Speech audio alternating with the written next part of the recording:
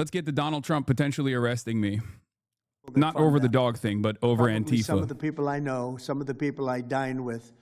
But if they do, they're in deep trouble. So we're going to be looking very strongly at the people that are funding these operations. When you see the signs, and they're all made out of a beautiful, beautiful paper, beautiful, nice, stiff, very expensive paper with beautiful wood handles, all the same color. They come from very expensive printing machines. These are not people that write out their signs in a basement that believe in something. These are paid anarchists. At least 3 of these courageous... I forgot to blast off. Has been repeatedly beaten by Antifa thugs for his work in cruel. And Andy is a very serious person, too, I have to tell you. I've been watching him for a long time. Is Andy here? That's what I thought. Hello, Andy. I thought that was you. You're looking better than you do out on those streets, huh? You look much better. It's nice to have you. You feel a little safer here, I think, maybe. Well, not that safe, because you have them. You have to worry about that.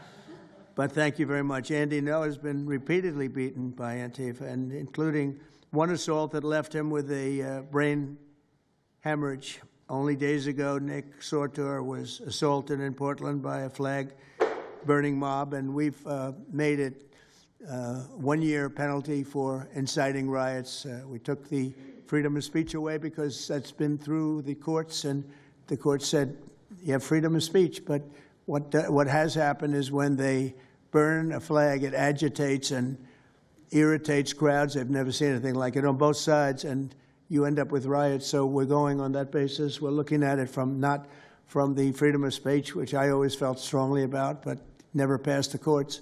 This is what they do, is they incite. When you burn an American flag, you incite tremendous violence. We have many examples of it, many examples of it, and it's actually down on tape, and you see things happen that just don't happen unless it's the flag that's burning.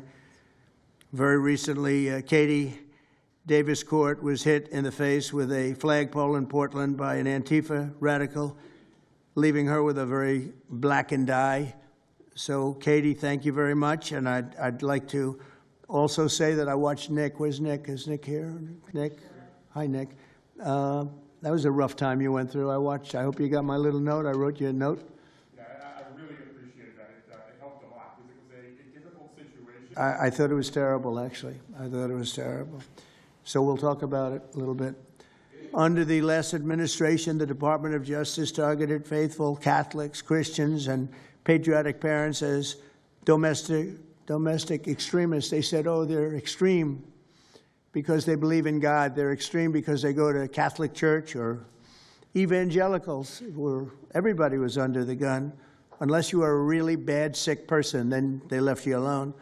Under the Trump administration, we're going after Antifa criminals, and all who fund and support their campaigns are in serious trouble. And we have a lot of records already, a lot of surprises, a lot of bad surprises. It's people that you would never think. I want to thank Attorney General Pam Bondi, who, by the way, yesterday was incredible in Congress. It was amazing, and she just did it from the heart and the brain, because she's very smart, in all fairness. But she did it from the heart, and she did it an incredible. Everybody was talking about it. She exposed some of these fake senators, these terrible senators, people like Blumenthal that had a phony war record. For 20 years, he talked about what a hero he was, and it turned out he never went to Vietnam. For 20 years, he talked about being a hero in Vietnam. Then it was exposed when he said what platoon he was with, and it was exposed that somebody was watching from that particular platoon. They said he was never with us. And then he went out and he cried, and he was ready to drop out of the election. And disgraceful. And then he looks at people like Pam and he starts criticizing her, and she's a patriot. They ought to do something with that. You know, we have a young congressman that's right now in jail for lying about where he went to college and other things. It was, you know, frankly not good. It was pretty bad. But it was nothing compared to Blumenthal. I mean, what Blumenthal did, he was for 20 years a hero, a great war hero. And then he sits back and, you know, sanctimonious kind of a guy, looks down, how dare you do this to the American public, you know? What a fake. But I thought Pam was incredible yesterday, as well as Secretary Kristi Noem, who's really out there courageously, and I appreciate it, Kristi, amazing what you're doing. FBI Director Kash Patel, who's really coming up with some Great information, Cash. It's great. Keep it coming because there's plenty of it. Deputy Attorney General, one of the best lawyers you'll ever find. Todd Blanche, who I know personally is a good lawyer because I'm here. Thank you very much, Todd. Good job, Todd. Let me ask Attorney General Bondi to say a few words, and then we'll follow it up with Secretary Noem and Director Patel. And we're going to have some of the people around the table, very courageous people, and they're going to be talking, journalists, almost all, and they're going to be talking, and we'll take some questions from the press at the end. Okay, Pam, please. Thank you, President Trump. And as you made clear, Antifa is a domestic left-wing terrorist organization. We've seen them on video for years because they wanted to be seen and they got away with it. They beat journalists, they attack courthouses, they attack police stations, they dox and assault our law enforcement officers. The Biden administration let them commit these crimes with total impunity for years. So did Democrat leaders like Pritzker and Mayor Brandon Johnson. Last week, independent journalist Nick Sorter was arrested just for protecting himself against Antifa. I saw it online and I called Nick. I couldn't believe what happened. He did all this just trying to save our American flag from being burned. He was pushed down and assaulted, yet the local police arrested Nick, not the Antifa thugs who did this to him. Antifa feels empowered to operate in the open because weak Democrats have turned a blind eye to their actions. Their hatred for President Trump and for law and order agendas fuels their violence. We've seen more than 1,000% increase in attacks against our ICE agents since January 20th. Secretary Noem is out there fighting for you firsthand. Twitch hearing was supposed to be today, but no CEO committed to it. To be clear, this doesn't mean a hearing with Twitch Discord execs isn't happening at all, but it does seem that as of last week, oversight hasn't gotten any CEOs to commit to testify. Congress isn't compelling CEOs to testify as far as I know yet. Staying on this. Update here, which I neglected to mention, this hearing is not happening today. I'm told that oversight is still communicating with Reddit, Steam, Discord, and Twitch on testimony, but also House has canceled this hearing scheduled for this week anyway because of shutdown. Yeah, the shutdown today was supposed to be the congressional hearing. Not like it's just an informational congressional hearing, but because Congress is shut down, they couldn't do that. And from what I understand, they haven't actually gotten any like CEOs to be on board with it anyway. And I don't think they were ever going to get Gabin, for example. It's just not going to happen. But, you know, it is what it is. Deputy Attorney General Blanche were in Chicago yesterday. While Secretary Noem was in Portland, we are around this country fighting against this domestic terrorism. We had Apple and Google take down the ICE block apps. Hope they continue to comply with that. I'm going to blast off. Hold on. Do we have a blast off meme? Of our federal law enforcement officers. We're not going to stop at just arresting the violent criminals we can see in the streets. Fighting crime is more than just getting the bad guy off the streets. It's breaking down the organization brick by brick.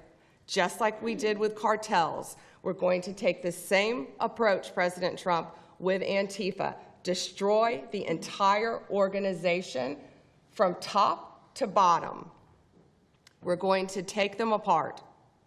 Thanks to your bold leadership and the designation of Antifa as a terrorist organization, which is exactly what they are, Americans will no longer tolerate their unhinged violence. Thank you. Thank you very much, Pam.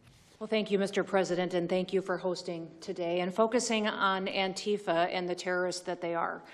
Let's not make any mistake. These individuals do not just want to threaten our law enforcement officers, threaten our journalists, and the citizens of this country. They want to kill them. Their agenda is to destroy the American people and our way of life, and this president is standing in their way. He is stopping them from bringing their death and their destruction to the individual citizens in this country that just want to raise their kids and their grandkids in peace and in safety. I want to also thank everyone around this table for being so bold and so brave, for standing up and recognizing the threat that Antifa is to our way of life.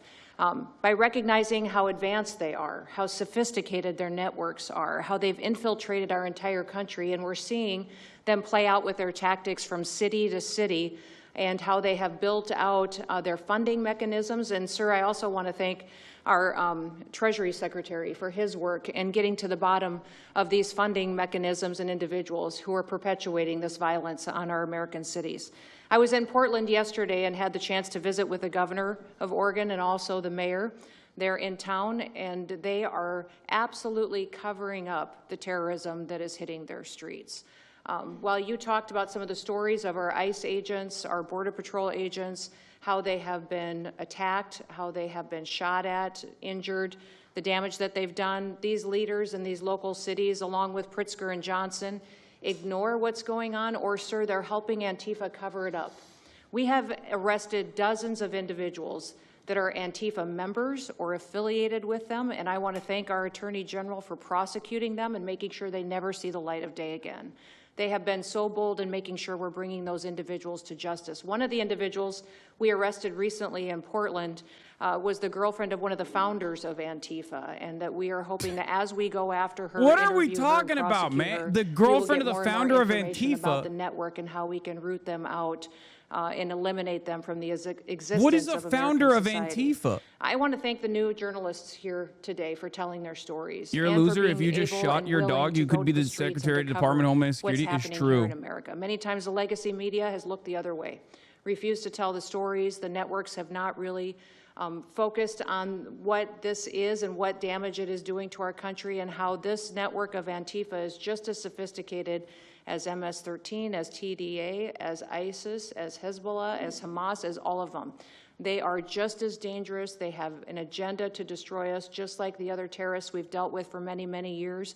And today is the day that we have a president that won't tolerate it and will stand up and fight for the American people. So thank you for being here, for being so bold, and for standing in the gap at such a time as this. It will matter. It will make a difference, and your life will be one of significance because of what you've done today. So with that, God bless you, and thank you, Mr. President. Thank you very much. Thank you.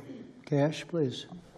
Thank you, Mr. President. Mr. President, the American people gave you a sweeping mandate in your victory in this election cycle, and they demanded safety and security for our citizens. And your administration, with your leadership, has provided us with the resources that we need, which is a whole-of-government approach to go after criminals absolutely everywhere, not just outside of this country, but within this country.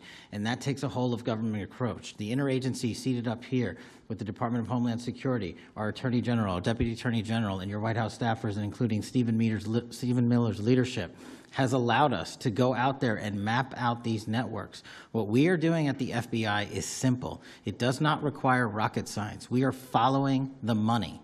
Money never lies. And that's what it's going to take to bring down this network of organized criminal thugs, gangbangers, and yes, domestic terrorists, because that's what they are. They are harming everyday citizens in every single one of our communities. And the folks you see here on the right and left, they're some of the bravest men and women we have today. They're reporting the stories live time because the mainstream media won't cover it. They're putting their lives on the line. They're standing up for the flag. The least we can do is stand up for them. So you have my thanks. I read more of your stories than I do theirs because you guys are putting out the truth. And we deserve a country where you are protected as equally as they are. We, in this FBI, will go after with the criminals with a vengeance. We will not rest until we find every single seed, money, donor, organization, and funding mechanism that we have. And I want to echo the Secretary's comments on Scott Bessent, who's allowing us to map out these networks through their financial criminal activities, which has been going on for decades. And I would like to remind the American public, they built this disease temple. Their criminal activities that they're talking about is directly constitutionally protected expressions, like political expressions. Okay? I just want you to understand that there is no circumstance where they are allowed to do this. Okay? Technically, if we're abiding by the constitutional protections set forth, the First Amendment is supposed to protect. The First Amendment is supposed to protect people from this kind of government overreach.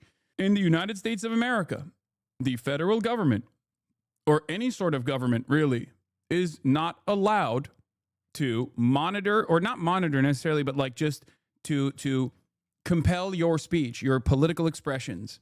And I mean, like, we have a maximalist position on this, okay? With the exception of like harm, immediate harm, whether it be threats or whether it be I guess, like inciting a riot or something along those lines, even then it's like, given the First Amendment's protection is so high, like you have to clear a very, very, very high bar. You know, yelling fire in a crowded theater is the exemption that people use.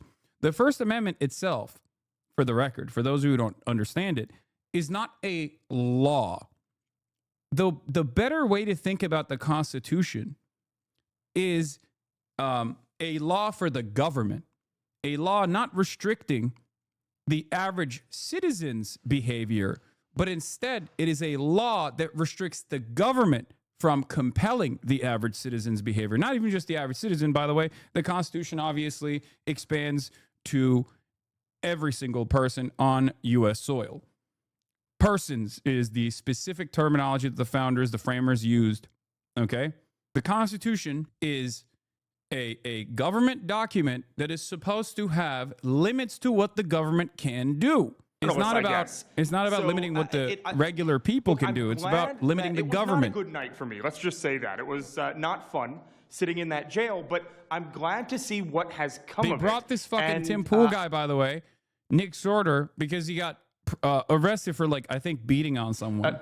DHS agents that I didn't even know existed until I went there and went to that ICE facility. And the morale is at an all-time high. It is so exciting to see these guys know now that they have the backing of the Secretary, the DOJ, as well as the President of the United States, and they are there to do their job. They are going to fulfill this mission and deport these violent criminals. I believe one of the ones that I did a ride-along with Secretary Noem yesterday, President Trump, and there was a pedophile that had come into the country 5 times over the past 7 years.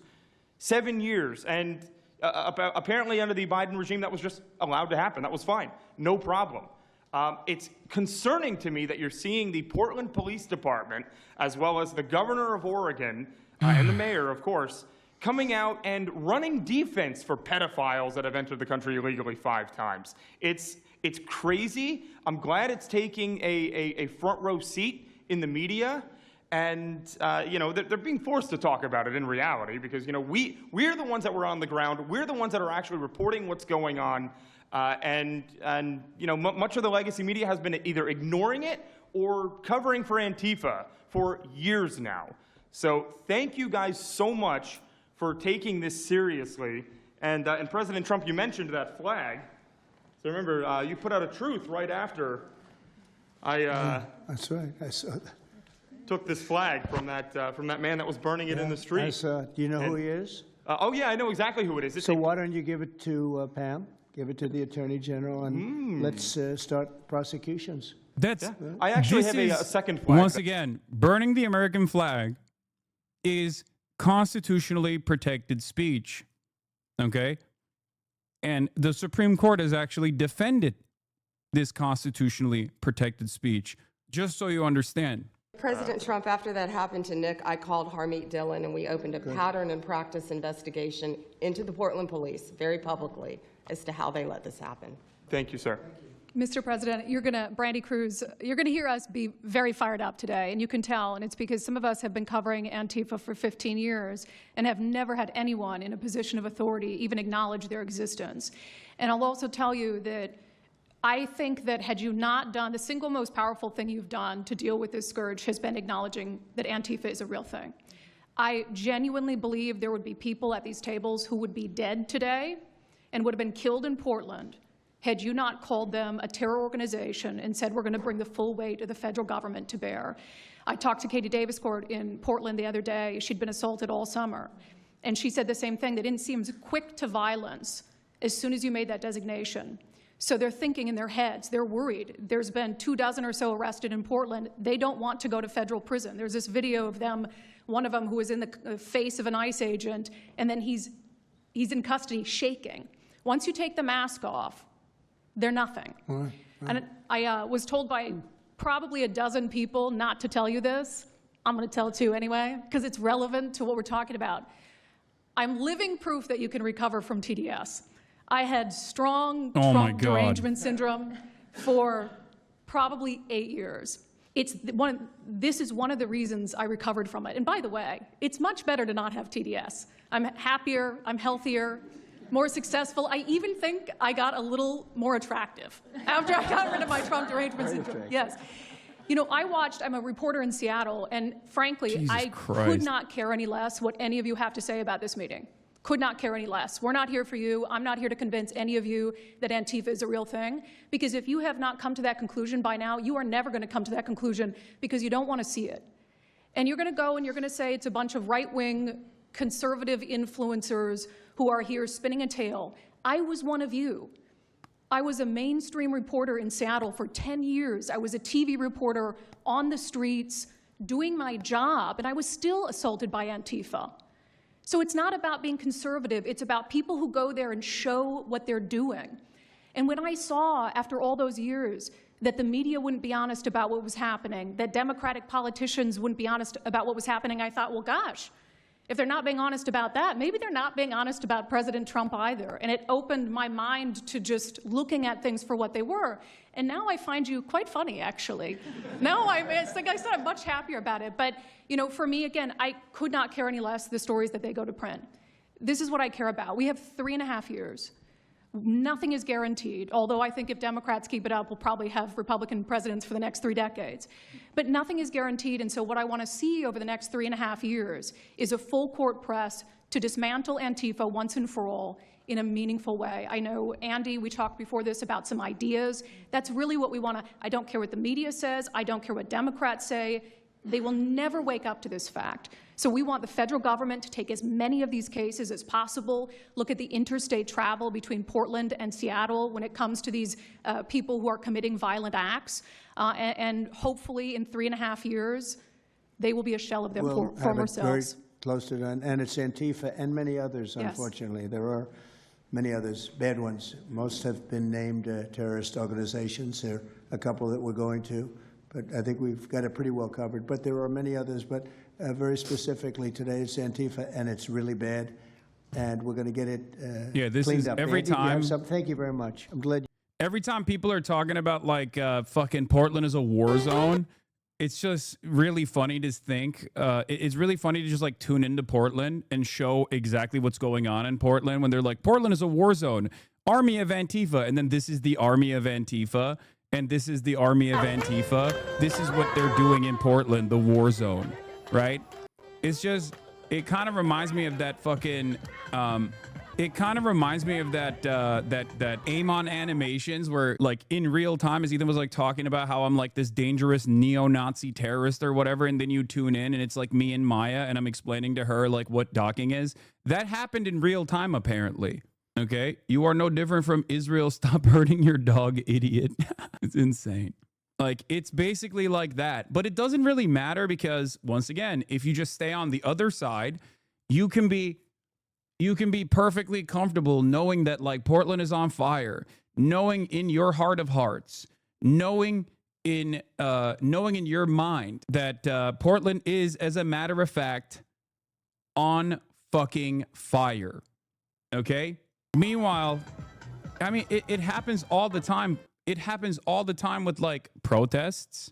It happens all the time with protests in general, where you will see people go, the cars are on fire. The cars are on fire. It's completely out of control. They're burning the Waymos. And then you like will watch me go to a protest, the exact protest they're talking about, like Los Angeles is on fire.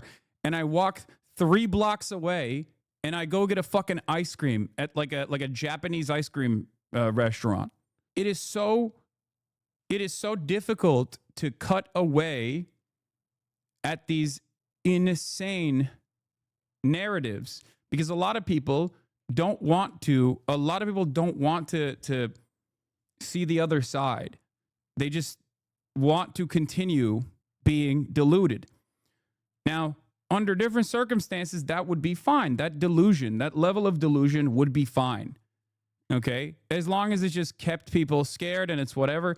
But now, after the government has expertly crafted this hysterical narrative, manufactured this outrage, they're using this narrative to continue ridiculous political prosecution, illegal political prosecution of people who are exercising their constitutionally protected, for now, constitutionally protected right to exercise their First Amendment rights, to protest against police, to protest against whoever the fuck they want to protest against.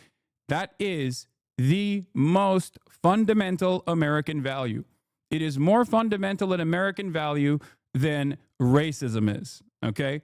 That is the most important, most fundamental American value, okay? There's a reason why it's the First Amendment. Now, on top of that, this administration is obviously actively trying to create an alternative. This administration is actively trying to erode that constitutional protection, and this is going to hurt everybody. Okay, a lot of people don't understand. They think, oh, those guys are simply radicals. They're Marxists. They're this. They're that. Not realizing that it's not just the radical Marxists or whatever that these guys want to prosecute, even though that shouldn't be prosecutable regardless, right? Those guys actually want to stamp out any matter of political dissent. That's what they want to do. They want to go after all dissent. They recognize that they are unpopular. They recognize that they don't have the broad popular mandate that they thought that they had, or that they deluded themselves into believing that they had. So now, the only alternative at a time when there is like an unprecedented wave of unpopularity, the only thing that they can do is basically force the issue. If you can't become popular with your policies, then you just make it so that it's illegal to demonstrate how unpopular you are, to demonstrate against the administration. That's precisely what's going on. The governor, and she acts like everything is totally normal. There's nothing wrong. It's almost like, are you waking up from a dream or something? You see it on your network. You see it all over the place. And it's so bad. It's so crazy. It's like the movies you see for the kids, I guess not only the kids, adults also, where you have these bombed out cities and these bombed out people. It's like worse than that. I don't think they could make a movie as bad. And then the governor will get up and say, I don't know why they're coming here. It's such a wonderful place. And the amazing thing is the people want us to be there. The people, when they get the real people that live there, many of them have left, but the real people want us to be there. The same thing in Chicago. So they've had 60, 70 murders over a short period of time. Murders, people that got shot. They've had hundreds of people shot. And then a guy like Pritzker, or this low IQ mayor, gets up. I mean, he got up, he's got a 5% approval rating. How does he still have support for the people enforcing Trump's ridiculous orders? I mean, a lot of people in that position, a lot of people in the role of the police or even in the military are obviously used to just following orders no matter how fucking silly it is, right? Because the organizational unit revolves around breaking your autonomy down and making you a part of like a larger structure. It's so you become more compliant when people give you orders. That's at the heart of how the military operates. And it can be quite rewarding as well for a lot of people. It can be rewarding for a lot of people who, don't have that kind of structure in their lives, right? And need that kind of structure in their lives. But ultimately, that is the goal of the military, and that's why the military will at times do things that every single individual within the military structure will follow through on. It's organizational obedience. I believe they're scared. They're actually frightened for their lives. Jack, please say a few words. Mr. President, thank you so much for having us here today and holding this roundtable. Antifa is real. Antifa has been around in various iterations for almost 100 years in some instances, going back to the Weimar Republic in Germany. And it's now been just under 1 month since we saw a far leftist murder Charlie Kirk And we saw thousands upon thousands of people, other far leftists and people in positions of authority, people like nurses and pilots and doctors and HR departments, celebrating the death and the murder of Charlie Kirk. This sickness that's out there is absolutely real. And Mr. President, thank you for mentioning the fact that one of the bullet casings read, "Hey fascist, catch" on it. One of the other bullet casings right next to that had Bella Ciao written on it. Now, Bella Ciao is a song that is known in Antifa circles as the international anthem of Antifa. And all of us around this room that have studied Antifa, we're very familiar with these symbols. And Mr. President, I think the situation is getting worse. When you look at people like Luigi Maggioni, in his 20s, Thomas Matthew Crooks, of course, who took a shot at you, sir, the ICE shooter in Dallas, and now this Tyler Robinson, we're starting to see a pattern of more and more murderous violence. And this same violence is not just random. It is targeted assassinations, which are getting worse. And every single one of us in this room that goes out there, and obviously you as well, sir, and all the staff, we are now under that threat every single day. And working there at Turning Point USA, and I've spent just about the last month out there in Phoenix with Erica, with the family, with the team. And I will tell you this, Mr. President, even though going through something like that, which is an absolute nightmare, and people say, how can you watch this for so long is nauseating? I have to. This is the future of the country. It was horrible, but we're not going to quit. And it's like specifically impacting continuing the tour that Charlie was people, on. not just like myself, but just like people like yourselves as well. 5,000 people last night in Montana, if you can believe that. We are continuing to organize on campus. None of these are journalists, by the way, and they're not asking questions. They're here to just like chirp. This threat, knowing what happened to Charlie. But Mr. President, we need to do something about this, because I fear that the next one who could be killed could be sitting at this table right now.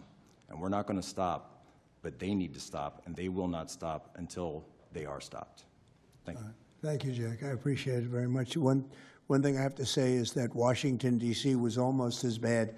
I don't know what could be worse than Portland. You don't even have stores anymore. They don't even put glass up. They put plywood on their windows, but most of the retailers have left. But Washington, D.C. was so bad, and Pam, I'd say it took 12 days to really make it pretty good, and a month to make it great. And now people are going out to dinner. The restaurants are booming. They don't have enough seats. They're opening up new restaurants because many of them closed. And people are walking down the street totally safe. A reporter, I'm not sure if she's there. I can't see somebody reported there. She is. She was violently assaulted. And I don't know, she tends to be somewhat liberal, but she wasn't liberal on this one. I appreciated your honesty, but that won't happen again. It won't happen again. You're lucky you're alive, frankly, with what happened. I know exactly what took place. So Washington, D.C., our capital, we thought we'd start there appropriately, and it's safe, and people are so happy. They're so happy. And now it's a couple of months. I went to dinner there. I felt totally safe. I gave a press conference right in the middle of the street, which I don't think Secret Service was thrilled about. But, you know, I'll tell you what, I wouldn't have wanted to do it 6 months ago. It's incredible what happened. Now we're in Memphis. As you know, we're having a great impact in Memphis. It's been only a week, but it's, Cash, I hear it's been amazing what's happening there, just very early. But you take a look at D.C. and you take a look at some of the other. We've had a big impact. What we haven't said, because Pritzker said, well, crime is going down in Chicago. Well, 5 months ago, Cash went to Chicago with a lot of FBI agents just to prepare it, so that we went in with, I guess you could call it a surge, call it whatever you want, but would be even more effective. And we're going to be doing that, and very, very strongly doing that, because Chicago is a very unsafe city. It's a great city. The head of the Union Pacific Railroad said, sir, please save Chicago. It's a great city. It can be saved. Other cities are gone. I mean, they're lost. They can get better, but they're just totally. They've been so decimated. Lost. But I'm so proud of what they've done so quickly in D.C., and it's taking place quickly in Memphis, where we were asked to go by the mayor and by the governor. And it's really incredible what we can do and how fast we can do it. Let's go for two more. Would you like to go? And then Katie, you'll go. Okay, please. Yeah, thank you, Mr. President, for having us here. And not to sound like a broken record, but it needs to be said that Antifa is real. Yeah. It's real. It's a threat. I just saw them last weekend over in Portland while they're causing mayhem over there. And the reason why they're such a big problem is because we have Democrats and a lot of people in the mainstream media refusing to acknowledge that they even exist, right? So how can we as a country begin to address it if we have large swaths of these people who are supposedly decision makers and people who are supposed to inform, they don't want to say that it exists. Because the common argument is like, well, they're not a real organization because there's no national leadership, they don't have national headquarters, so how can law enforcement go after a group that doesn't exist like that? It was well, law enforcement goes after criminal groups that organize to rob banks or do smash and grabs. They don't have a registered LLC, they don't have official membership cards, they don't have a business address, but law enforcement still goes after them because they're working as a group. These people don't just show up, randomly at the same time. It's because anti-fascism is not an organization. It is an action. Okay? You missed when Jack Posobiec said Antifa has been doing terrorism since the Weimar Republic when they were fighting actual Nazis. These people think opposing Hitler was terrorism. I know, because they're fucking Nazis. And that's the only reason why you would criminalize anti-fascist protests. The only reason why you would ever turn around and criminalize anti-fascist protests is if you are a fascist. Antifa is not an organized unit, okay? Anti-fascism is an action. Anti-fascism is a principled action, okay? If you call out someone being racist, you can consider that anti-fascist action in that moment. If you go out and you counter-protest against fascist protesting, that's anti-fascist action, okay? There is no, like, Antifa headquarters.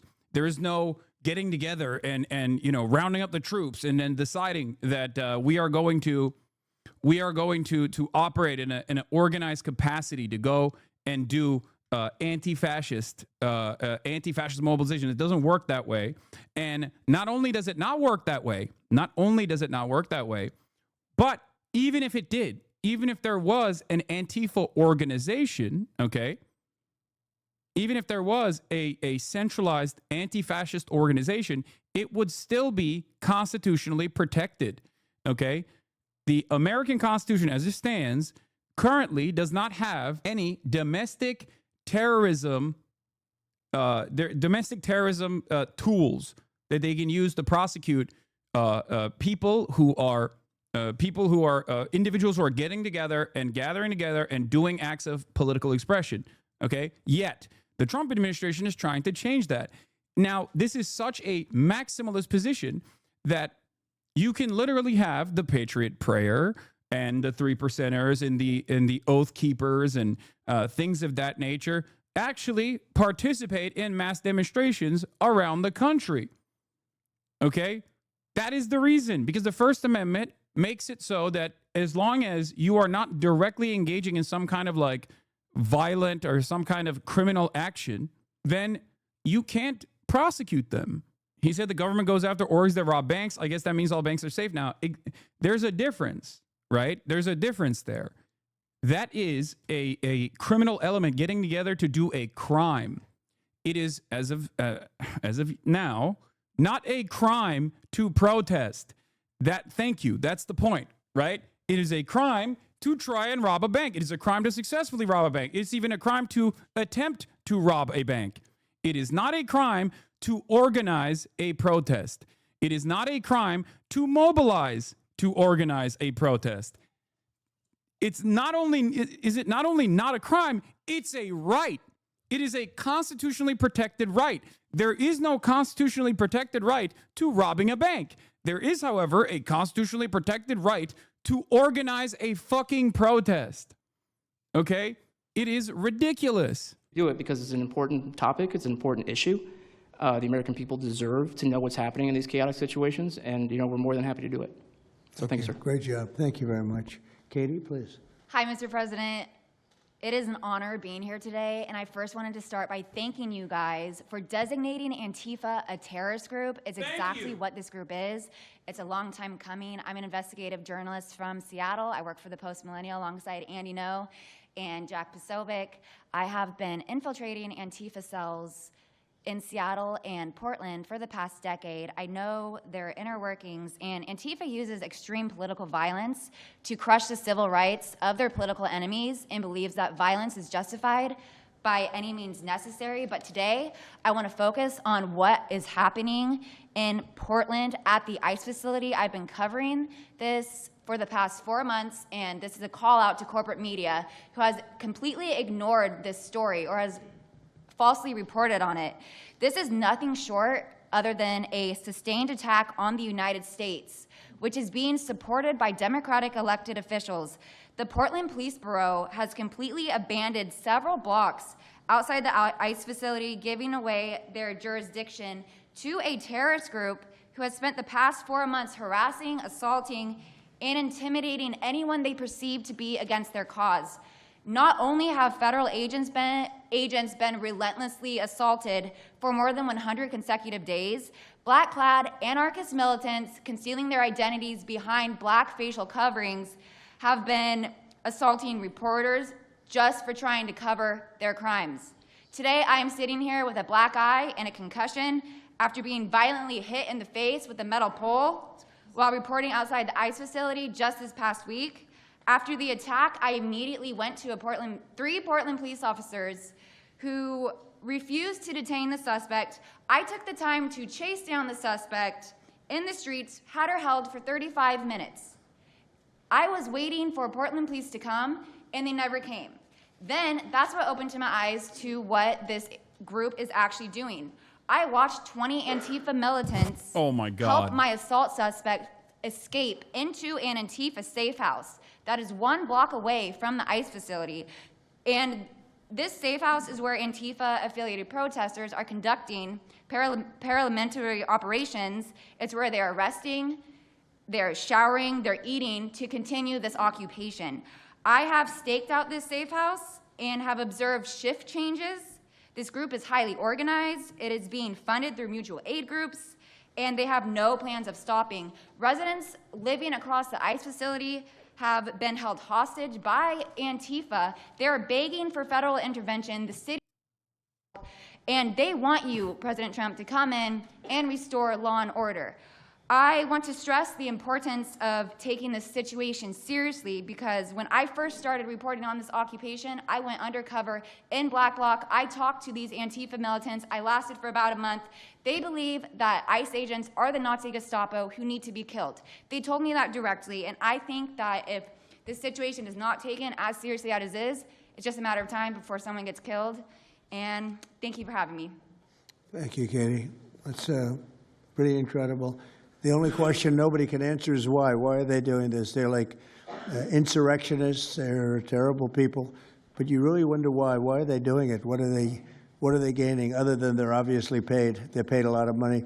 Go ahead, please. Mr. President, if I can answer that question, the reason why they're doing it is because the same media that's sitting in this room with us has declared all of us at this table Nazis and fascists, and they've been doing this for years. This is why Antifa feels emboldened to attack us. Now, almost every single person at this table has been threatened with a steel bat. We've been assaulted, we've been harassed, we've been threatened, and that is in huge part due to the media. So my message right now is for you guys. Because 2 years ago, back in 2020, by the way, I was censored for my reporting on Antifa here in Washington, D.C. You were talking about how safe it is. Now, Mr. President, it wasn't so safe back then. Back in 2020, I watched as a father was being mobbed and surrounded by Antifa members as his terrified, crying children looked on and the police here did nothing. I watched as a woman had her hair violently ripped out of her skull simply for waving an American flag on the streets of Washington, D.C. And by the way, if you guys try to go and find any of this footage, you won't find any of it because Twitter deleted all of it because our president shared my reporting and they deleted my entire account immediately after. So now, if you want to know what happened in 2020, all you're going to see is the media headlines that said that it was fiery but mostly peaceful. Thanks for that one, CNN.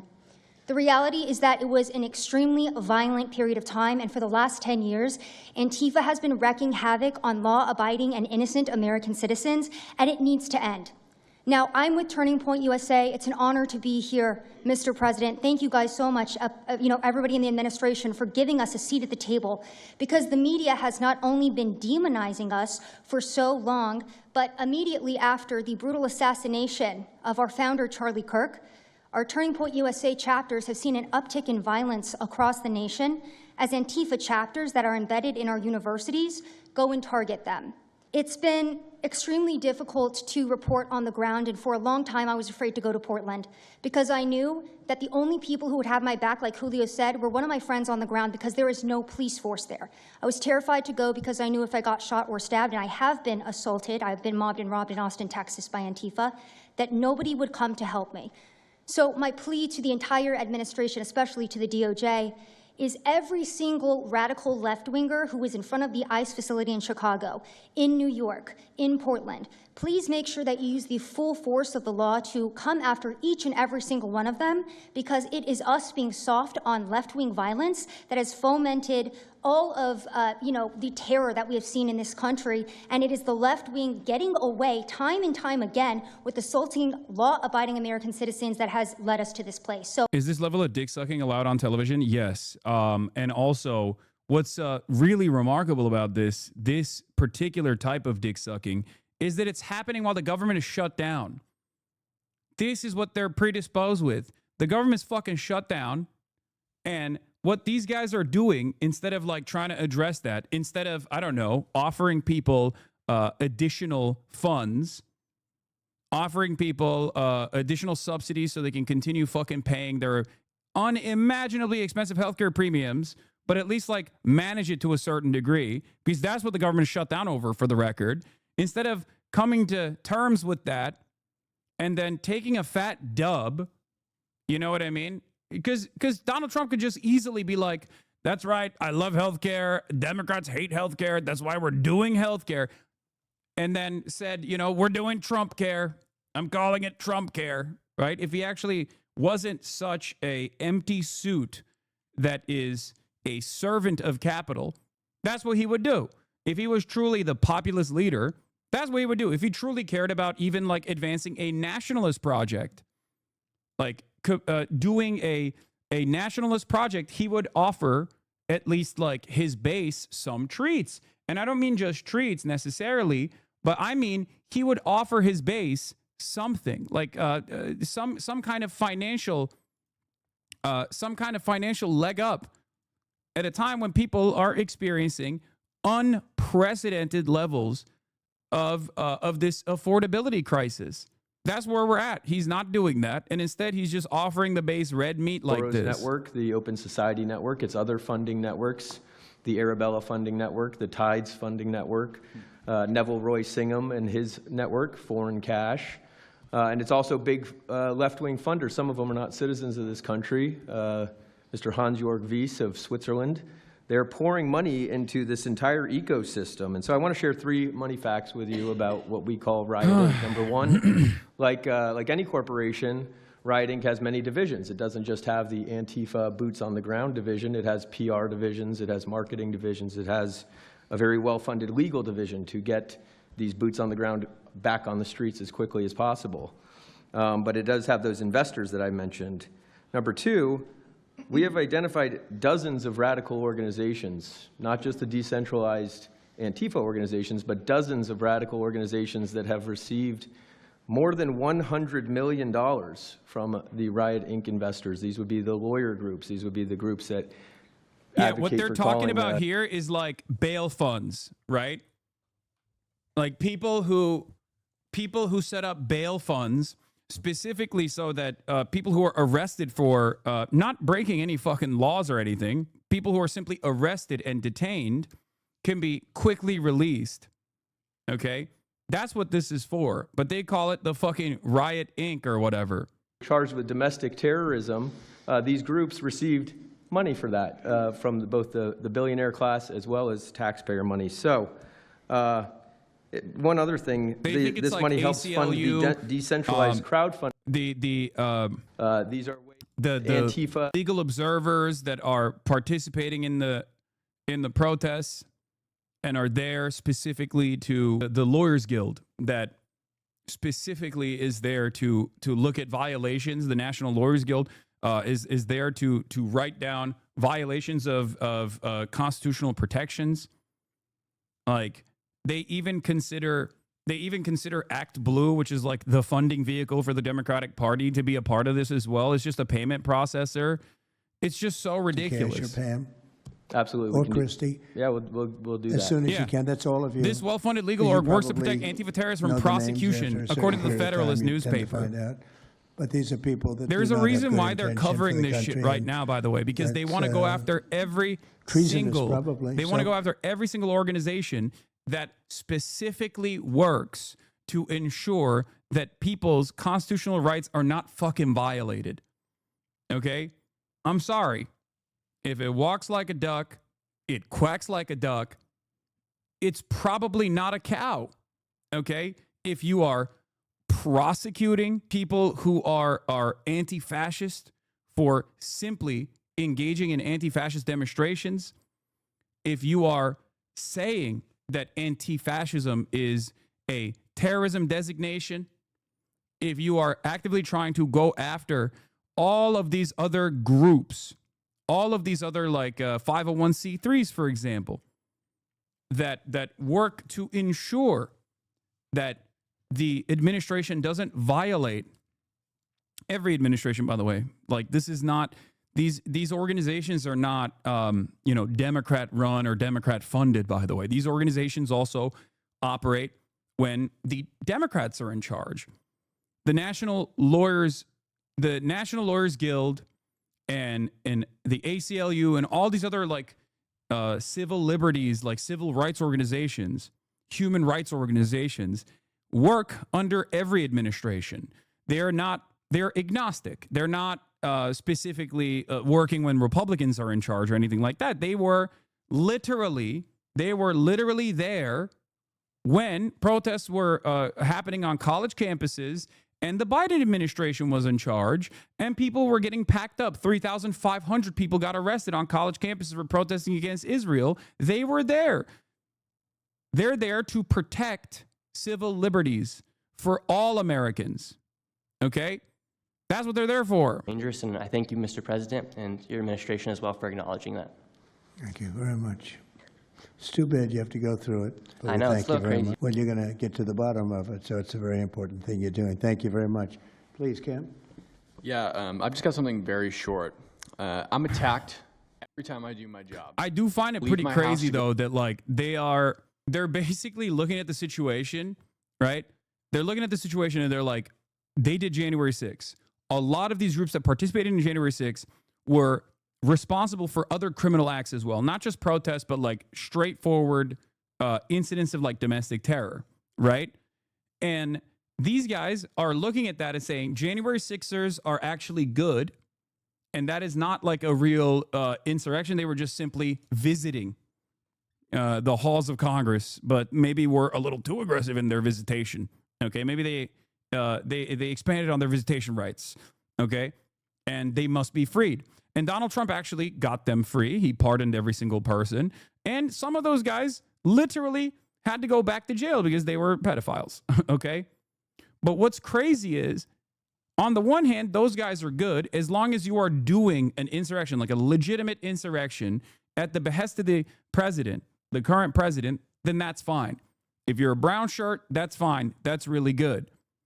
On the other hand, however, if you are protesting against the administration, then you're bad.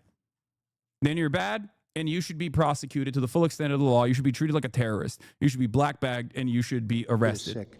It's ridiculous. Also, just the stories that they publish about what's the ICE enforcement operations that are so heavily slanted that it's no longer, as I was saying, no longer just Antifa, but Americans that are becoming radicalized. So they've been very irresponsible with how they've been reporting Who on is it. that? MSNBC, for example, they're Would you rate them the worst? probably. And They who ran would a you rate story- second? Well, they ran a story about an operation in Southern California about how a father of 3 Marines was arrested, and they made it seem like they just did it because he's brown. But there's video of that same man charging at the agents with a weed whacker. Now, I've worked with weed whackers back in the day, and you don't want to be on the receiving end of one of those. So that's why he was arrested, but the story was presented as if it's a brown guy just simply being arrested. And I've been around ICE agents, and I'm a citizen, so I feel fine. But it's just that's why. It's not just Antifa. It's not happening in a vacuum. It's No, multiple it's working in factors. conjunction. I think they work in conjunction with some of the media. I think ABC is very bad. I think NBC is very bad. And CBS has a new owner, so we have hope for CBS. CBS has a great new owner, my opinion. But I will tell you, ABC is terrible. NBC is terrible. NBC's MSNBC too. They changed it. They moved it over legally so they couldn't be tainted by the words MSNBC, but they are absolutely terrible. There are a lot of them. What about independents? Independent networks. They're a little bit better, but I would say that we're an example of how you don't need to be part of a super large company to be able to do just basic journalism. All you got to do is sit and record, and you'll let the story play out. And that's why they hate us. That's why Antifa targets us. A level of dishonesty that's incredible, where answers are changed. Like just before the election, an answer was changed by Kamala. She gave a horrible, death-defying, election-defying answer. And they took the answer out and they replaced it with another answer that she gave 5 minutes later, having to do with a different subject, but at least it wasn't election-defying.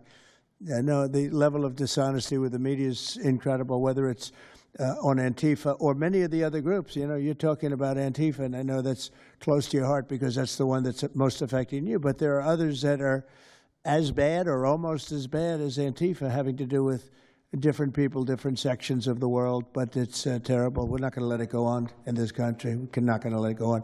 And a big problem is not all of them, but some of the networks out there. And you do wonder why. You really do. Okay, please, go ahead. Yeah. Mr. President, thank you again. My name is Jonathan Cho. I am an investigative reporter for Frontlines Turning Point USA. I'm also a senior fellow at Discovery Institute in Seattle. And I cover far-left extremism as well as the homeless drug crisis in America. And I find it oftentimes those worlds intersect. And hot off the presses, what I wanted to bring to your attention today is a report from a Capital Research Center here in D.C. in conjunction with Discovery Institute. They just put out this study right now. And what it shows is that Antifa is heavily embedded in the homeless and housing nonprofit sector. In many cases, the homeless industrial complex is running cover for Bro, Antifa. this is a real who's who for literally all of the worst scumbags. It's like, this is, if you've ever been on a, what's the guy's name? What's that fucking guy that like Asmongold watches all the time? The guy who goes to like, what was his name? I'm forgetting now. Tyler? Was it Tyler or something? To make the police look bad. The fuck was that guy's name? Jesus Christ. Tyler Oliveira, huh? Yes. It's basically a real who's who. If you've ever appeared on a Tyler Oliveira video, if you've ever set up a grift specifically to talk about the dangers of Antifa, you have been invited to this panel. It's fucking insane. Even this guy, who is like a relatively newcomer to this reactionary content slop industry, was invited. This guy, I've dunked on before. He's just like too stupid to make a coherent argument. It's crazy. The needle and change the game. But what's also come Just out a straight up again clown is show. that there is a connection, a deeply embedded connection with the homeless housing nonprofit game. Yeah. Each speaker goes like this. Hello, glorious President Trump. You are so beautiful and hot, and I love you. Antifa thugs insulted me, and it made me sad. And we need to make protests illegal. I'm so lonely. I'm a journalist also, by the way. Lamau, one of these freaks just said, Antifa deeply embedded in the homeless industrial complex. Like, it's fucking crazy. And he helped us get elected, us. It's really But is once us. again, you can say whatever It's the even fuck you some of want. them, but not too And many it of them, blows not enough my of them. mind. And It blows my mind that you can say whatever the fuck you want. And nobody is going to go, hey, I don't think that's true. I don't think what you're saying is correct. I don't think there's like a big homeless industry that specifically benefits from there being more homeless people. Like, there is no homelessness industrial complex. Handful of those other outlets that have been lying about, various things, but especially what ICE, the brave men and women over at ICE have been doing. I was talking to Antifa members in Portland the other day, and a lot of these people genuinely believe, they buy these lies, and they genuinely believe that they're fighting against literal Nazis and not brave men and women that are putting their lives on the line to basically, enforce basic immigration law, right? That everyone seemed to agree with up until maybe a few years ago, a handful of years ago. So once again, thank you so much for having me. My name is James Klug. While my primary job is traveling around the country, having conversations with Americans about various political topics and issues, I have had a lot of run-ins with Antifa over the last 5 years. And I do think that Antifa is a primary reason why many conservatives are afraid to go out and protest and make their voices heard and maybe bring friends and family to a demonstration and exercise their First Amendment right, because they are literally deathly afraid. And I talk to these people all the time. They're afraid of militants showing up in black bloc and hurting them and their families. And, I've personally witnessed Antifa assaulting hundreds of police officers. I've witnessed them firebombing police departments and federal property. I've witnessed them making death threats against federal agents, police officers, journalists. I think I've witnessed every single person here, maybe not personally, but I've seen them get, hunted down and attacked. And so, that's an incredible this is a group claim. that is responsible for a good percentage, if not a majority, of the violent riots in 2021 and 2020, when Democrat mayors had a kind of a hands-off approach with these left-wing militants. Just as a quick reminder for everybody, we're talking about dozens of murders that happened. We probably in watched those a video riots. with We're all of talking these about guys. Billions of dollars of damage to property and Is a real communities who's all who over of some of the the country. We're talking worst about thousands of motherfuckers out officer there. Injuries. So this isn't just like some little thing that they're, they punch a journalist here and there. No, they're responsible for a lot of damage and a lot of people that have, unfortunately died, and basically suppressing people's voices, And so what I did want to talk about is, to get this footage, almost every single person in the room here, to get this footage, you have to go undercover because you are at risk of being beaten or worse. You have to go undercover. You have to film low-key to capture them committing crimes. This is stuff that the mainstream media was not doing and has not been doing. They'll show when Antifa is maybe, it's a little bit more peaceful, and they'll show when it's more mellow, but they'll remove the cameras when things get violent and it's actually dangerous to be here. And I have personally witnessed legacy media vans showing up at a riot 300 yards away, getting out of the vehicle, filming for 30 seconds, saying something like, fiery but mostly peaceful, packing up, and to add insult to injury, you have Democrat politicians that are saying, it's just an idea, right? That's all this is, so it's just an idea. After all of this chaos, it's just an idea. Well, that idea has threatened to kill me and many of my friends that are here today. So, Mr. President, thank you so much for bringing this to the forefront, and it's definitely making a big change. The Really guy talking appreciate it. about, right, the guy talking right now, James Klug, is a YouTuber whose most popular video is not all Black Lives Matter. They have Asmold and the Twitch's hentai guy in the White House before long. Oh, for sure. The White House is bringing on straight up Nazi slop tubers. That is where we're at already. Like, it's one step removed from like having literal VTubers beaming in. Antifa's job is to literally make fascists afraid to do fascism. Antifa is not a organization, as we already talked about, but it's like anyone and everyone that takes it upon themselves to say, fuck Nazis. It can be something as simple as that. And that's precisely the reason why everyone is technically liable for prosecution. Thing is Antifa, or someone has a patch that says Antifa. It doesn't matter, did they assault someone? Did they assault a federal agent? Were they engaged in rioting? What is it? And so they're always using that, oh, well, they don't call themselves Antifa, even though some of them literally do. It's called Rose City Antifa. How long has it been around in Portland, Andy? Since 2007. They call themselves Antifa. In Seattle, I was outside the federal building, and they were yelling, there's no police here, this is Antifa land.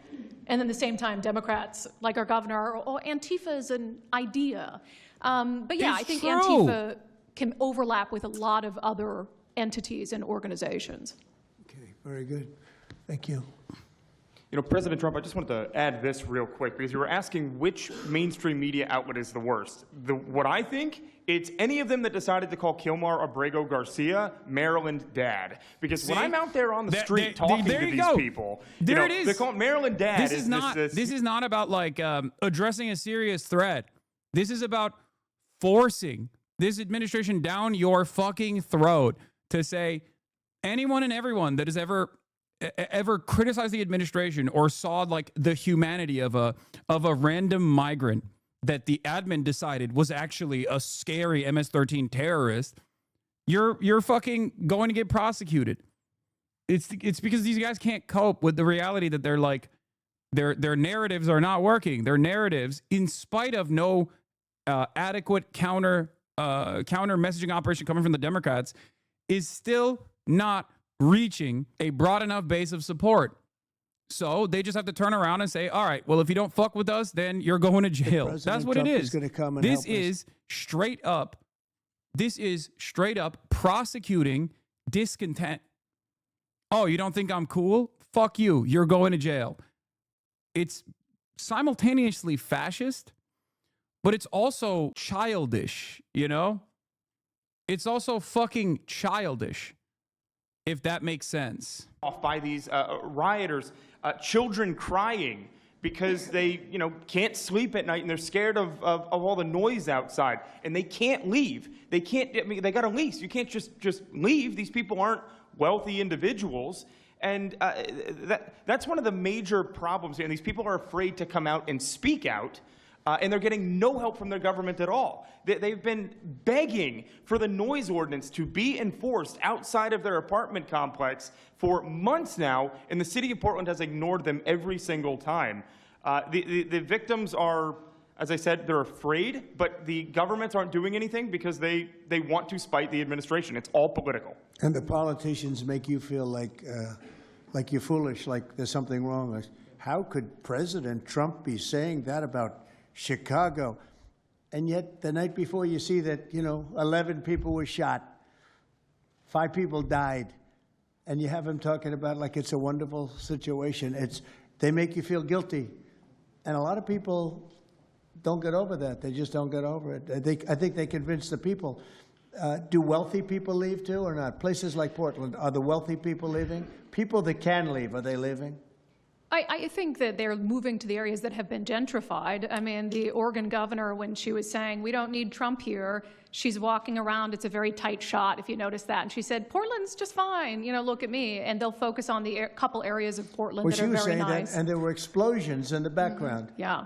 I mean, there was a reason they cropped it in. Explosions in the background. Sir, Anybody have anything else to say over here? And then we'll get, should we be taking questions, or is it just a waste of time? Because they can ask questions, but, well, there's Brian, he's good. But you know what? In a way, it's a waste of time, because if you give a great answer, they don't put it on. If you give a horrendous answer, or even if you give a great answer, they make it sound like it's not a great answer. They're very dishonest. Go ahead, Nick. Yeah, and I think part of that dishonesty comes from what they see. For instance, I've never been asked to go on any other show besides Fox News. My clips go viral everywhere, but they've never even asked, like CNN's never asked, MSNBC's never asked. And a lot of times when I go to hotels, I'll stay and I'll watch like MSNBC. Fortunately, their ratings are terrible. Dude. You see? No, this is literally, I'm not popular. Why am I not popular? Please arrest these people. They've made me feel bad, and they don't use my clips. Yep. Yeah, and it's not hard to show what's going on these days. You literally have an iPhone and you can post it on X. They don't believe in the star system, It's just one of those things, right? Okay, Nick, you finished, Nick? Yeah, Are thank you you very finished, much. Nick? Oh my Good God. job. Thank you very much. Even Well, he you've been said, through hell. even I he's tell like, you all that, right, but enough, you're Nick. Really incredible patriots, incredible people. Go ahead, please, Brian. Brian, go ahead. I'm so thankful for each and every one of you here right now, and I'm very grateful that my network, Real American Voice, has partnered up with many of you. Jack is so big, you have a show on a network. Many of you, Savannah, have appeared on a network as well, so thank you for being here. My question is this: in terms of following the money, I would just notify that the city of Austin is cleared to vote tomorrow to basically waive a $120,000 fee so that a No Kings, basically an anti-Trump rally, can occur in their city. They're bypassing the fees, rolling it to the taxpayers. So my question is to you, what can the people of Austin, Texas do right now to make sure that their tax dollars don't fund a No Kings anti-Trump rally coming up? Well, you just tell me, I would love to do something about that, bring a lawsuit, do something. You know, the best thing you can do is have honest elections, because the elections are totally rigged in so many of these places. You know, you take a look, the people, they're all loving you, they can't breathe, they love so much, every one of them. You don't see one negative, then all of a sudden you lose the election by 20 points. The elections are so rigged, and we proved that in 2020 more than any other time. But even the last election, there were areas that I won by much more. We won in a landslide, but I actually won in more of a landslide than we thought. I said, you got to get out, make it too big to rig. And fortunately, the people made it too big to rig. They tried. But the biggest thing you can do is have honest elections. You know, if you don't have, and you need great media. You need borders. Wait. You need borders. You need honest media. You need honest elections, and you have a great country, and you need all three of them. Yeah, go ahead. That you talked about inside here, so thank you for removing. I would like you to make a big deal, though, if they're waiving a fee, but I guarantee they wouldn't waive it if it was it's not Trump. If it were a conservative rally, they wouldn't be waiving it. So maybe you can look into that, Pam. Todd? That sounds like one for Todd, Pam. Go ahead, Todd. Good luck. Oh my God. Network based in Riyadh in Saudi Arabia, but I am the foreign ruler today. Mr. President, you said that you might go to the Middle East on Sunday. Do you mean Egypt and Israel? And would you consider going to Gaza to see what things are on the ground? I would. I might do that. I may do that. We haven't decided exactly. I'll be going to Egypt most likely. That's where everybody is gathered right now, and we appreciate that very much. But I'll be making the rounds, as the expression goes. I probably will. Just to clarify, you said you might go to Gaza. You're saying that's the first topic. I'm representing the TV pool, but I'm with NBC, sir. That's too bad. Okay. Well, just to clarify, you said you might go to Gaza, and then the second question I had earlier today, you said the mayor of Chicago and the governor of Illinois should be jailed. Have you asked the Justice Department to look at possible charges? No, I've seen what the law, fuck? And when you have a group of people where the police call off the safety for ICE officials, I've understood that, and I've read it today in numerous journals, that that's illegal. What they did is I guess it was ICE, Christie, right? They were under threat, and the police were helping beautifully, and it was fine. And then all of a sudden, a woman was on the line saying, everybody, move back, get out. And they were given an order by the second person in the police department, and the governor knew about it, the mayor knew about it. I understand that's a criminal offense. Do you want to comment? MAGA manufactures AI slop videos? Sir, we're oh seeing my that God. kind of happen with local we're law not going to enforcement make and it. state law We're not going to enforcement. make it. We're not going to make it. We're not going to make it. We're not going to make it. These are the fucking things that your parents, who have no capacity to understand AI from like real videos, are watching all over fucking Facebook. This was one of the major problems. This was one of the major problems that I brought up with AI and having more and more bots pollute more and more chatbots pollute every single social media outlet. Every single social media platform is now polluted with these bots, and they just like deploy them in a unidirectional manner. Whenever there's an issue, they can just do this now. It's so fucked. I don't know how we're going to. I do not know how we are going to regulate this. I think if I was in charge, obviously this administration would never do that, but if I was in charge, one of the things that I would do is make it so that it's illegal to post an AI video without actually declaring it AI. There needs to be a fucking watermark that says like, this is an AI video, like a disclosure or something. There has to be a mandatory watermark, dude. It is so fucking bad. I mean, look at what Chris Cuomo did the other day. And Chris Cuomo is a media guy. He should know better. Remember when he posted the AOC thing? When it was like so obviously, it had a fucking watermark. Actually, now that I remember, that video had a watermark, and that dumb fuck still posted it. That video literally said, this is AI. This is an AI video, and he still posted it. Oh my God, we are so cooked. I don't see this going anywhere good, man. I don't see this going anywhere good. They've emphasized that Antifa, it's not necessarily this big organized thing. It's a bit ambiguous. It's deorganized. I think that's one of the words that Andy used. What is the challenges of going after a group that makes it intentionally difficult to go after and find? That could be for you, the Attorney General, anyone up there. Well, they're smart people, and they deceive. A lot of them are crooked people. A lot of them have been staying out of trouble their whole lives, and they've been bad from the day they were born, frankly. But these are sick people.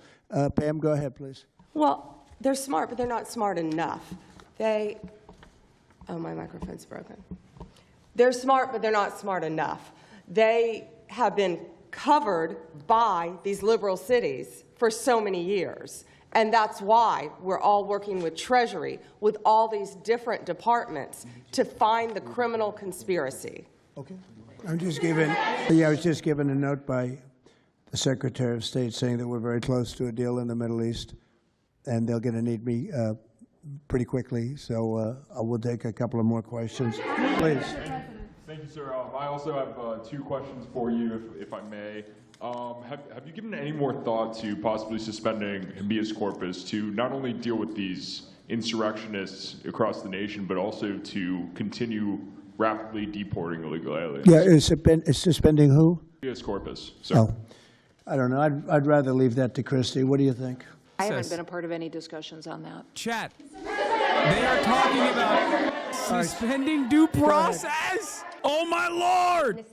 This is CNN speaking, by the way. Okay, it's awesome that Trump doesn't know what habeas corpus is, by the way. It's very clear he did not know what it is, and I don't even think fucking Kirsty Noem knows what it is either. How will you decide which workers get back pay? Habeas corpus is due process. Well, we're going to see. Most of them are going to get back pay, and we're going to try and make sure of that. But some of them are being hurt very badly by the Democrats, and they therefore won't qualify. Go ahead, please. Organizers and funders who are located overseas. Go ahead, in the yellow, please. So the Nobel Peace Prize will be announced on Friday. You've been nominated by many world leaders. By many, many countries, that's right. Many countries, as well as the hostage families. Do you think you will win? I have no idea. I mean, look, I did settle. Marco would tell you we settled 7 wars. We're close to settling an 8th. And I think we'll end up settling the Russia situation, which is horrible. 7,000 people died last week, by the way, in Russia, between Russia and Ukraine. I think we'll settle that. So I don't think anybody in history has settled that many, but perhaps they'll find a reason not to give it to me, you know? Perhaps they will. Thank you. Going to the shutdown quickly, what is your position on the extension of health care subsidies, which is what Democrats are asking for? Well, all I want to do is very simple. I want to get the country open, and then we're going to discuss that. And we'd like to, Obamacare is a horrible mess, and it has been from the beginning.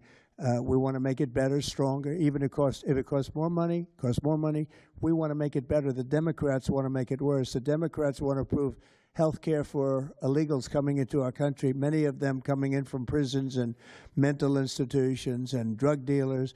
They want to give them health care. We don't want that for our people because that's going to destroy the health care that we already have. We'd like to make Obamacare better for people, less expensive and better health care. Yes, ma'am. Mr. President. I'm wondering if you've been briefed on the organization and funding of Antifa, and if so, what have you learned? I have been, and they have pretty good knowledge, but they're going to have a very good knowledge. And I really ask these very brave patriots that we're surrounded with today to let us know, because I think you probably have some pretty good ideas. And even if you're not sure, let us know and we'll figure it out, okay? If you could do that. You're from Italy? No, I'm from France. Can you specify how close we are to the deal? Would that be announced today, tomorrow? And do you want to see the hostages released before you travel to the region? No, I think I'll probably go maybe before the hostages are released or shortly thereafter, pretty much shortly thereafter. Yeah, please. Go ahead. Who are you with? The Center Square. I had the honor of asking you originally if you would designate Antifa a terror organization. And I stand here before you today, and I'm echoing what Andy said over here. Are you going to work with your administration, as the Secretary of State's here, are you going to work with your administration to designate it a foreign terror organization? You mean a terror? Antifa? Antifa? A foreign terror organization. Well, has that been done? Pretty close, right? Would you like to see it done? Yes, Mr. President. Do you think it would help? They have foreign I'd be links glad all to across do it. I Western think it's Europe. the kind of thing I'd like to do. If you'd like, does Middle everybody East. agree? If you agree, I agree. Let's get it done, okay? Let's get it done. Marco, we'll take care of it. Mr. President. That's international, you mean? Yes. International. Yes, Mr. President. Sounds good to me. Foreign terror organizations. Steve, are you okay with it? Yes, it's true. There are extensive foreign ties, and I think that would be a very valid step to take. Good, I think so too. Yes. Good, I think it's a good point. Thank you. Service members. We'll always take care of our military. Would you encourage Congress to pass a standalone bill to pay our service members? Yeah, that probably will happen. We don't have to worry about it yet. That's a long time. You know what 1 week is for me? An eternity. 1 week for me is a long time. We'll take care of it. Our military is always going to be taken care of. Yeah, please. Blue dress. Blue. Today, Rebecca with Blaze News. I'm curious to know, so you're talking about the money funding these Antifa organizations, and somebody brought up Roy Singham, I think it was you, who, by the way, is married to one of the co-founders. I want to mention something here. What is what is anti-fascist protesting against? They're protesting against this administration doing fascism. That's the due diligence that he does before designating someone a foreign terrorist org. Does everyone agree? Okay, let's do it. Exactly. But on the other side, while these guys are trying to talk about how like the dudes wearing fucking frog costumes or whatever are like dangerous terrorists, dangerous homegrown terrorists that must be prosecuted to the full extent of the law, maybe shot and killed by the military. On the other hand, what is ICE doing? What is the unit of the federal government, the armed jackbooted thugs of the state doing? That's a question you might have. So far, they've shot and killed an unarmed man, lied about the circumstances, shot a woman 5 times for obstructing their vehicle, roughed up elderly women, zip-tied small children, shot a clergyman in the face with a pepper ball, beat the fuck out of a 79-year-old like car wash owner, okay? Marched through downtown Chicago masked and armed. And also, they have not, and this is David Axelrod's brief summary here, they have not done the thing that they said they were tasked to do, which is going after the worst and the worst of all criminals. In the same time frame that since Donald Trump actually became president, ICE has also literally killed 17 people in detention. So as far as like which organization, if we were to even assume Antifa is an organization at all, which one is worse? It's not even a fucking question. Of course people are going to complain about this. Of course people are going to yell about this. And I'll tell you another thing that's really fucked up. While they are focusing all of their initiatives on targeting people at factories, targeting people at courthouses, as in people who are following the letter of the law, right? People who are already in constant communication with the federal government. They're going to their immigrant court hearings and they're getting apprehended at their court hearings next to their fucking families. While that's going on, the ICE resources and federal law enforcement resources in general, and this is their own admission, is being exhausted on doing that instead of investigating drug trafficking, sex crimes, and other various different crimes that are supposed to be dealt with by the federal law enforcement authorities. It is fucking insane. It is insane to me that anyone and everyone still to this day makes it seem as though this is totally appropriate. Like, even if you care about law and order, okay? Even if you care about law and order, a lot of people understandably do, right? But if you're like one of those guys who's like, I want criminals to be punished, right? Because there's a difference between like, I want law and order and I really want to stick it to the fucking real criminals, right? Even if you were duped by Donald Trump's initial assessment that the Brandon administration was simply refusing to prosecute the worst of the worst criminals and worst of the worst offenders, okay? You should be fucking frustrated right now considering that they're not doing that. Like, they are literally not doing that at all. They are just simply doing everything in their power to terrify black and brown people, terrify migrants, both documented and undocumented, terrify neighbors of migrants, both documented and undocumented. And in the process, because there's only a finite amount of resources that exist to do this, they have stopped actually prosecuting and investigating real criminals. It's fucking insane, dude. Cash, thanks for the great job. Always my man back down there. Thank you, he's Jay the silent Drizzle, for type, the but he's a 25 hell get of the a lawyer. subs. Thank you all. We're going to get peace in the Middle East. That's what we want to do. Thank you very much, everyone. Who is they? Whites? Just saw it. Anyway, I honestly feel like the moral majority is just jealous of a stronger family values of immigrant families, and no one can change my mind. No, it's just like it's fear. It's pure. It's not even fear. It's just pure hysteria, right? It's hysteria that they themselves designed as a galvanizing force. The notion that like undocumented migrants are responsible for heinous crimes and whatnot, and they did that because they wanted to get votes. They wanted people to vote for them, right? They wanted people to go out and vote for the administration.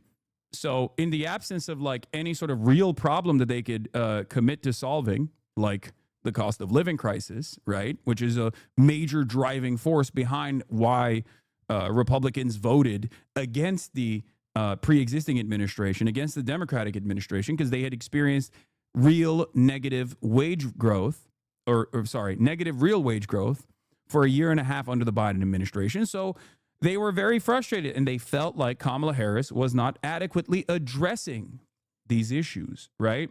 They felt as though, a lot of people felt as though Kamala Harris was not going to represent the change that they wanted to see. And they foolishly thought perhaps the Republicans would represent said change. Now, of course, for some people, they do care about this like racist shit, right? They do care about, prosecuting migrants because they're scared. They feel bad. They're worried.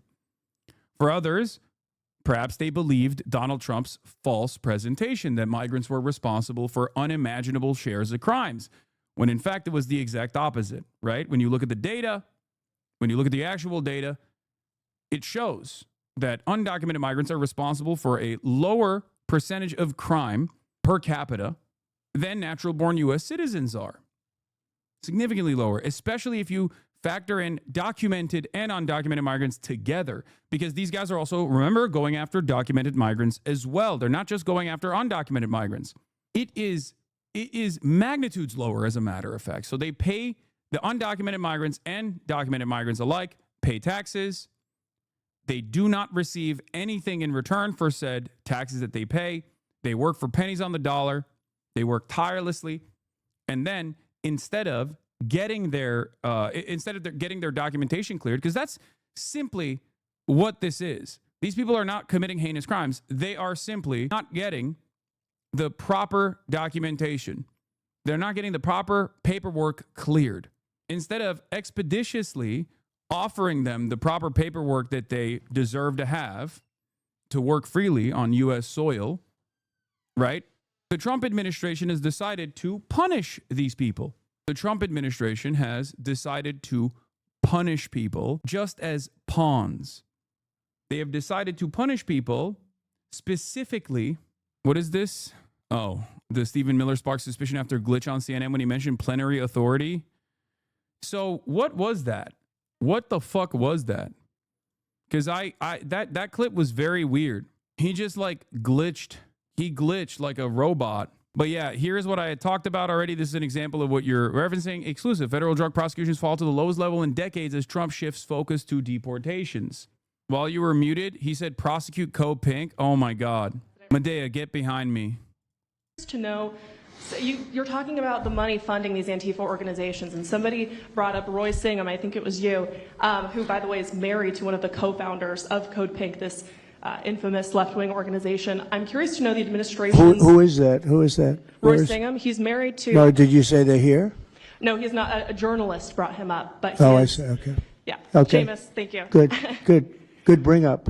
Excellent. Go ahead. He's somebody who's been reported on extensively, and I'd love to know what the administration is going to do to actually bring consequences to some of these names you mentioned. Well, I don't know the name, but I would like to ask Pam to take a look at it. You know, a lot of the best information we find are through you and other people like you. So I'd like you to look at it, Pam. I do appreciate that he does not know anything. Like, he doesn't know who he wants to prosecute. He doesn't He doesn't know any of these people. Here's a TikTok explaining it. Oh, he just came out and said it. Of the California National Guard.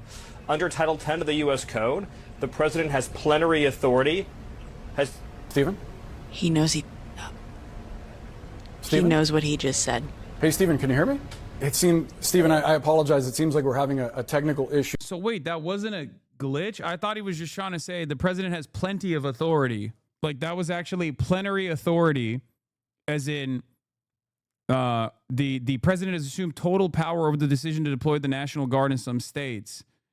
It is unclear whether Miller paused due to the technical difficulties or stopped himself after realizing the implications of what he's saying. What is plenary authority? The plenary authority, check your ears. Wait, no, he did say plenary authority. They also cut it out of the CNN. Okay. They cut him saying that directly out of the CNN interview. We saw it after the fact.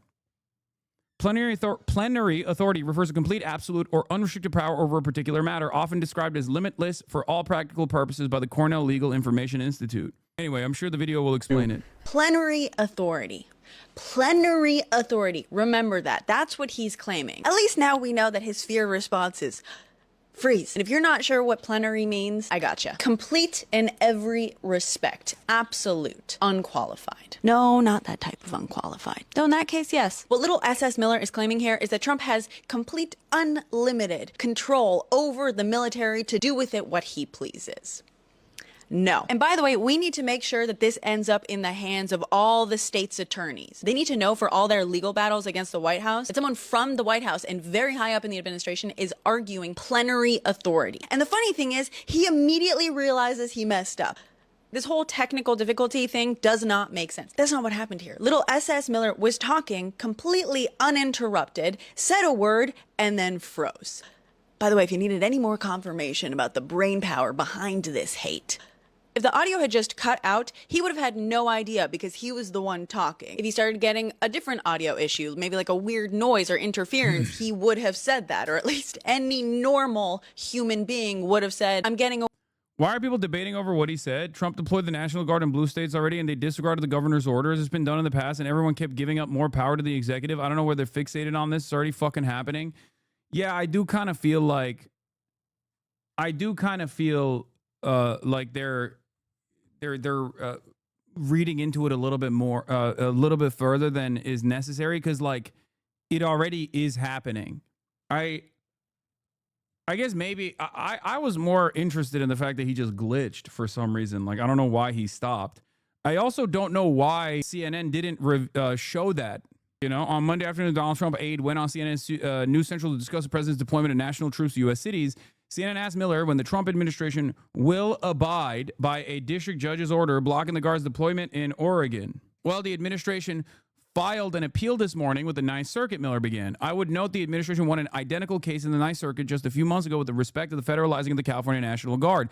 Then Miller said, under Title 10 of the U.S. Code, the president has plenary authority before making an abrupt stop. Miller blinked several times. The anchor Boris Sanchez calling out his name, though he did not respond.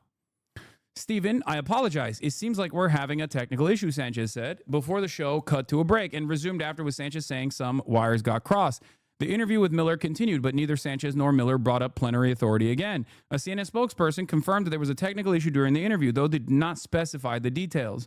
So I guess like for me, either this is a grand conspiracy where like CNN is actually covering up the footsteps of the administration, actively revealing the ways in which they're going to enact ultimate authority on this subject, especially as it pertains to the National Guard deployments, like the military being deployed.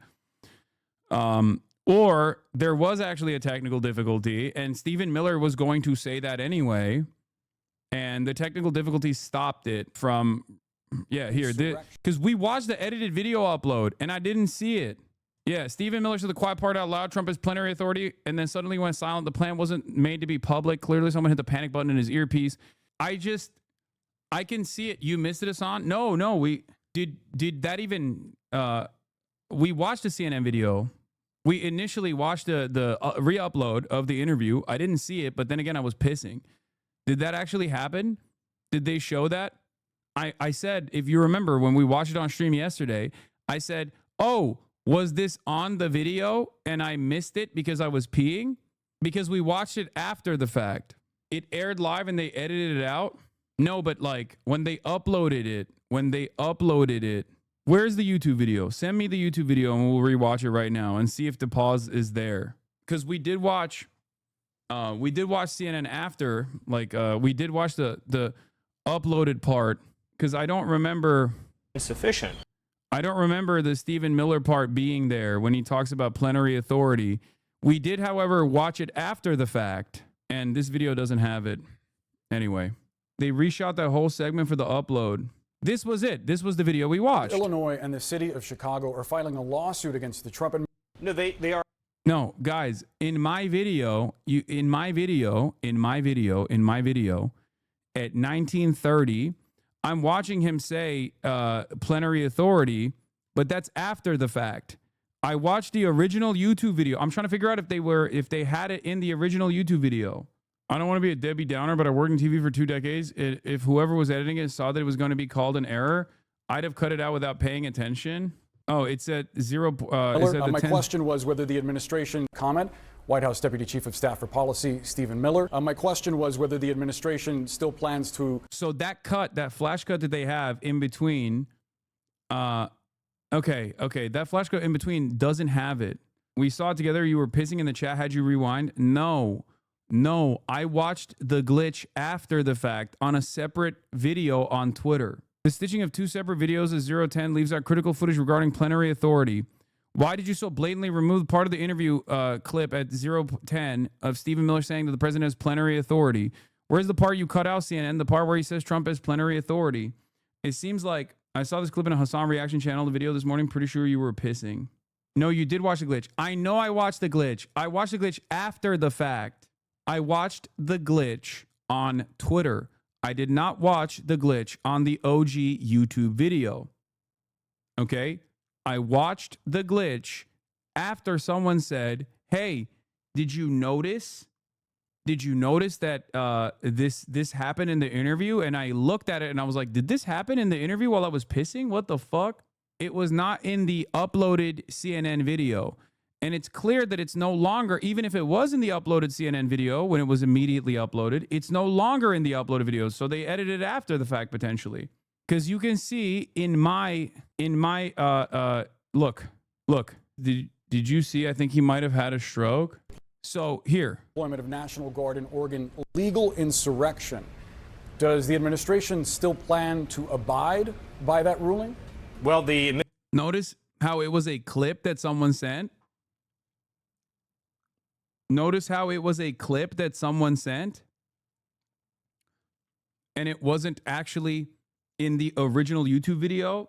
CNN only showed that plenary part on the live reporting and it was removed for the upload. Nice. Why are you debating chat on this? I don't know. Chat loves to debate. Chat is fond of spirited debate. And this is one of those moments. Why fixate on this? Who cares if you saw it in the original or not? We know CNN edited it out. Yes, I was just trying to see if they kept it in on the YouTube upload as well, but then they deleted it after the fact or not. But it seems like they didn't have it in the OG YouTube re-upload of the stream, and people only got it from clipping it from the live broadcast. So they redacted it from the initial upload. Weird noise. This was little SS Miller realizing immediately that he really, really stuck his foot in it. He said the quiet part out loud. One commenter even suggested that perhaps he had been rehearsing this argument to roll out at a later date. And I think that that might not be far off. Maybe it wasn't so much rehearsal, but it's clear that this is language that slipped out because that is how he's viewing it and how he's talking about it. They are prepared to claim complete, unlimited authority to do whatever he wants with the military. Wake up. By the way, if you wanted any confirmation of why AI overviews or tech companies are not your friends, when I went to pull up US Code Title 10, which by the way, everyone should download before they try anything sneaky. I think the irony is that Stephen Miller basically communicates that the administration has plenary authority all the time.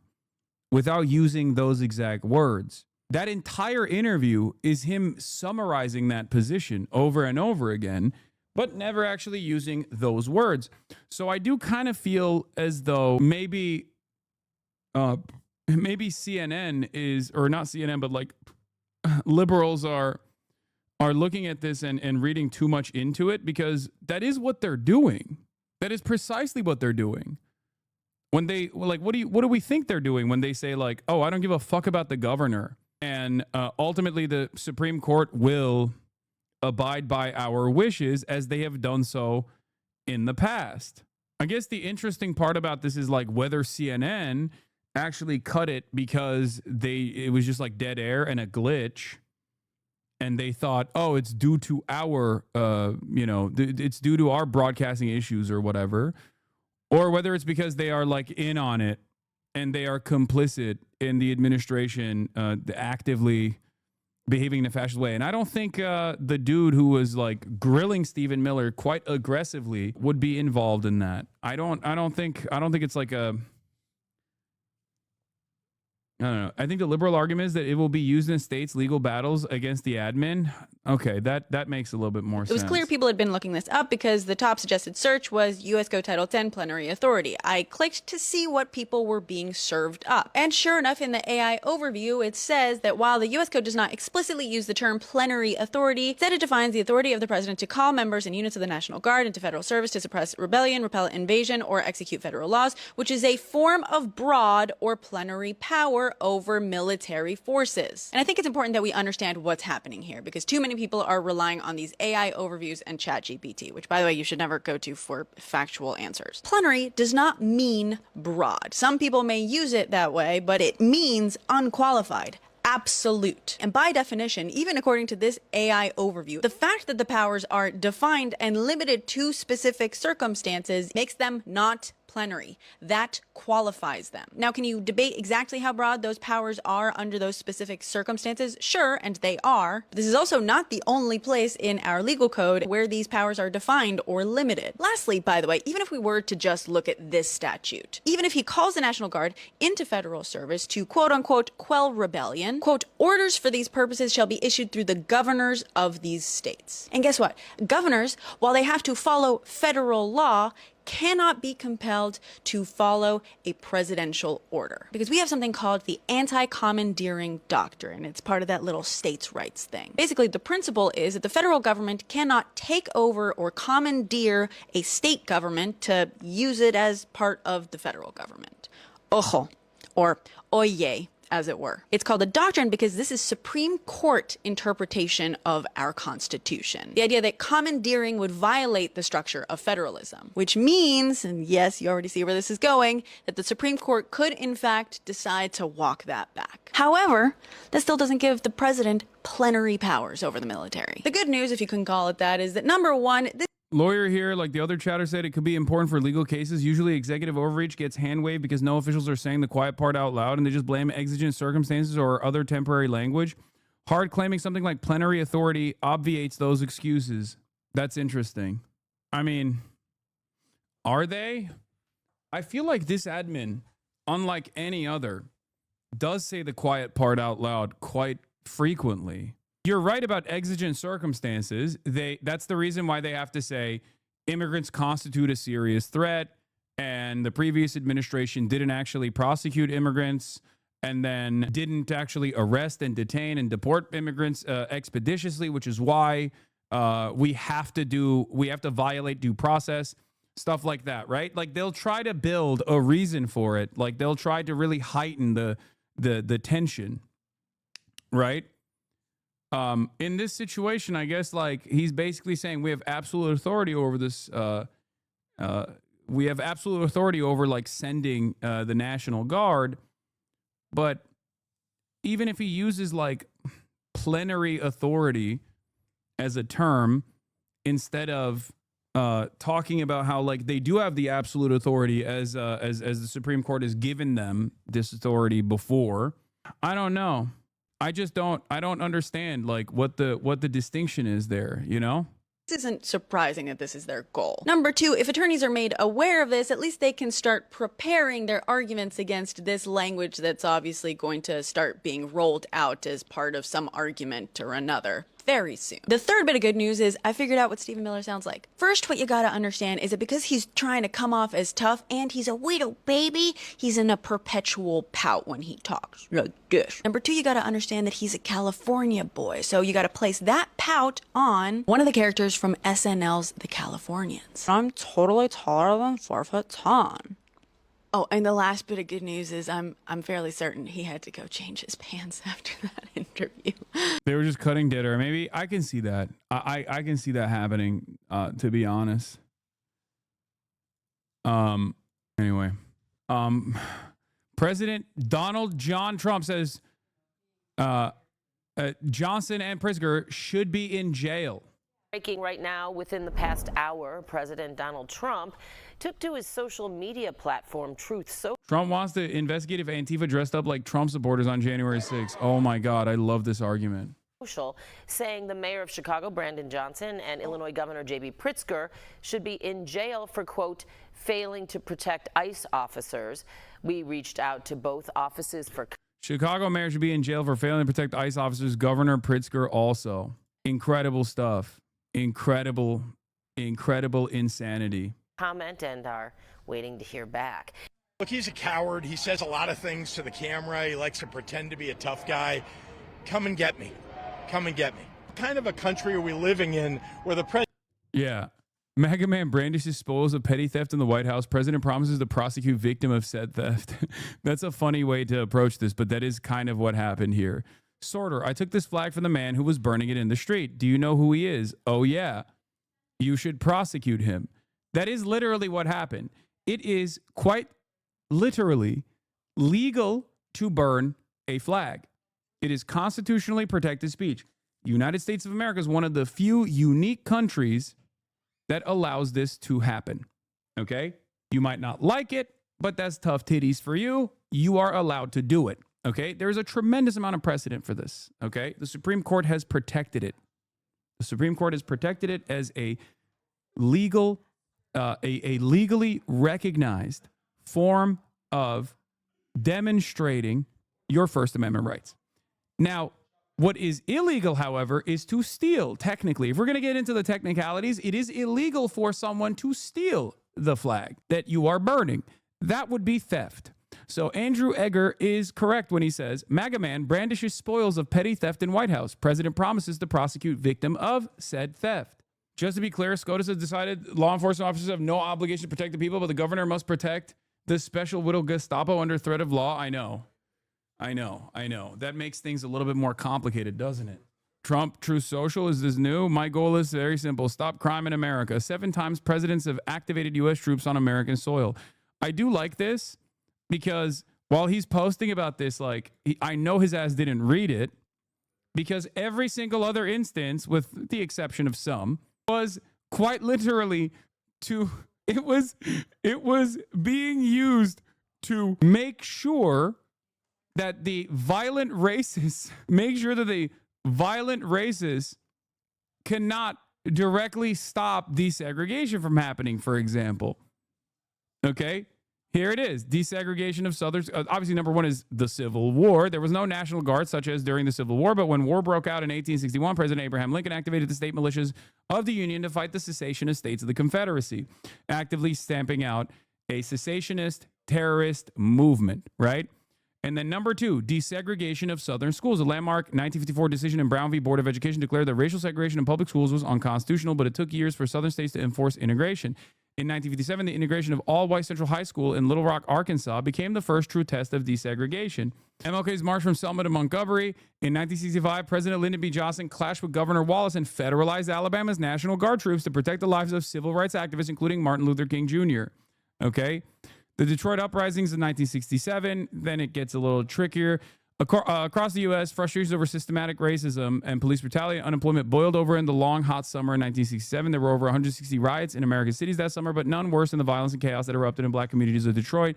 The trouble began when Detroit police raided an unlicensed after-hours bar called a Blind Pig in the city's predominantly black near West Side. As the police made arrests, somebody threw a brick through a patrol car window. That spark ignited a powder keg of anger in the streets of Detroit that resulted in 4 days of rioting, looting, fires, and armed clashes. President Johnson federalized 8,000 Michigan National Guard troops in Detroit and authorized an additional 5,000 federal troops to quell the riots. Pillage, looting, murder, and arson have nothing to do with civil rights, Johnson said. These are criminal conduct. Number 5, riots following the assassination of MLK. The murder of Martin Luther King Jr. on April 4th, 1968 was a tipping point for many black communities in America. The same anger and frustration that ignited the long, hot summer of 67 exploded again in 68 with the shocking news of MLK's death. Cuban refugee crisis in 1980. The National Guard is airborne wing of the Air National Guard is the airborne wing of the National Guard.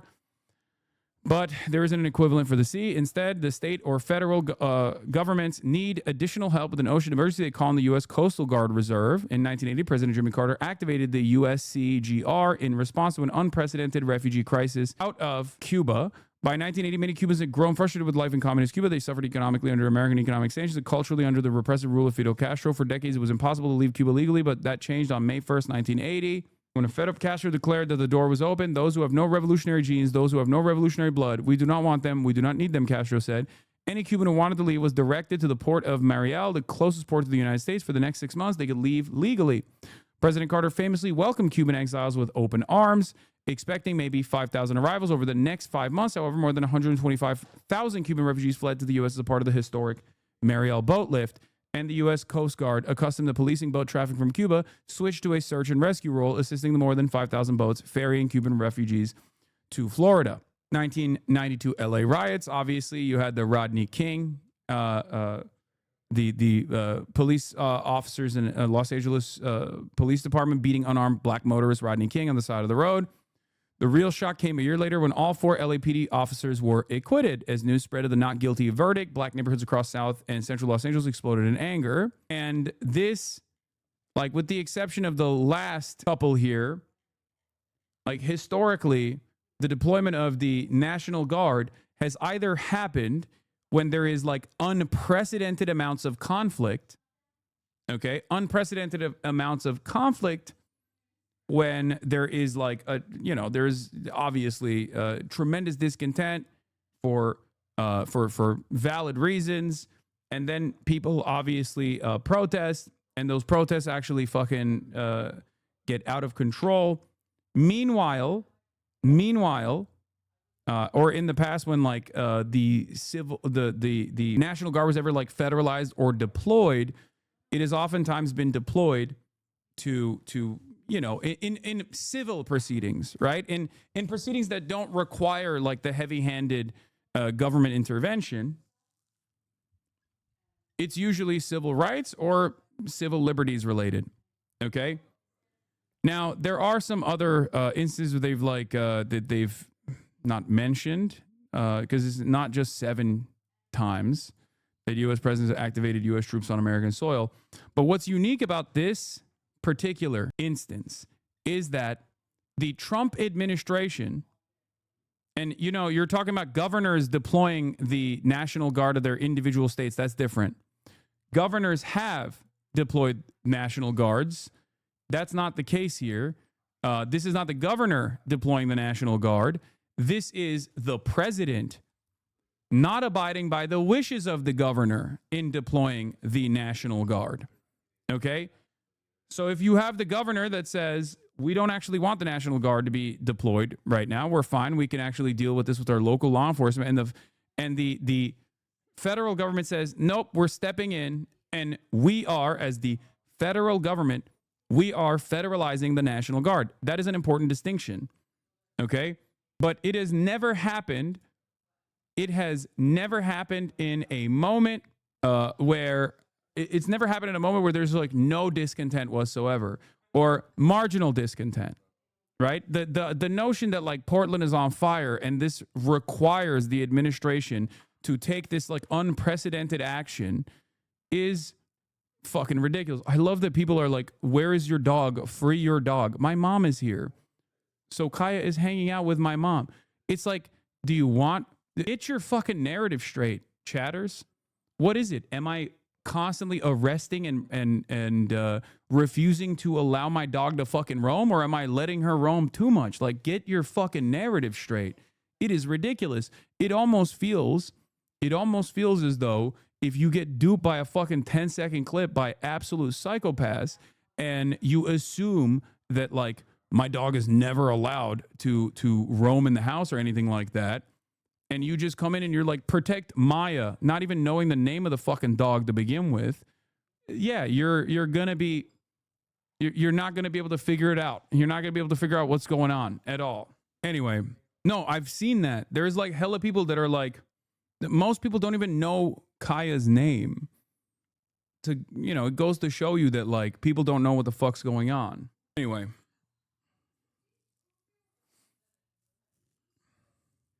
Just stop with the dog shit. They won't let it go if you keep talking about it. It's true. Question. There's compelling proof that Antifa did infiltrate on January 6th dressed up like Trump supporters and incited violence. Is that something you'd like the new J6 committee to look at? Trump. Well, I've heard that. Yeah, we will be acting on some of that. That's incredible. Incredible. Also, yeah, to the people saying like they'll let it go, they will never let it go. Just like they still fucking call me a terrorist. They say like, oh, you're a Diddy associate. They even say I'm a fucking Epstein associate. You know what I mean? Like, they're just a bunch of insane shit, and they'll just consistently keep pushing it over and over again. It's just like fucking weirdo behavior. It is what it is. There's not much you can do about it, you know? No, they moved the goalpost instantly. No 50K donation. Yeah, it's whatever. Let's just keep it going. Let's just keep it pushing. Please stop. It's the same. Like, dude, I'm Hamas. I own a house. I fucking bought a Gucci shirt. Just all of these things. All right, let's continue. In the back, please. Proof that Antifa did infiltrate on January 6th, dressed up like Trump supporters and incited violence. Is that something that you would want the new J6 committee at Congress to look into? Well, I've heard that. They dress up like, they're fresh out of MAGA, but they have nothing to do with MAGA. And they make trouble and they try and blame it. And yeah, we know some of that, and we will be acting on some of that. We've seen it. So I think you could stay a little longer, but the problem is, although you have some very honest journalists in here, you also have some largely dishonest journalists like MSDNC and CNN. So this never really made sense to me, because like I thought January 6th was good. So this narrative never actually made sense, because like if January 6th is good and totally legal, right? Then is Antifa totally good and totally legal? Like that actually, like, does that mean you pardoned Antifa members? Like, does that mean that the FBI, which is also supposed to be like defending Antifa, for example, the FBI that's supposed to be defending Antifa actually unironically was prosecuting Antifa, and then you as the brave, beautiful, bold president ended up pardoning Antifa? Like, how does that work? It just doesn't make any logical sense whatsoever. Okay? But here's Governor Pritzker. Big boy Pritzker says, Pritzker hits back after Trump says he should be jailed. He says, come and get me. The President of the United States is targeting his political opponents. I mean, that is the world that we're living in now, where he is calling out. He said he was going to jail Gavin Newsom. He says he's going to jail me. He says he's going to jail the mayor of the city of Chicago. These are people who stand against him, disagree with him, speak out about it, but literally have done nothing wrong. Catch the latest on this story at I want to go to Illinois now, where the governor is standing by with Jacob Soboroff, a governor who has been fighting against having federal troops come into his cities and the environs, and as a result has heard said by the President of the United States that he should be jailed. Jacob, let me throw it over to you and the governor. Chris, thank you so much. Governor J.B. Pritzker, thanks for joining us live on MSNBC. How are you, Jake? Good to see you. It's good to see you as well. You know as well as I do, the President of the United States in the last 24 hours called for you to be imprisoned. I want to give you an opportunity. We've seen your reaction on social media, but I want to hear what you have to say back to the President of the United States. Well, let's start with the idea that this is a convicted felon. I mean, think about that, who is threatening to jail me. I got to say, this guy's unhinged. He's insecure. He's a wannabe dictator. And there's one thing I really want to say to Donald Trump. If you come for my people, you come through me. So come and get me. He has the perfect size and stature for this. Like, as a big boy, I will say he has the perfect size and perfect stature for putting up the tough guy approach. Real heavyweight bout. The great Khan of the Midwest. Yep. What does that mean exactly, Governor? Do you believe that he would follow through or that he'll chicken out? He basically said the same thing to Governor Gavin Newsom when I was with him at the height of the raids in the Los Angeles area. Governor Gavin Newsom is walking free on the streets of California. You think that he'll chicken out, or would he ever arrest you? Well, you know the expression, Trump always chickens out taco. And I got to say, he can't arrest. We've done nothing wrong here. And very importantly, it's Donald Trump that is breaching the Constitution, breaking the law. We're taking him to court, and I believe we're going to win. Right now, in the Chicagoland area, the Texas National Guard is staging for a deployment that Governor Greg Abbott has ordered. What's the latest? Do you know where they are, what they're doing at this hour? Well, to be clear, Donald Trump ordered it and federalized those troops, and Greg Abbott's just going along. This is the same guy, by the way, Greg Abbott, who last year complained when Joe Biden tried to call up his National Guard and actually wrote a letter, signed a letter, opposing that. Now he's okay with it because why? He's a lackey of Donald Trump. So we know that the Texas National Guard has been staging in Illinois. They're not yet, as far as I understand, on the streets, but I want you to know, the federal government is not communicating with our state. They're not talking to you about where these troops are going. It's unconscionable. This has never happened before. They're calling out troops onto the streets of a state that doesn't want them. And they're not even telling us where they're going to go, what they're going to do. This hasn't happened, I don't think, since the Civil War. Let me ask you about the lawsuit. You have sued to stop their deployment. You didn't sue to stop National Guard on a nationwide level. You sued to, correct me if I'm wrong, just the Texas National Guard. Actually, no. We sued to stop him from calling out the Illinois National Guard, the Texas National Guard. You once said you didn't care that felons are allowed to run for office because it's not like they're going to make crime legal. I'm wondering whether you would retract your statement or you think this is just a Trump issue. Yes. And also, it's not like I'm not retracting that statement. Okay. Trump is not making crime legal because he's a felon. Trump is making crime legal because he's a fascist. All other National Guards, because it is unconstitutional. On the streets, even before the National Guard has made it to the streets of Illinois, you've got the Border Patrol. I was in Cicero yesterday, a 90% Latino population, and I watched as they not only pick people off the streets, but family members would come up to me and ask me where their family members were. I watched you with Rachel the other night here on MSNBC, and you were talking about how CBP has basically used the justification of the 100-mile border rule to allow the deployment here, and they're saying the border of Lake Michigan, the coast of Lake Michigan is the border. Lake Michigan, many people reached out to me and said, Lake Michigan doesn't even touch Canada. Are you thinking about suing to stop the deployment of the Border Patrol here as well? Look, I think it's important to recognize that the Trump administration doesn't seem to respect any laws in the United States. They just do what they want to do, and they'll keep doing it unless someone stops them. Here in Illinois, we're stopping it. We're doing everything that we can to push back. And yeah, they've got armed, we're talking about automatic weapons and camouflaged, and they're not soldiers, right? These are ICE and Customs and Border Patrol agents that are roaming the streets of Chicago, in downtown Chicago. Why? It's a show. It's a show of force. And why does Donald Trump want to do that? I've said this before, and I think it's important for people to hear it. He wants to militarize major cities across the United States, especially blue cities in blue states, because he wants us to get used to the idea of military on the streets, military troops, because there are 2026 elections. I believe that he's going to post people outside of ballot boxes and polling places, and if he needs to, in order to control those elections, he'll assume control of the ballot boxes and count the votes himself. He promised to do that. He threatened to do that back in 2020.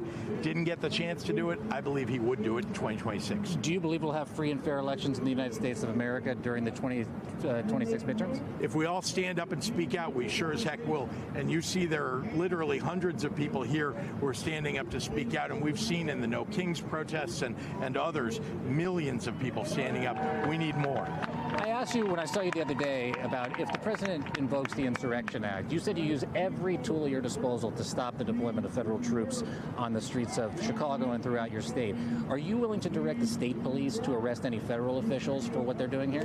Look, we don't break the law here in Illinois. I'm not going to direct our state police to break the law the way that Donald Trump directs people to break the law. What we will do is fight like heck in the courts. We have to rely upon judges. And by the way, a Trump-appointed judge made the decision on Oregon and the calling out of the California National Guard. Judges will and can do the right thing. We have to rely upon our courts. I'm not looking beyond that. It's definitely interesting how you navigate this drama slob aimed at you, but can you keep ignoring this machine that keeps churning out all the shite all the time and hate? Yes, I can, because there are more pressing matters. There are more pressing matters, more consequential things happening that impact the lives of millions of people. So what can you do other than keep it pushing? Keep it fucking pushing. People will get invested in silly things, and they will do everything they can to continue investing in silly fucking things. It is what it is. There's a lot of drama there is a lot of interest in taking out someone like myself. Yeah. Phil put this thing as the top story before the Chicago invasion. People got their priorities straight. Exactly. What are you going to do? I don't know. Maybe I'm not normal. Maybe I'm not normal for being used to it. I don't think anyone should be used to it, but it is what it is. We have to make sure that happens. But the other thing we have to make sure that happens is we elect good people to the Congress. Because in the end, if Congress is not asking questions, holding hearings, and holding the president accountable, he will just run roughshod across our states. What's your message, final question, to the people here of the state of Illinois, the people of the city of Chicago, as this incursion by the federal government, these troops are on the streets of your state, of this city. What do you want them to do? There's a big protest scheduled for 5:30 p.m. tonight. Well, first, we've made sure that people know their rights and they know how to find out what their rights are, because we don't want them picked up off the streets just because they're brown or black, just because they happen to be undocumented and have committed no crimes. Remember, he said he was going after the worst of the worst. It's not going after the worst of the worst when you're just literally stopping children who happen to be brown and asking them for papers as if, they're going to have proof that they're a U.S. citizen. So first, know your rights. Second, we want everybody to pull out their phones, an Android, an iPhone, whatever you've got, and film everything you see, because we take that to court. We also show it to the public. And it's one of the reasons that so many people are speaking up and acting up in order to fight Donald Trump, because they're seeing this is not the country that we grew up in. This is not the country that we want. And so that's very important. And then lastly, again, we got to take them to court. We got to win. It looks like we're going to do that. For someone who has been threatened with arrest by the President of the United States in the last 24 hours, it's nice to see you out here on the street with all these people, and I'm grateful for your time. Appreciate you, I know a lot of people want to talk to you. Okay, Good to thank see you. you. Governor J.B. Pritzker, I appreciate it. Thank you. Chris, the governor of the great state of Illinois, obviously a lot of people want to speak to him out here. This is a critical, crucial moment in this battle with the federal government over the deployment of not only troops, but these masked and armed federal agents here on the streets of Illinois. And I'm going to throw it back to you. Well, if I can, Jacob, I want to ask you about a couple things. In our last hour, we talked about a couple of examples of things that had happened in Chicago. Well, multiple ones, but I'm thinking particularly about the Chicago Tribune photo. Somebody's videoing, which the governor just said, take videos, right? And has a weapon aimed at them. The Chicago Tribune has that picture. And then the clergyman, who it was reported, was praying, hands raised, eyes closed, and was shot multiple times with pepper bullets. That was a crazy photo, dude. That was a crazy video and a crazy photo. Straight up. Real villain shit. Does anyone have the photo? Yeah. I feel like this photo of masked armed men pepper spraying a pastor protecting his community is going to be a defining picture of this moment in America for a long, long time. Like, what do you do? What do you do in that situation? The video of this incident is just as bad as it sounds. The priest is standing there, not doing anything remotely illegal, and without warning, a mass DHS agent on the roof shoots him on the top of the head with a pepper ball. Like, yeah, there's a Hamas pastor. Yeah, the pastor is Hamas. I mean, it's like, this shit ain't cute, man. This shit ain't cute. Look at that. He is like, I think people don't understand. I think people don't recognize that, like, that is... You could kill someone like that. You could take an eye out. You know what I mean? You could just, like, those things are not supposed to be direct impact. Like, all these munitions are supposed to be, like, shot in the vicinity. You're not supposed to be shooting it from an elevated position like this. Like, they have less than lethal munitions have actively killed people before. Yeah, every second of every day, we move closer and closer to the reality that Republicans would arrest Jesus Christ if he came back to life. Okay? Republicans would arrest Jesus Christ. Like, they'd be like, you're brown, you're a migrant, Jesus, get the hell out of here. And then they keep shooting at the people. They keep shooting at the people that are trying to render aid to the priest that's on the ground. Calling protesters and Christian shooters anti-Christian while attacking praying priests. Bass Pro Shop hat wearing child shares unfiltered thoughts on Trump. Tide is turning. I'll keep it safe. I'll keep it safe. Bro, you can talk about it, bro. I want to hear about Is this Theo Vaughn in a baby filter? What's going on? it. I can say it. Personally, my mom said, "Don't talk about Trump." I don't care. Please tell me. Is this AI? What Mom? the fuck is... What am I looking at, dude? Like, this feels fake. Why are we... What? Do children have podcasts now? Is that what's going on? Is definitely AI? Is it? Don't get mad at me. I don't know. I don't even know what to say about Trump. I just think he's like, he's a low life Interesting scumbag person. No, I don't think this is AI, man. This doesn't look like AI. dick that is terrible and shouldn't be president. I Yeah. don't think he's. I think that he's somebody that only God is. Because if it was AI, the logos would be like ass, Smiley World, Bass Pro Shops. Like, the AI still is bad at doing logos like that, right? Feeling threatened. Yeah, this is the first time. This is the first time I felt the threat of someone taking over and taking my job. They're taking over my gerb. It's done. It's done. The kid at a OVO Drake shirt pin has to be AI. Wait, what? Why would that be fucking AI? Either this is real and Gen Alpha's coming for my job, or this is AI and AI is coming for my job in the form of fake Gen Alpha. Either way, I'm screwed. Either way, it's time. It's over. It's power from backstabbing others and stepping on people, and it's not actually valid power. Gen Alpha is like 2 years ago, bruh. Wait, what? We moved on from Gen Alpha? There's a new gen? What's the new gen? We moved past Gen Alpha? What the fuck are we doing? Gen Beta now? What the hell? Secretary of State Marco Rubio whispers in the ear of President Donald Trump after handing him a note about the Middle East deal saying, very close. We need you to approve a Truth Social post soon so you can announce the deal first. Oh my God, the fucking priorities that we have. The goddamn priorities that we have, bro. What the fuck? Amazing. Well, at least there's a deal that's imminent, so that's good. According to Western media, it's all but confirmed that the first phase of the agreement has been approved by all parties and a ceasefire will be announced shortly. Still many unanswered questions. Again, a group of Al-Qassam fighters stormed an occupation army site today in Gaza and engaged the army in close combat in an attempt to capture a soldier. Occupation media, a number of resistance fighters succeeded in withdrawing after a raid on an occupation army site and an attempt to capture a soldier in the middle of the Gaza Strip, according to Al-Aqsa TV. The attack was on the Golani Brigade, and there were reports of evacuation helicopters landing at Beilan San. This is the 8th or 9th recorded attack on IOF bases in the last couple of weeks. Al-Qassam brigades, after returning... Okay, I don't want to see if there's there might be TOS here. Al-Qassam brigades say after returning from the battle lines, Al-Qassam fighters confirmed targeting a Zionist Merkava tank with a powerful landmine in the Al-Baradeh area around Street 10 south of Gaza City on 5/10/2025. Authorities are demolishing an apartment complex in Beersheba. So that's like 3 days ago. Authorities are demolishing an apartment complex in Beersheba that was hit with an Iranian ballistic missile in the final hours of the 12-day war. The new building had reinforced safe rooms that were destroyed in the strike, killing 4.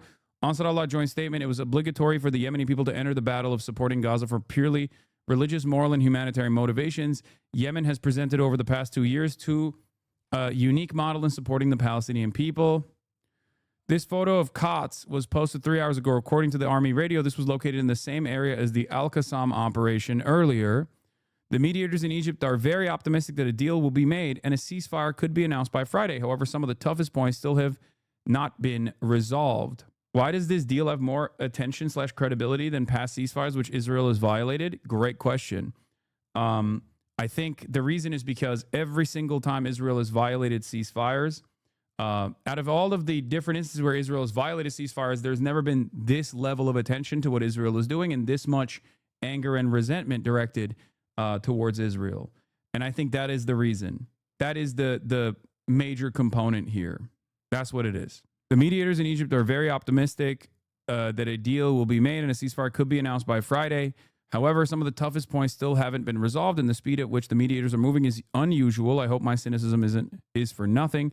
Don't know how to react to this other than smashing my keyboard, is why I deleted my previous comment. Fucking insane.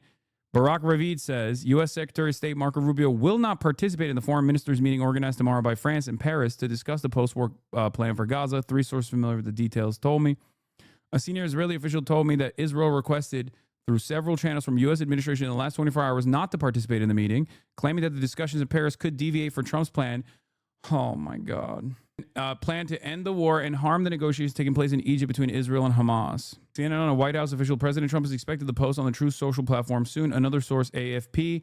Washington prepares text of speech that Trump is supposed to deliver to announce reaching an agreement regarding Gaza. So that's even before Friday. That's like imminent. That could happen any moment. Spanish parliament has just approved the formal decree of their embargo on Israel, signed into law. It bans all exports of defense equipment to Israel, including jet fuel, and imports of such goods from the country. It also bans advertising products from the occupied territories. This is one of the more comprehensive BDS initiatives that has taken place in a Western European country. Okay?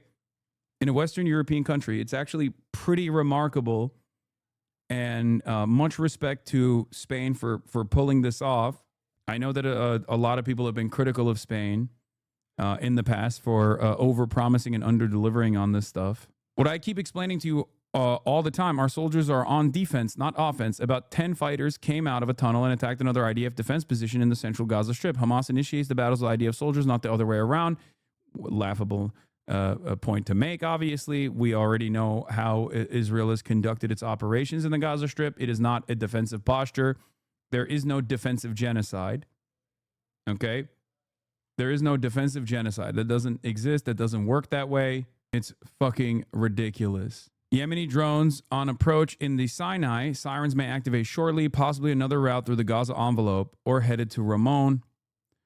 In order to enter the Sinai via the Red Sea, these drones have had to have flown by the negotiations in Sharm el-Sheikh, no further than about 30 kilometers. A new Yemeni drone is approaching. First one was intercepted in the Gaza envelope.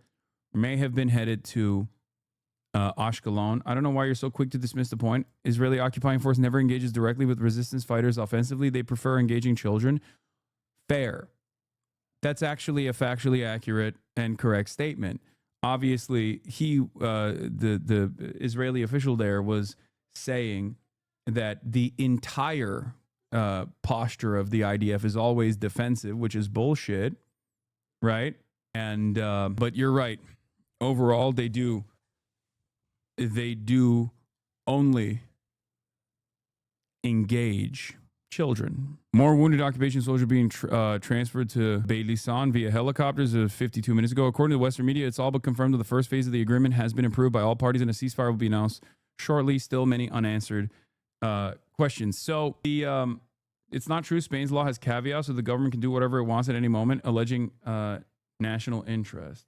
Israel has started using remote-controlled armored vehicles because the Al-Qassam brigades keep smoking their tanks. That's crazy. Israel's military has escalated the destruction in Gaza City with remote-controlled armored personnel carriers packed with explosives, which residents say are flattening up to 300 residential units a day. Channel 4 reports several detonations in the Sabra area left homes reduced to rubble, kitchens and bedrooms blasted apart. The IDF calls the operations military necessity and says the precautions are taken, but the report notes there are civilian neighborhoods where families once lived, leaving the city now unrecognizable.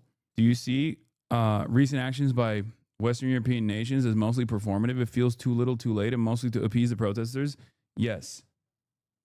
That is what it is. It is performative. It's not bad necessarily because, like I've said over and over again, this greatly expands the permission structure of what you are allowed to say.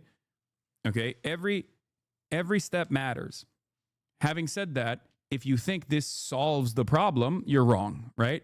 The goal from Western leadership is to stop you from protesting, right? It's to offer some kind of a pressure valve to make it seem as though they are abiding by the majority's wishes when discontent gets completely out of control. And that's precisely what's going on here, right? The reason why they're doing this is because they think, oh, if we just like make it seem as though we're taking action against Israel, maybe they'll shut the fuck up. Maybe they'll stop protesting. But I think what actually ends up happening is that when they do offer even a crumb in the appropriate direction, even when they offer like a little bit of a pressure valve, right? That ends up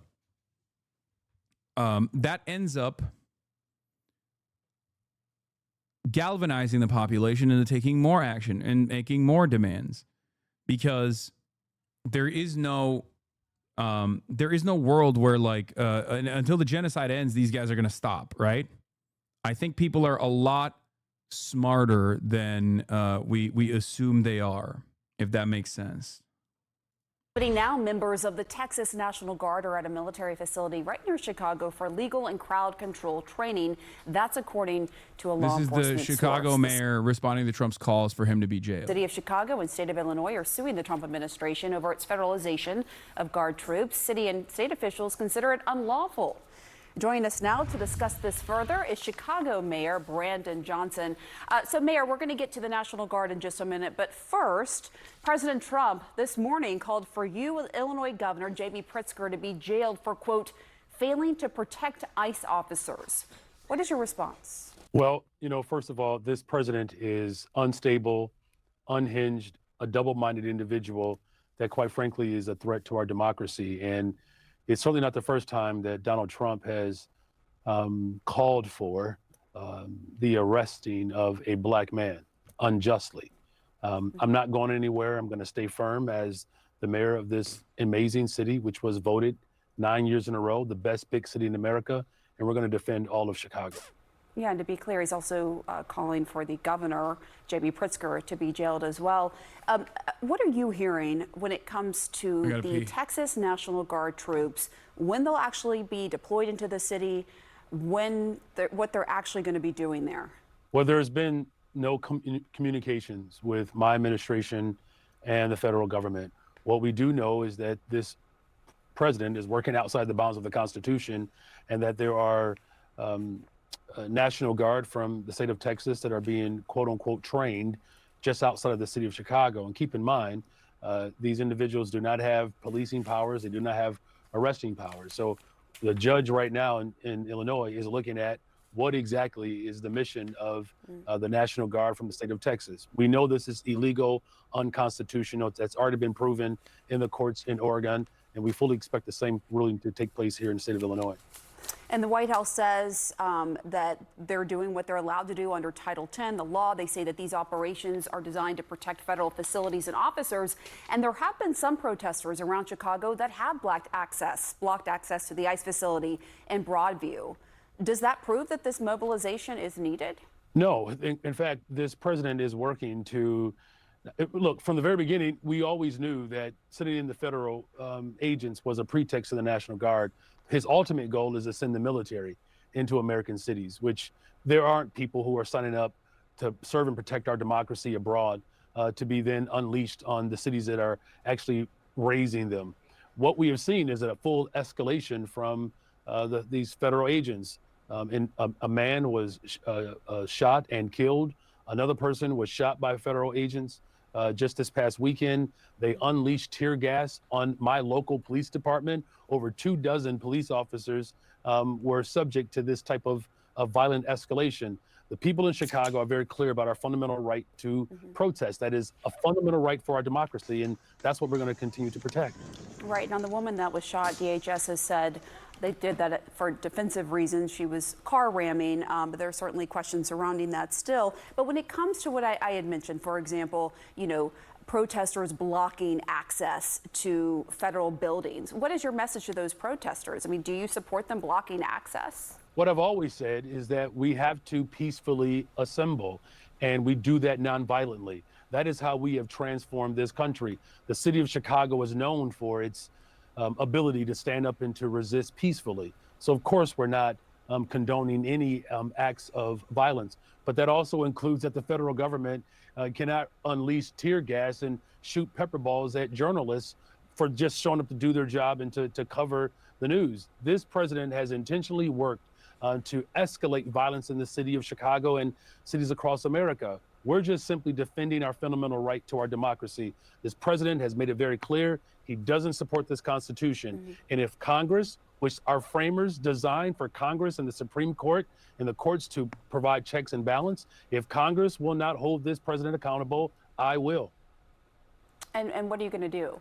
Well, just this past week, I signed another executive order. We have 3 sweeping executive orders to make sure that the fundamental right to protest is intact. We're making sure that people know their rights, and all of our sister agencies and city departments are working in accordance with the local ordinance. And then now, public property that the city owns, ICE cannot prepare its weapons on school parking lots. ICE cannot prepare to disappear families in the parking lots of libraries. That's not what these public accommodations are for. We literally had a South Side neighborhood under siege with Black helicopters, Black Hawk helicopters, where individuals who were sleeping peacefully in their communities had masked, armed men stick long guns in their faces. Ooh, good news. Interesting news. Breaking news, as a matter of fact. Hamas and Palestinian factions agree to the Gaza ceasefire framework. From our side, yes, a senior Hamas official told Dropsite News. Dropsite News is 100% the most reliable source for Hamas-related matters. I mean, we'll see. We'll see what happens. We'll see what happens from the Trump side. We'll see what happens rather from the Israel side. Sorry, not the Trump side. I guess I said the Trump side twice. But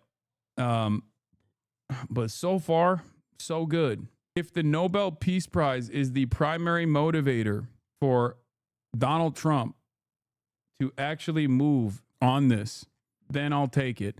An Israeli official said a Gaza deal could be reached as soon as tonight, local time. So the deal in the initial framework that they designed had a lot of components that Hamas and the Palestinian resistance movement had conceded to, right? There were a lot of things that they had said yes to, right? Technocratic National Committee being in charge of the Gaza Strip and things of that nature, a full withdrawal of Israeli troops from the Strip, things like that. However, my suspicion is that there were a lot of additional things that Israel had slapped onto it, and the Americans had slapped onto it because Israel had redesigned the negotiation after Trump had a multilateral coalition of like Arab states and Middle Eastern states that and even including like the French input alongside Saudi Arabia to put together this Gaza peace plan. But then Israel came in and added additional qualifiers to it. Trump actually also said, like, I'm going to be in charge of it. I don't know why he added his own name onto it somehow. And then they said, Tony Blair is obviously going to be a part of it as well. So there were parts about this deal that not just Hamas, but like no Palestinian resistance member would ever agree to, which is complete disarmament without, complete disarmament in general. So what Hamas said that I thought was really interesting and quite smart was that they would be willing to relinquish authority and dissolve as a political force. And on top of that, they would be willing to give their weapons, hand off their arms to whichever unit the Palestinian National Committee, this technocratic committee comprised of Palestinians that are democratically assigned, right? Eventually, that they would give the weapons to them, as in Palestinians would, of course, still have sovereignty because they would still have arms. They would still have a standing military of sorts, rather than completely disarm. Because complete disarmament in the face of a genocide is a laughable position, right?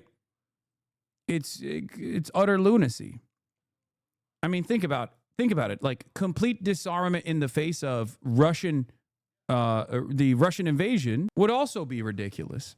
And this is something that I brought up when Russia was pushing for this maximalist position, right? Russia was like, "Oh, Ukraine has to engage in complete disarmament." That's fucking ridiculous. That is fucking ridiculous. So the only reason why I'm not like fully skeptical over this is because I assume that, if I personally am not the first person to trust the United States of America or trust Israel, then I suspect that Hamas also is skeptical as well. So we shall see.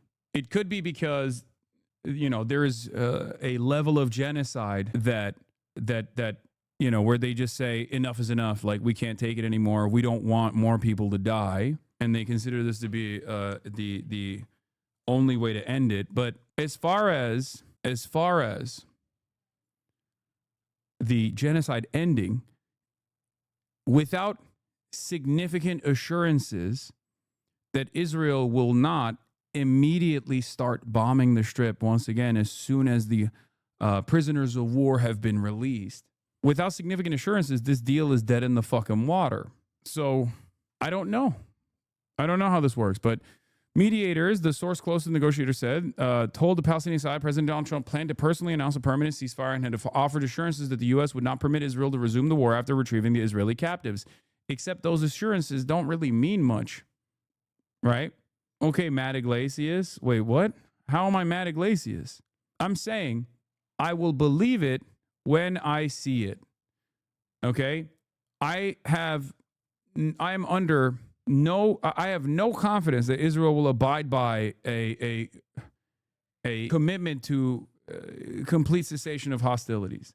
I just don't see, I don't trust Israel, and I do not trust the United States of America. We have a great team over there, great negotiations, and there are unfortunately great negotiators on their side also, said Trump Wednesday.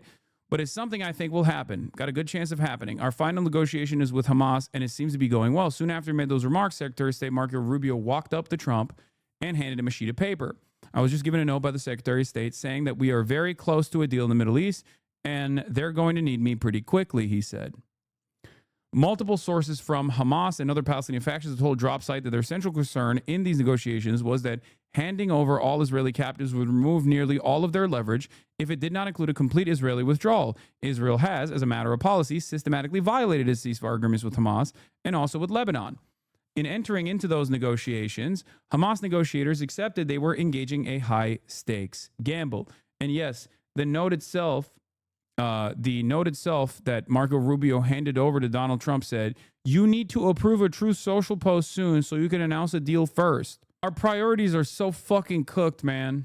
Like, this is, if true, this is like world-changing events taking place. And the priorities of this administration are to make sure Trump is first to market with the announcement on his own personal social media platform that he had to create because he got banned off of Twitter after he did an insurrection. This is the country that we live in. I need you all to understand these are the circumstances. This is the country that we live in. So next time you see somebody that comes across as like really fucking stupid, okay, remember that like a fuck ton of people voted for this guy. A fuck ton of people openly say they voted for this. Okay? That's what they say. News Nation claims a deal has been reached and Trump might visit the region. It's remarkable that the breaking information is coming from fucking News Nation, dude. God damn, we are in such profoundly stupid times. Oh, fuck yeah, dude. News Nation. Okay. News Nation correspondent reports Israel and Hamas have reached an agreement on the first phase of Trump's Gaza deal. Okay.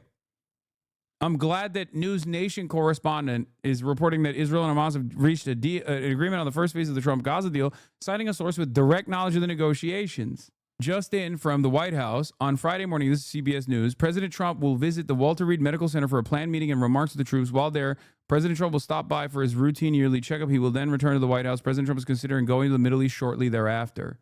Yeah, we already covered the Israeli military escalating his death and destruction campaign and also utilizing like drones, like or automated armored personnel carriers equipped with bombs so they can fucking turn around, and because they're getting smoked in the APCs so hard that they're using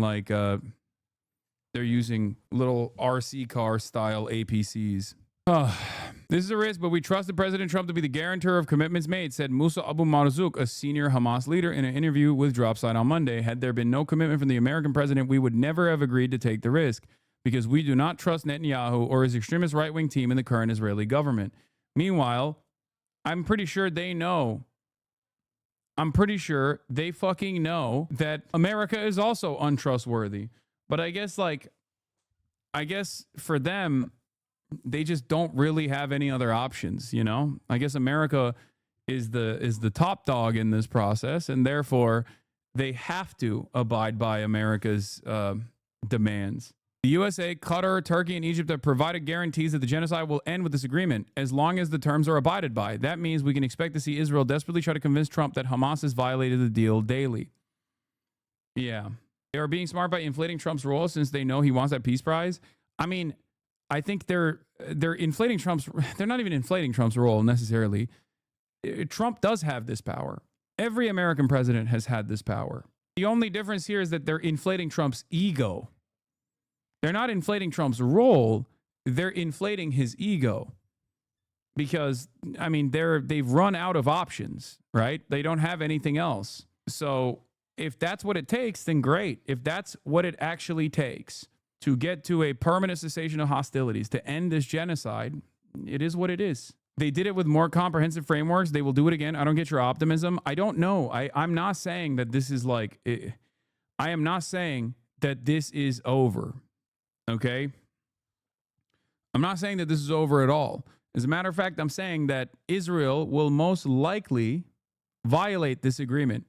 They have never fully signed an agreement similar to this. They've only signed previous, I guess they have signed a previous cessation of hostilities. Israeli officials say the agreement to end the war with Hamas will be signed Thursday, and the first group of hostages will be released on either Saturday or Sunday, according to N12. But a genocide can't just be tied off with it is what it is. No, I know. But at some point, you have to stop the hemorrhaging, right? The problem is, in the first ceasefire that they followed through on, they wouldn't allow the first phase to move on to the second phase. And the second phase was a withdrawal of troops, right? And it does seem to me like while everyone is hugging and slapping asses around there, and Hamas has responded to the deal. Yes, Hamas has said that they accept the deal. I am not so certain that this will end, and that I still believe that there will be potentially a violation from Israel. Now we know why they try to kill the negotiators. I mean, I don't know. I want to be hopeful. 5 hours ago from CNN, Israel assesses Hamas may not be able to return all remaining dead hostages, sources say. Maybe they'll use that as a reason. Maybe they'll use that as a reason to be like, Hamas is violating the deal.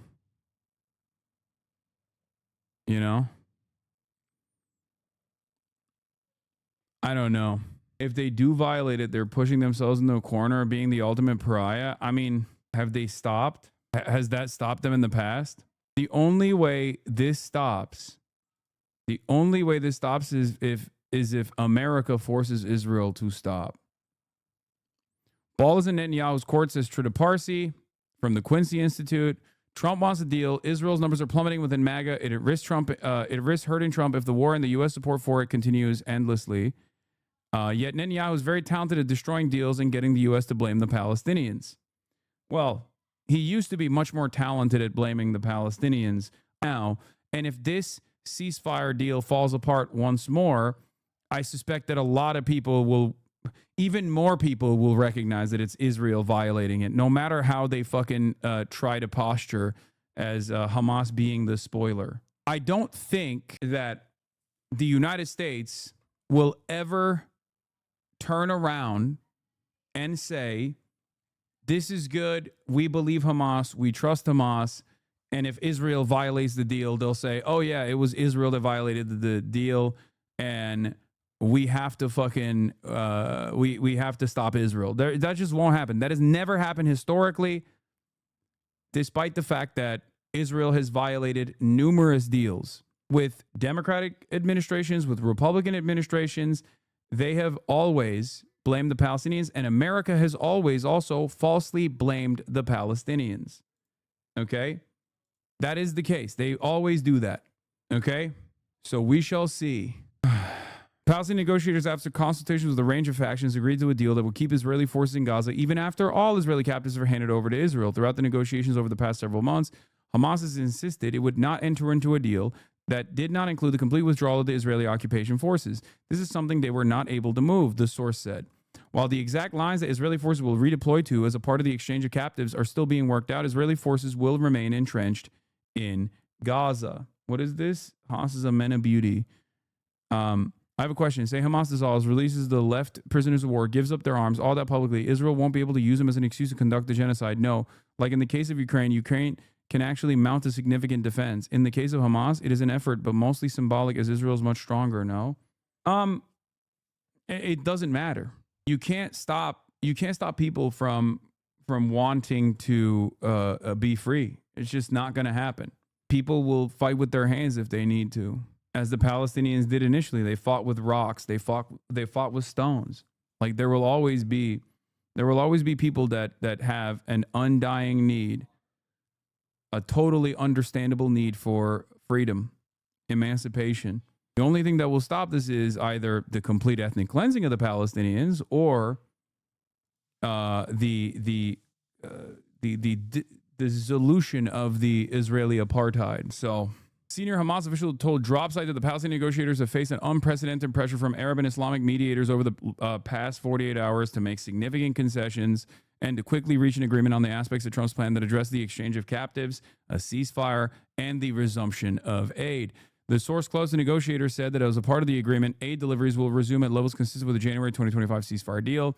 Israel unilaterally abandoned that agreement in March when it imposed a full-spectrum blockade on Gaza, resumed its campaign of terror bombings, and subsequently unleashed a ground invasion of Gaza City in August. The source said 600 trucks of aid per day would enter Gaza under the new agreement.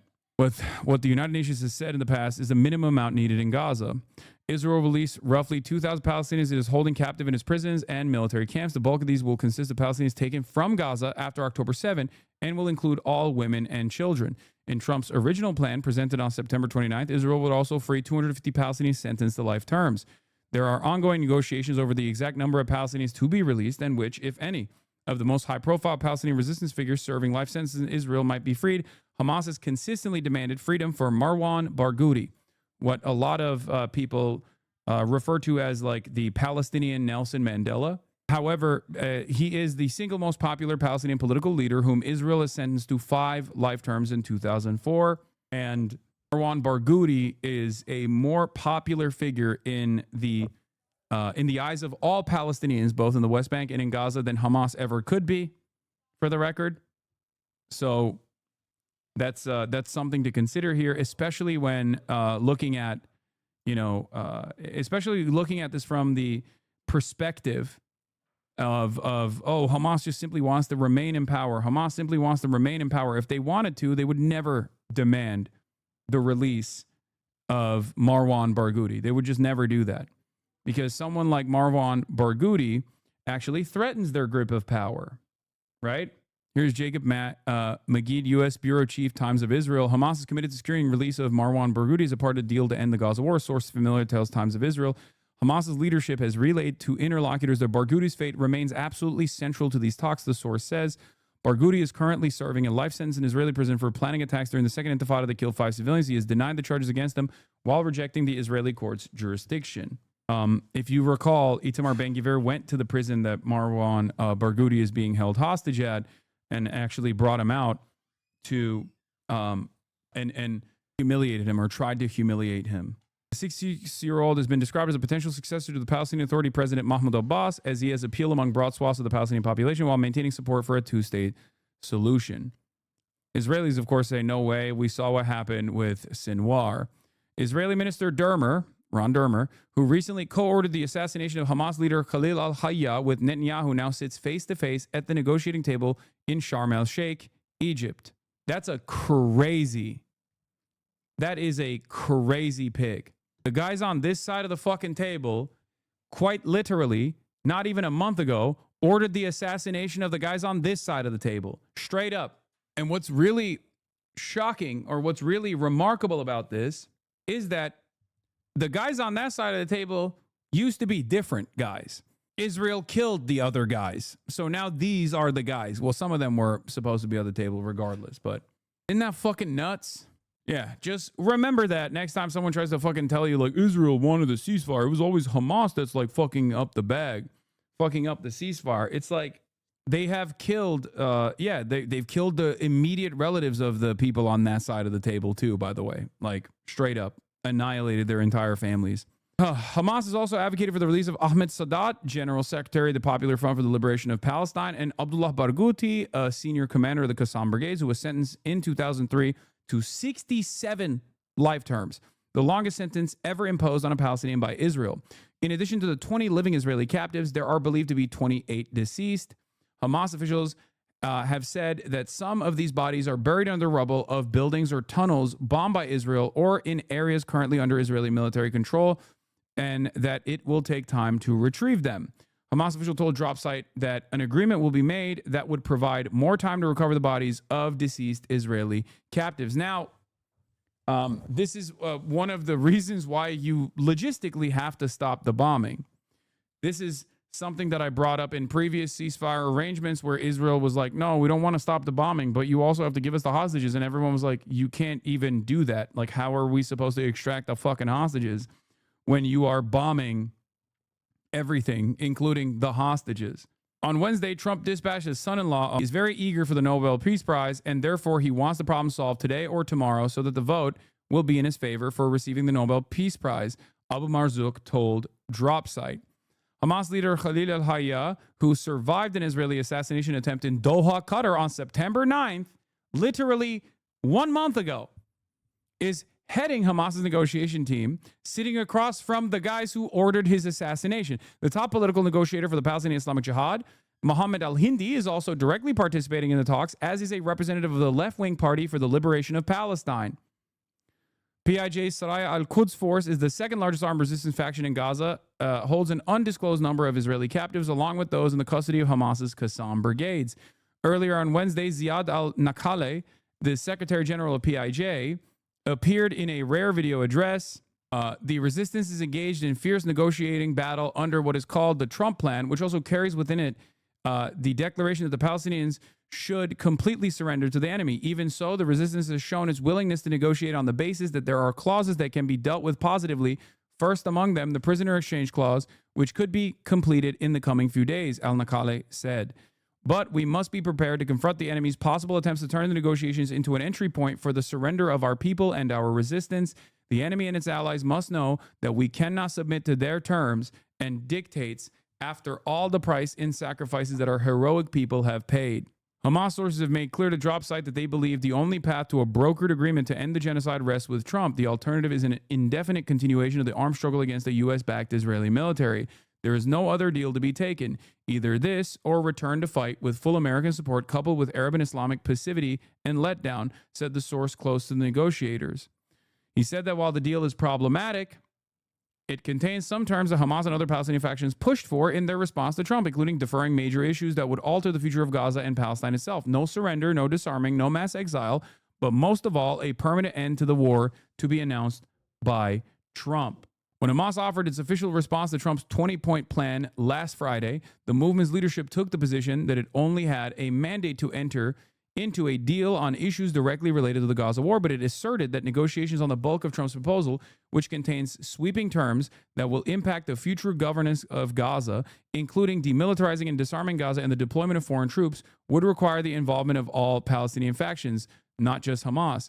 All of these issues, including Israel's demand that Hamas and other Palestinian resistance groups surrender their weapons in Gaza, will be fully demilitarized, will be deferred to future negotiations. So that is... it seems like Hamas is saying yes to the first phase, which is just the complete release of all of the prisoners of war and perhaps not just the prisoners of war, but also the killed Israelis as well. What makes you think that Trump is the actual person pushing Israel to the table? I don't trust Trump and I don't trust Israel. I do trust the resistance forces in terms of like knowing what's knowing what's best for them, right? And therefore, I assume that they're seeing something different in the way that this has in the way that this has been conducted. And that is the reason why they're conceding to the first phase without getting assurances, or maybe they did get assurances for the second phase, if we are to use the terminology that was utilized in the previous negotiations, right? I'm literally reading this article right now. Chatters, you are sending me the Twitter thread from Jeremy Scahill. Weak assumption is not real, and the U.S. have reneged on deals plenty of times during the 2 years of genocide. I don't think you guys are understanding what I am saying, okay? You are misunderstanding what I am saying. I'm not saying I trust Israel or I trust America to abide by this deal.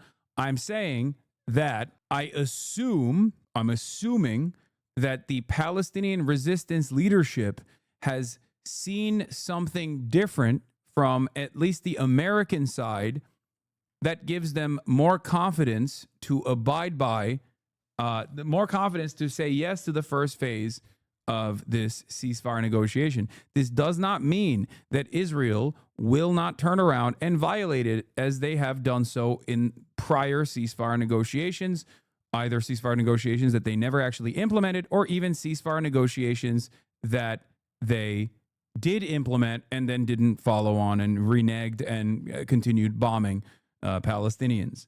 I suspect that there is something similar here as well. I suspect, judging by what Israel has done in the past, that this is how they will operate, that they will, somehow find a way to fucking turn around and blame this on Hamas again and then continue bombing once they extract all the hostages, because the hostages were seen as like a political hurdle that they must clear, right? That's what I think. Has Hamas been in direct contact with Trump for the latest negotiations? I seems so, yeah. The next round of negotiations will be very tricky, but going back to the genocide will not be easy, even though it's probable, said the source close to the Palestinian negotiators. The internal calculus among the lead negotiators, he said, was the cost-benefit analysis would favor accepting it. The next negotiations must be conducted in a very smart way. Perhaps the reason why they're doing it is because of what Israel states, which is that, the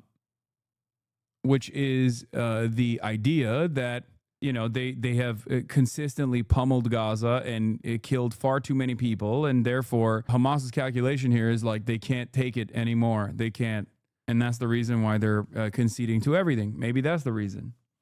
However, there's no assurances that Israel will stop bombing regardless. So anyway, Scahill, Hamas knew The only path to a brokered agreement to end the genocide rested with Trump. There is no other deal to be taken. Either this or return to the fight with full American support coupled with Arab and Islamic passivity and letdown, said the source. I mean, but that has been the case. That has been the fucking case. Why do you keep saying Google Jeremy Scahill? How come when you look up Jeremy Scahill on Google it says Premium Bandai as his name? What are you saying? I don't know, man. The fuck is going on in this chat today? Breaking from Trump. He has finally announced it. I am very proud to announce that Israel and Hamas have both signed off on the first phase of our peace plan. This means that all the hostages will be released very soon, and Israel will withdraw their troops to an agreed-upon line as the first steps towards a strong, durable, everlasting peace.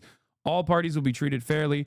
This is a great day for the Arab and Muslim world, Israel, all surrounding nations, and the United States of America, and we thank the mediators from Qatar, Egypt, and Turkey who work with us to make this historic and unprecedented event happen.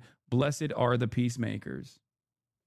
Yeah, also, Hamas did technically beat Donald Trump to the announcement by revealing this information to drop site. But, you know.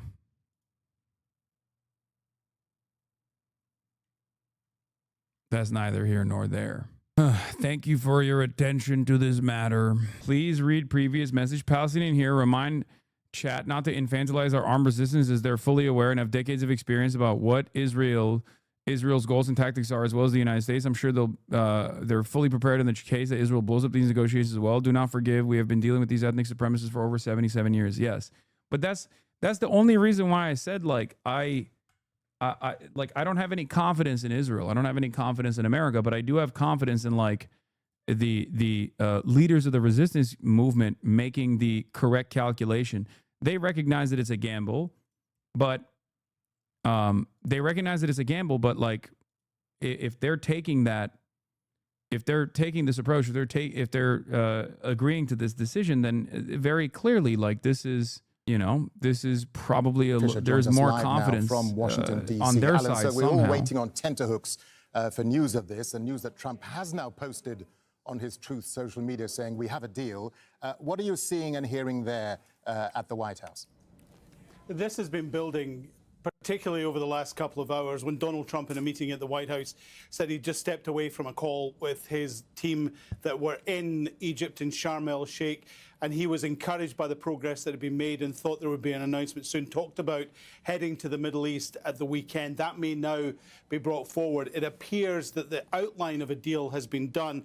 Donald Trump, on his Truth social platform, has, just in the last couple of minutes, said, I'm very proud to announce that Israel and Hamas have both signed off on the first phase of our peace plan. This means that all of the hostages will be released very soon, and Israel will withdraw their troops to an agreed-upon line as the first steps towards a strong, durable and everlasting peace. All parties will be treated fairly. This is a great day for the Arab and Muslim world, Israel, all surrounding nations, and the United States of America. And we want to thank mediators from Qatar, Egypt and Turkey who worked with us to make this historic and unprecedented event happen. Blessed are the peacemakers.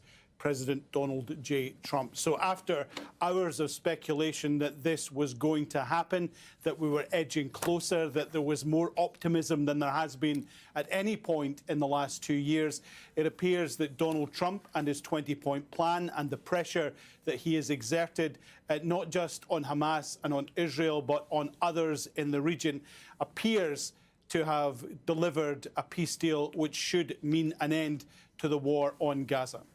Yeah, and Alan, obviously the executive word here, or phrase, being the first phase of the peace plan. Are any more details emerging about what parts of Trump's 20-point plan they have a deal on? Because it's unlikely, as you say, that everything's been agreed to.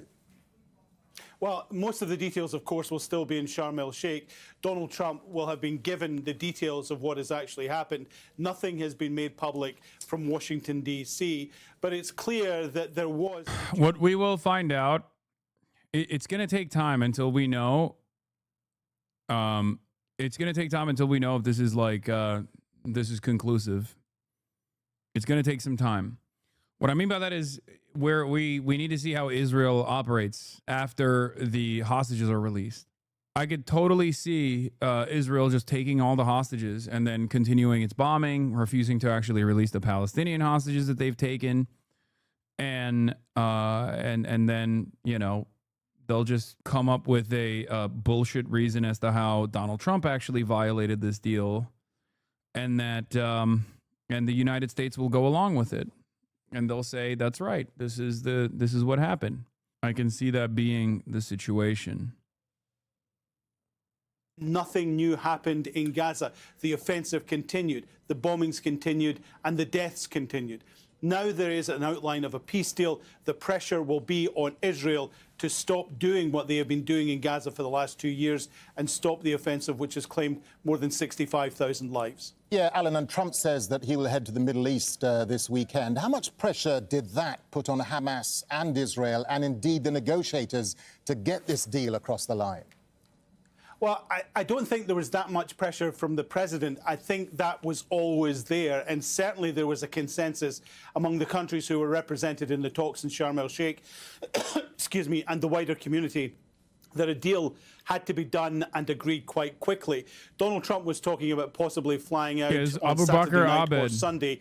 That then who changed now with a is in statement Ireland, from the White House in the but last he's couple a of sports hours, commentator saying from that Data he of would the have Law. an annual medical on Friday, and sometime after Celebrating that, this very decision, which short gives me more order was the confidence as phrase well. that was used, he would head to the Middle East. So that suggested that it would be at some point on Friday. Now that a deal has been done, that everyone is in Egypt, there's every possibility that the president will head to the Middle East much sooner than Friday morning, because of course he's very keen to be seen to be the driving force behind this, and to a large degree he has been.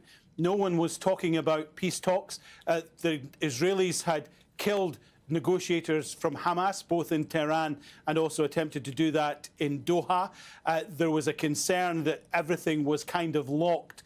Donald Trump then had a meeting with senior officials from Muslim nations and Middle East countries at the United Nations General Assembly. He said that would perhaps be his most important meeting, and from that came the outline of this 20-point plan, which he officially unveiled on September the 29th when Benjamin Netanyahu was back at the White House. So it appears that there has been enough negotiation for the US president to announce that phase one has been agreed. And of course, this is now all about sequencing. And we've seen that before in a number of peace processes around the world. My personal experience is in Northern Ireland that if you do this, then we do that. And when you do this, we'll follow with that. So that has all got to be agreed. So the first phase seems to be in place. What happens next will maybe be subject to further negotiation, but it appears that Donald Trump has delivered what he said he would deliver very quickly after his election way back in January, and that is a ceasefire in the war on Gaza. Alan, just a final thought to you before you go, and obviously we'll come back to you throughout the night. There is even talk, perhaps, of Trump visiting Gaza itself. It's not confirmed yet. This is just something that's being reported. If that did happen, though, Alan, it would be pretty much unprecedented, wouldn't it? It certainly would. It would need a great deal of a huge security operation. I'm not entirely sure that the Secret Service, who protect Donald Trump, would be keen on that idea. He would go in with the Israeli defense. Hey, they're going to give a Nobel Peace Prize to Hamas after all of this. Trump is going to bomb the Nobel Peace Prize Committee. Excuse me. That might not be the optics, but then Donald Trump has never been too much concerned about optics that may be read a different way from everyone else. It would be a huge logistical and security operation, although it is possible. While foreign journalists have not been allowed in Gaza, the Israelis have made accommodation for those that they think will help put their side of the story, and allowed the journalists in under a huge security cordon. So it's possible that that could be expanded and delivered by Donald Trump. And there may be a welcome for Donald Trump from the Palestinian side, because after 2 years of constant war, a US president seems to have found... I'm reading from other sources as well, from Hakan Fidan, the Turkish minister who was also involved in these peace talks, right? He says the Gaza plan includes many details, but our priority now is to start the ceasefire and release the prisoners. Netanyahu always has an alternative plan to disrupt the negotiations, but I do not think he has much room to maneuver this time. Agreement on a ceasefire in Gaza will allow the start of exchange operations and the expansion of the entry of humanitarian aid. I don't know. I don't know if that is the case. Netanyahu says, with God's help, we will bring them all home after Trump announces first phase of Israel-Hamas deal. These are the first words that have come from Benjamin Netanyahu on the deal. I think the sticky point on this is who gets to control the Gaza Strip. That's the sticky point. Is it Palestinians, or is it going to be Palestinians, or is it going to be Tony Blair and Donald Trump, even if we're getting real crazy with it, right? Because Donald Trump wants it to be Donald Trump and Tony fucking Blair, which is ridiculous, right? It's completely unacceptable. I mean, it's completely unacceptable. We'll see. Negotiations going on, very strong one to get to this point where the announcement made by, or the post made by Donald Trump about reaching an agreement between Hamas and Israel. But at least for phase one, which is the handing over the captives and then the withdrawal to an agreed upon line as a first step, a preliminary step for further negotiations and further agreements. It is just, I'm sure if we talk to people now, the reaction would be very, very excited, very happy it happened. At least they are distancing away from the anxiety that had engulfed all of their feelings throughout the day and hope for what was going to happen. The level of anxiety is less, and the sense that we are going in the right direction, at least for now. And we're going to wait until we talk to people. So we'll see what's going to happen in the coming hours. Yeah, Hani, we still have a long way to go, as this is just phase one of Trump's peace plan. I mean, this must be pretty emotional for you. You've been covering this story now for 2 years. With many people close to starving because Israel's siege and war on the Strip, many with nowhere to live, what are people's immediate needs on the ground now, Hani? It will be definitely the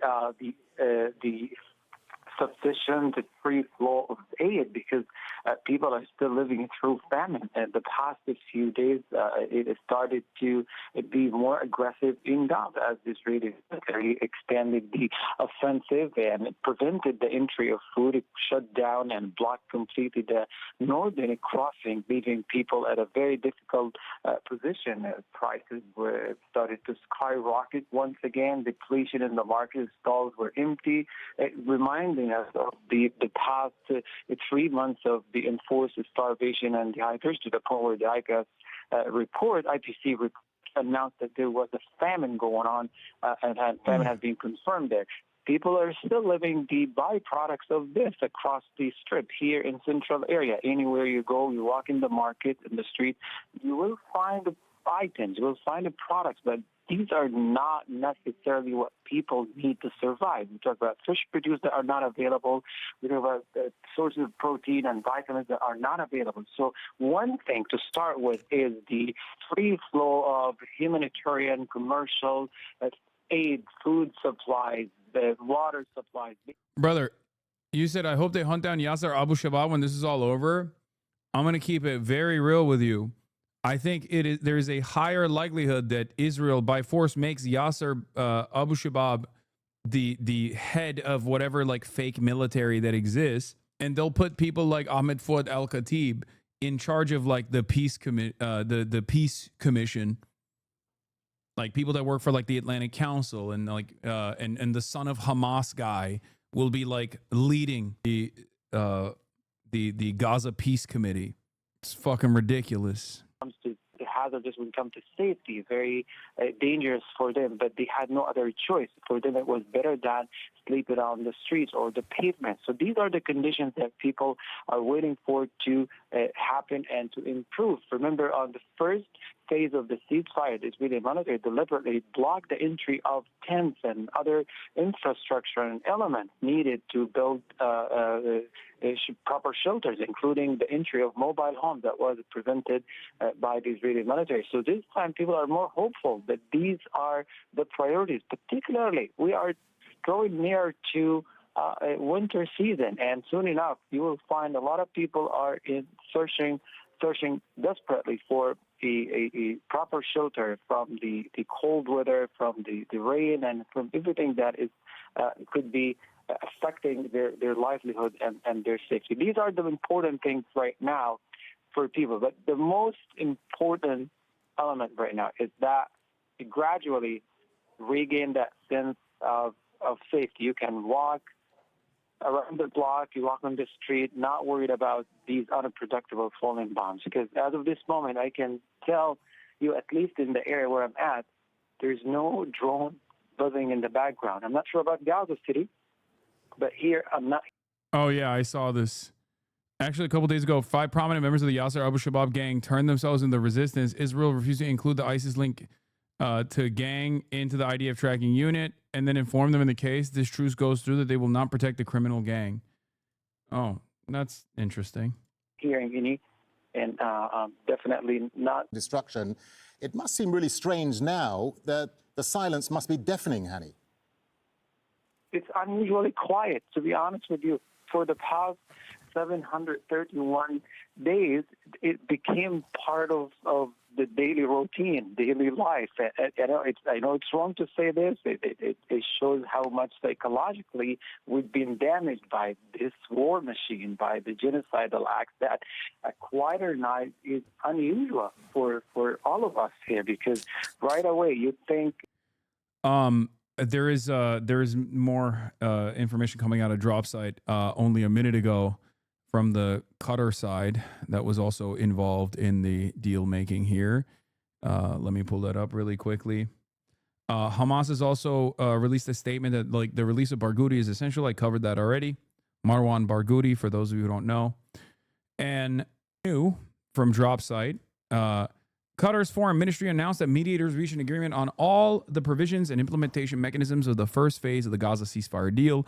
Unlike Trump's announcement, Qatar's statement explicitly says the agreement will lead to ending the war alongside the release of Israeli and Palestinian captives and the entry of aid. The details will be announced later, spokesperson for Qatar's foreign ministry says. I mean, it seems hopeful, and we do definitely need a little bit of hope. Remind our viewers who are just joining us here on Al Jazeera again of the dire, the disastrous humanitarian situation in Gaza during the war and the amount of Hamas aid has released an additional statement.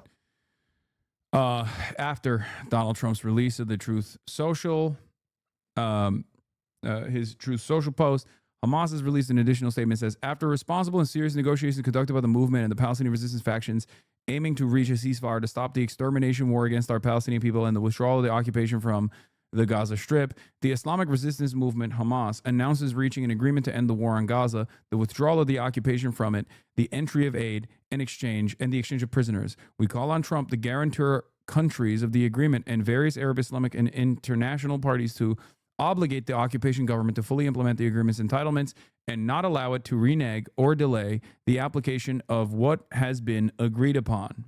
We salute our great people in the Gaza Strip, Jerusalem, the West Bank, inside and outside the homeland, who recorded unprecedented stances of dignity, heroism, and honor, and confronted the fascist occupation projects targeting them and their national rights. These great sacrifices and stances that foiled the Israeli occupation's plans for subjugation and displacement.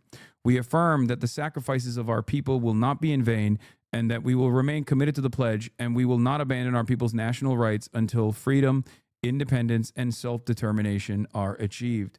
For those of you who always were duped early on in the aftermath of October 7, that Hamas actually has in its 1988 charter, even before they fully formed as a political movement and a political organization, that they wanted to purge all the Jews from the land of Israel. Hamas, since I believe 2017, has fully fleshed out a new charter that actually abides by a two-state solution as long as there is full-blown sovereignty for the Palestinian population.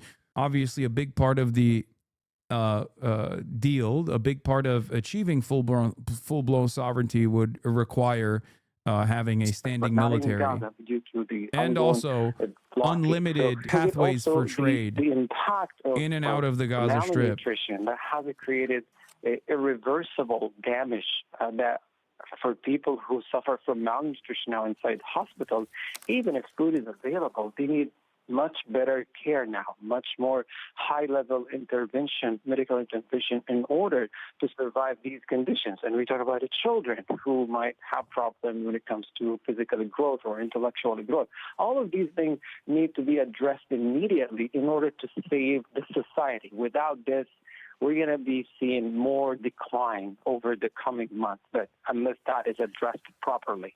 Hani, let me just get a final thought to you. I know we'll be talking to you throughout the night, of course. Gaza has faced utter destruction. I mean, most of the Strip is now unlivable as we're looking at these pictures of the destruction we're talking to you. How do people go about returning to their lives and their livelihoods? What are the challenges they'll now face on the ground, Hani? Darren, one of the biggest challenges we happen to be speaking to people today about this is it's not just to have been experiencing this massive psychological damage, that non-stop attacks and the trauma that keeps evolving in each passing day, but also the fact that they're losing parts of their history, part of their memories, part of where they grew up. And, when I walk sometimes in the street, I don't just see those gray shades of the rubble and the ruins.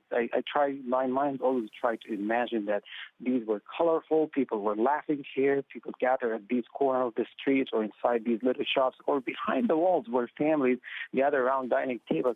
That does not exist anymore. So it's not just the physical destruction that was so heavy on people, but also the psychological level, particularly those who lost family members and they happen to be the only survivors after these attacks. They are the only ones finding now all of their family members were killed. All of this together has a very difficult impact on people at rebuilding shattered lives. And when we say shattered life, it's literally shattered because not only family been scattered across the Strip, but they're gone missing. They were killed. They've been in hospitals for a long time. People for months now, 2 years exactly. Few of the families managed to be together on a dining table, but everybody else Oh my God. the Strip, either because they lost someone or the family happened to be. Oh, fuck. Predictably, following a lull over the last few days, a large wave of strikes now by the Israeli Air Force against Gaza City with a ceasefire agreement to go into effect roughly 10 hours at 12. Oh, how many children will Israel slaughter up until the last second This is how Israel operates, by the way. And we know this because there have been many ceasefires that have taken place. This is, weirdly enough, this is not in an incredibly twisted way. Israel's intensifying bombing campaigns actually does mean a ceasefire is imminent because that's how they fucking operate. They've done this with the Iranian ceasefire. They've done this with the Lebanon ceasefire, which, by the way, they still bomb Lebanon. Like, they bombed Lebanon and killed American citizens like a couple months ago. This is when Israel starts intensifying its bombing campaign, that means a fucking ceasefire is coming. It is so fucked up, but that is how they operate. No, they're not trying to force Hamas' response to undermine the process. This is just how they always work. This is how they've always done it. Every single time. And we have tracked every single one of these ceasefires that took place. Short term, long term, doesn't matter. And in every single circumstance, Israel has always done this. Right until the last moment they can, they will try to get as many kills as they possibly can.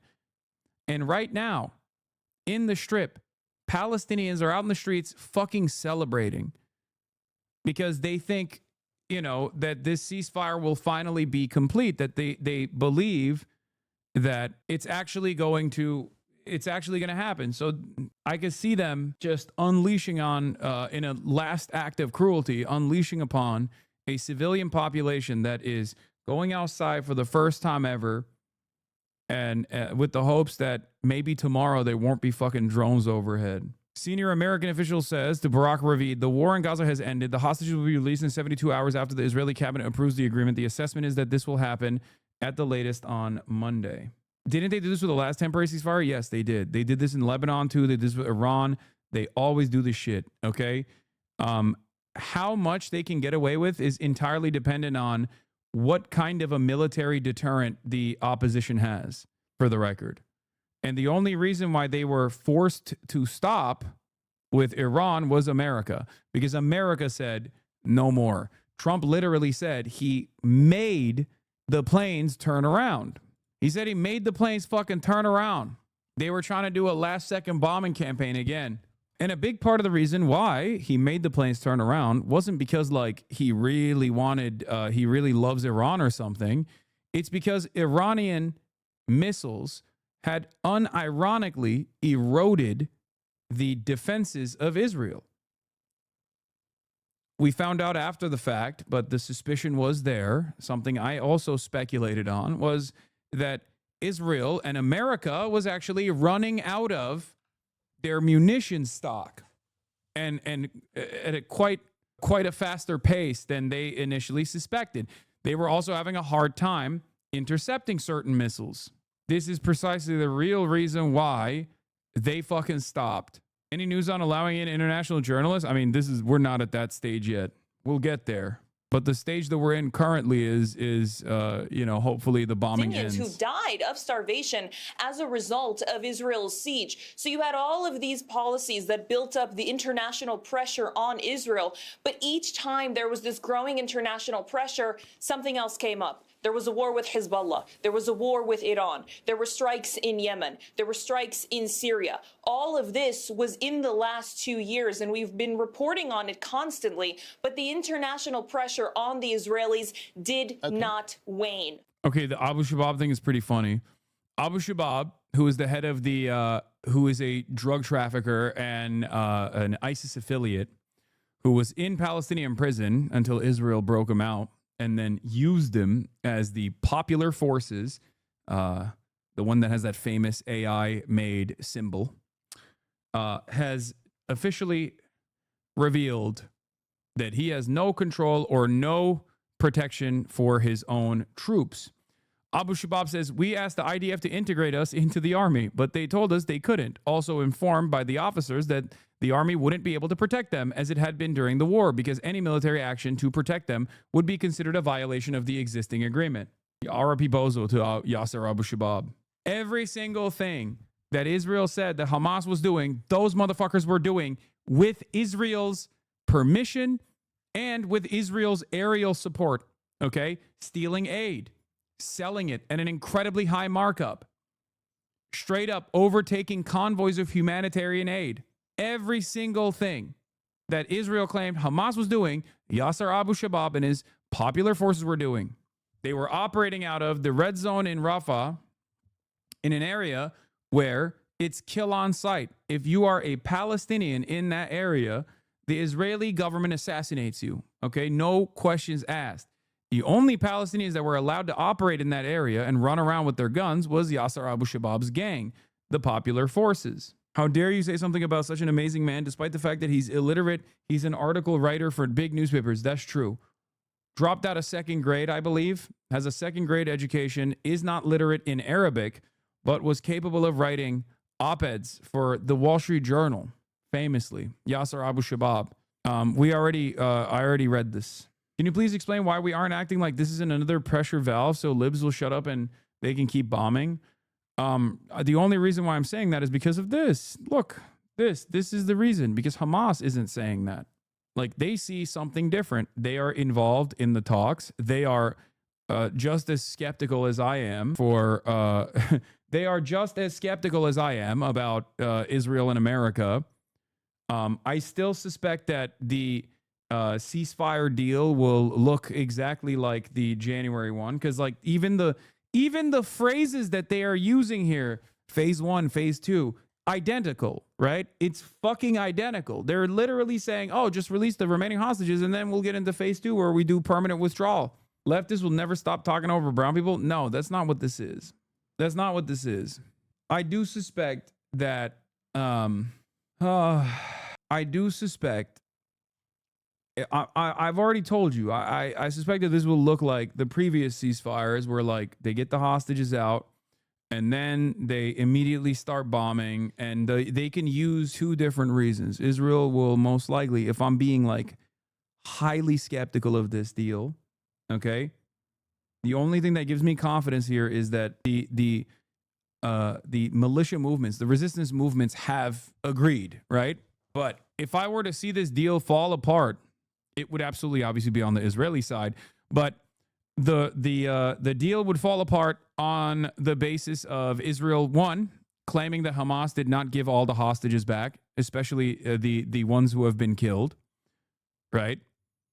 They'll say, oh, they couldn't recover all the dead hostages, so that's a violation of the deal. And then 2, they'll say Hamas is not Hamas is not giving up their arms. Those, I think, will be the two things that people will, like Israel will use to undermine the ceasefire negotiations and then continue blowing shit up. At least that's precisely what has taken place in the past. So I have no reason to believe anything different will take place now. But as I have repeated over and over again, the only thing that gives me confidence here is clearly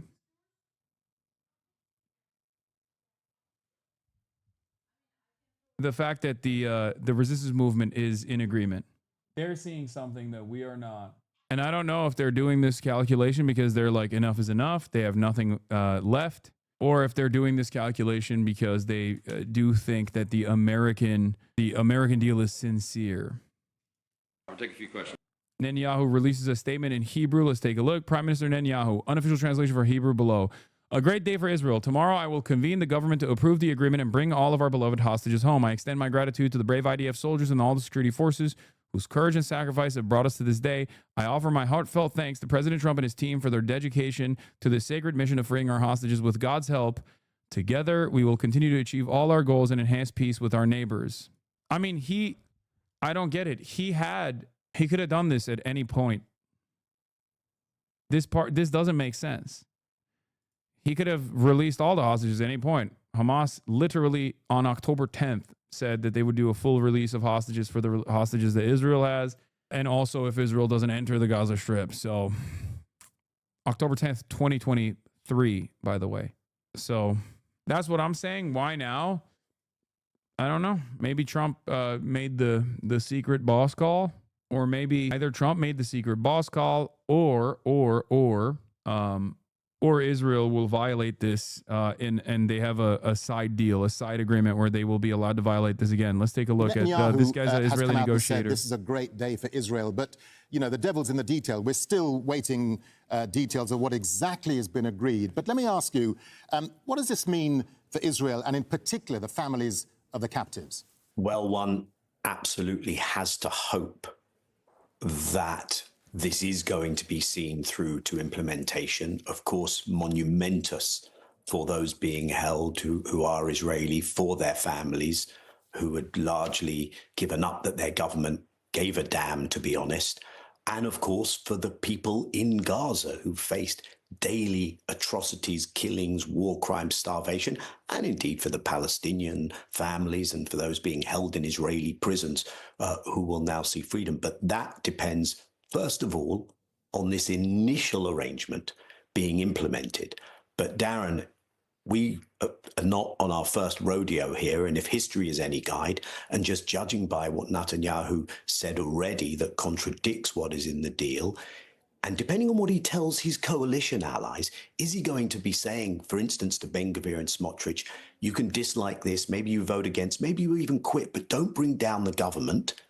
Because, and this is really important, and I think those Israelis who are hoping this comes to an end will know that Netanyahu has reneged on these deals in the past and may well be looking for the first opportunity to be able to resume hostilities when he can in Gaza. In the meantime, one should absolutely expect that the destruction, the displacement, the killing in the West Bank will continue. We saw Ben Gvir on Al-Aqsa today, and one should also assume that whatever the initial arrangement, whatever the initial line of Israeli military withdrawal ends up being, that is where it will end. Because I think once the hostages are returned, one should fully expect that Israel will not withdraw further. One should fully expect that Israel will go back to playing this game of how can we make it as hard as possible for the international aid, humanitarian assistance so desperately needed to get into Gaza. And we will be in this game of stop, start. Will Israel try and use these armed militias that it has supported in Gaza to cause mayhem? So I think the first thing is, can we get this initial phase over the line? But then everyone should absolutely expect that this is going to be an extremely bumpy road, apparently with no guarantees. Yeah, and of course, after 2 years of war, Daniel. Many Israelis argue that this could have all been achieved some time ago. And of course, Netanyahu, as you say, has wriggled out of all previous attempts to get a ceasefire. Well, he has, and we know that this is something that could have been brought to an end so much earlier. We don't know if it is now being brought to an end. And one of the crucial questions is, what happens next? Because when a genocide has been committed, if that is then paused, one doesn't normally say, that's fantastic, business as usual, everyone treat the perpetrators of that genocide as if nothing had happened. So we have to insist that accountability should be on the agenda. Netanyahu has an ICC arrest warrant against his name. When it comes to any possibility of rebuilding in Gaza, one should ask the question, isn't this guy a former, he's a former Israeli negotiator, right? That destruction, cause that destruction. Am I crazy? Is he not? To be paying compensation for their assets to be gone after in order to be able to pay for that. Should it be obvious that Gulf states, for instance, are going to have to put their hands in their pocket? I don't think they were the ones doing that destruction in Gaza. And then the much bigger question, which is the inherent instability of a situation. The unlikelihood, although we want to be optimistic tonight, Darren, the unlikelihood that you will actually see stability as long as you have a situation of ongoing occupation and apartheid is the choice between genocide and apartheid. Palestinians won't have their self-determination. The Trump 20 points set up some colonial economic governance structure for Gaza, but they don't actually come to terms and come to grips with this occupation and apartheid, with Palestinian self-determination.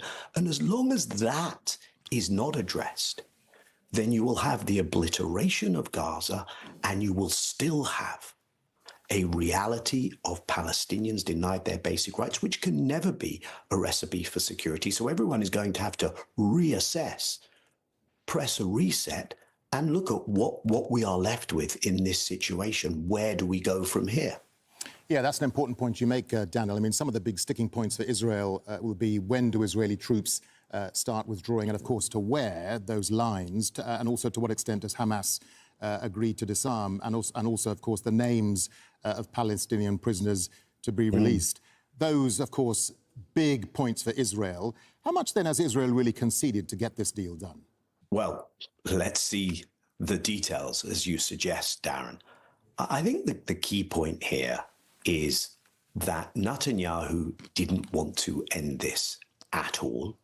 And in that respect, one can expect him to perhaps try and make sure that there is still an Israeli military presence in Gaza. Remember, he has told us that the Israeli military will stay in Gaza, that there will be no Palestinian governance. So this is where things are going to be tested. He won't even let Abbas run it, dude. And Abbas is a part of the Israeli security apparatus. Actually, and I think we can expect Israeli military operations, violations of the sovereignty of other states to continue in Syria, in Lebanon, probably not where you are now, Darren, after the commitment to the President of the United States, but elsewhere in the region, and certainly in the occupied West Bank. So I think Netanyahu will try and sell a narrative. I didn't concede. Look what I've got. And I think Israeli society will slowly brush itself down and look at this and say, was it worth it? Perhaps it hasn't happened yet, but perhaps there will be an acknowledgement of what has been done. Unfortunately, consent around genocide has been manufactured in Israeli society. And I think what one has to question elsewhere is, will one see the media go in?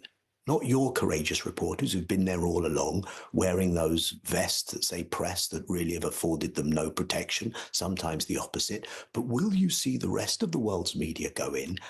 And will we see that some of what has changed in terms of global Palestine, in terms of the pressure that has ramped up from civil society, from ordinary people to hold Israel to account, will that now what I have dissipate? Or is that going to continue? Settled. People's opinions of Israel will get even worse. Its usual modus operandi of impunity and of carrying on with its endless prevention of Palestinian rights. But I doubt that, actually. I think this desire to hold Israel to account, which is necessary if there's ever going to be peace, I think that will continue, especially, as I say, as some of the mainstream media that has been so negligent in doing its job, hasn't had people there, hasn't covered this enough, may now think, okay, we should do our job. We're going to have access to Gaza. And we'll see, unfortunately, I fear, we'll see the enormity, for those who weren't aware of it yet, of the destruction, the death, and the cruelty that has been inflicted on the Palestinian population there. All right, Daniel Levy there, president of the US Middle East Project. For now, Daniel, I'm sure we'll come back to you later on in the morning, but for now, thank you very much. Thank you, Darren. Well, Hamas officials have also released a statement. It says the Islamic Resistance Movement announces the conclusion of an agreement to end the war on Gaza, ensure the withdrawal of the occupation, allow the entry of aid, and facilitate prisoner exchange. We call on President Trump, the states guaranteeing the agreement, and all Arab, Islamic and international parties to hold the occupation government accountable to fully implement the agreement and prevent any evasion or delay in executing its commitments. Well, Israeli Prime Minister Benjamin Netanyahu has released statements on X focused on the captives held in Gaza. He says, with God's help, we will bring them all home. I will convene the government tomorrow to approve the agreement and bring all our precious captives home. All right, well, Omar Rahman is a fellow at the Middle East Council on Global Affairs, and he joins us live from Washington, D.C. Omar, always good to have you with us here on Al Jazeera. So Trump now says we have a deal. How much pressure then was Hamas, Israel, and indeed the negotiators under to get this deal across the line, especially with Trump saying he was going to fly to Egypt this weekend? Good to be with you, Darren. I think all sides were under a lot of pressure. I certainly think the Israelis and Netanyahu weren't interested in this deal. They were hoping that Hamas would reject.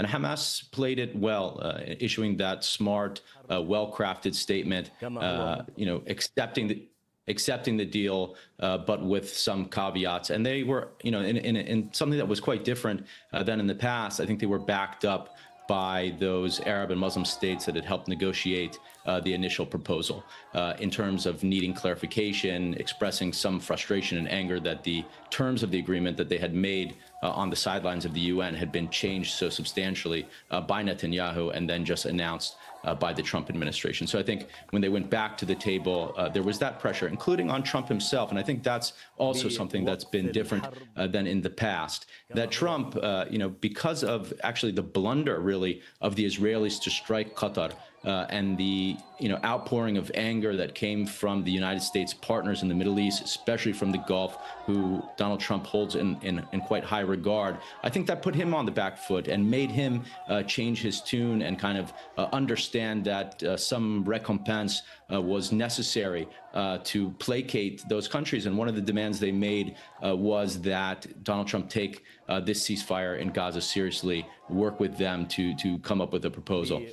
And obviously, Hamas is under a tremendous amount of pressure. And I think they understand that at the moment, even though the agreement that was released was a hard pill to swallow, and these are obviously early days, this is breaking news, we don't know the details that were finally agreed upon, but what was announced by Trump and Netanyahu was a horrible deal. But at the end of the day, something needed to give in order to just seize an opportunity to end the slaughter, the starvation in Gaza and end this genocide. And that came through in that statement that the priority number one is ending the suffering of those people in Gaza. Yeah, Omar, that's an important point you make, because it's the mechanisms for the deal which are significant to ending the war, aren't they? The big issues here, the ceasefire timeline, of course, the withdrawal of Israeli forces and the exchange of prisoners. We still don't know much about the details yet, do we? No, I mean, all we've heard are, the Qataris have made their statement that a deal was agreed to. Obviously, Trump made his statement on Truth Social. The Israelis have made a statement as well, but the details themselves have not been released. But the details have essentially been on the table for quite some time. Yes, they're negotiating over the terms of this 20-point proposal, which were left extremely vague with no timelines for withdrawal. Even the map that was released was, quite not a detailed one. So there were a lot of things to be worked out and ironed out. And I think obviously Netanyahu didn't want those details in there because the more vague it is, the more leeway Israel has to establish the framework and do what it wants to do ultimately. But we know that the major sticking points in the past in terms of ceasefire have been the terms of an Israeli military withdrawal and whether that would be in full or in part. And Netanyahu in this agreement wanted it in part and a permanent Israeli presence there, or at least one in which he could dictate the terms of that. And Hamas has always sought a full withdrawal of Israel. And there was also the issue of the terms of and the nature of Palestinian governance in the future of Gaza, which was a sticking point, and also of the future of Hamas and its disarmament and whether Hamas would live on inside of the Gaza Strip. So those are some of the things. But I think one thing that we should take note of is that everything Israel has to do can be reversed, right? So like the withdrawal, they can leave Gaza and they can come back in tomorrow.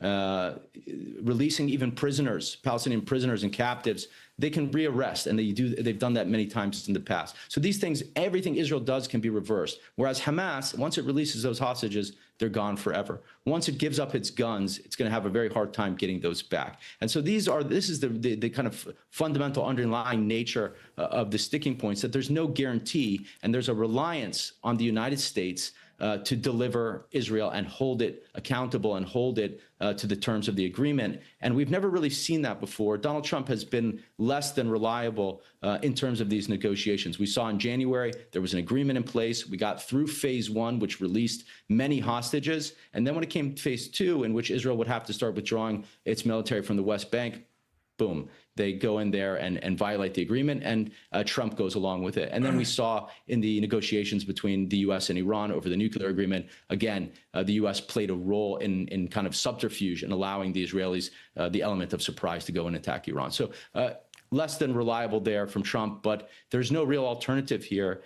If you want to stop the genocide, what other way is there to stop it? And Hamas knows that. It really has very few cards to play. All right, Omar Rahman, fellow at the Middle East Council on Global Affairs. Omar, always good to have you with us at times like this. We'll no doubt come back to you throughout the night, but for now, thank you. I just think...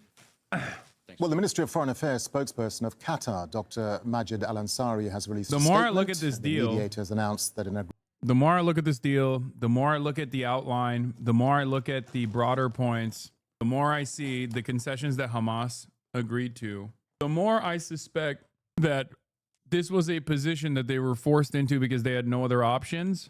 I know there's a quote from the Palestinian negotiation team. I know, I read it. A source close to the Palestinian negotiation team tells Dropsite the agreement includes a permanent end to the war to be announced by Trump. He acknowledged the deal is problematic, but it contains some terms that Hamas and other Palestinian factions pushed for in their response to Trump, including deferring major issues that would alter the future of Gaza and Palestine itself. No surrender, no disarming, no mass exile, but most of all, a permanent end to the war to be announced by Trump, he noted. I think we covered this already, but I suspect that this is... I hope that there is something that they've gotten out of the Trump administration that actually makes sense in terms of full-blown assurances, and it's not simply a matter of we have no other options and we can't sit here and allow more Palestinians to be fucking ruthlessly and mercilessly slaughtered in the interim because we just have no more willingness to fight. You know what I mean? But I don't understand how this would be in any way, shape, or form remotely different than the previous ceasefire deal. We, like you're one of them? What do you mean? What did I say? We are all anti-genocide. I assume you are also a part of the anti-genocide contingency. Maybe you're not. I don't know. It's hard not to feel jaded. How many previous ceasefires that we thought we had, though? Like, this one makes us different. The only thing I am saying here that is different is like Hamas's interpretation of events. They're saying that they trust the administration to do right. That's it. That's the only difference here. Which is that Netanyahu is totally dependent on Trump. But I still think, I still suspect it's a way to PR the genocide. Did I say totally? Totally dependent on Trump. Which means Trump does not advise Netanyahu. He does not suggest and propose to Netanyahu. He orders Netanyahu. He orders Netanyahu what to do, because without Trump, Netanyahu will disappear from his political career. And I think part of the reason why this is a bit surprising how fast this deal was reached. It is true, as I said earlier this evening, that it is a deal about names and maps. It's not really a deal about much more than that. It's names of hostages, or rather prisoners, and maps as to where the Israeli forces will redeploy. So it is relatively easy than the bigger 20-point plan. And yet, the fact that it happened in such a short time. 2 years since Hamas attack on October 7th, former Israeli negotiator Daniel Levy says there has been an irreversible shift in public perception of Israel. On Trump's peace plan, he told Anna Koch, it feels like a proposition to impose a colonial structure on Palestinians. So maybe the only outside pressure here is for Trump to manage the public relations of Israel, to manage the public relations of Israel's genocide. It's not here to stop Israel's genocide. For that to be the goal, obviously Donald Trump would have to care about Palestinians. Donald Trump does not care about Palestinians. Donald Trump doesn't care about anybody. Donald Trump only cares about himself and Israel too, but because it has a close personal financial benefit to himself. He's transactional, he's narcissistic, and therefore the only thing I can see here is that he's trying to at least manage the PR of this genocide by being like, oh, we're done, no more war. And then they just basically legalize the permanent occupation and continue to slowly but surely engage in ethnic cleansing. Benjamin Netanyahu's obvious goals here are the Rafah plan. The Rafah plan is the one where they take all the Palestinians into a concentration camp in Rafah, and then ethnically cleanse them from the land completely.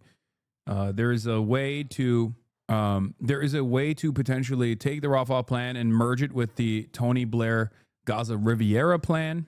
But Prime Minister's office, Prime Minister Benjamin Netanyahu just spoke with U.S. President Donald Trump. The two had a very moving and warm conversation and congratulated each other on the historic achievement in signing the agreement to release all the hostages.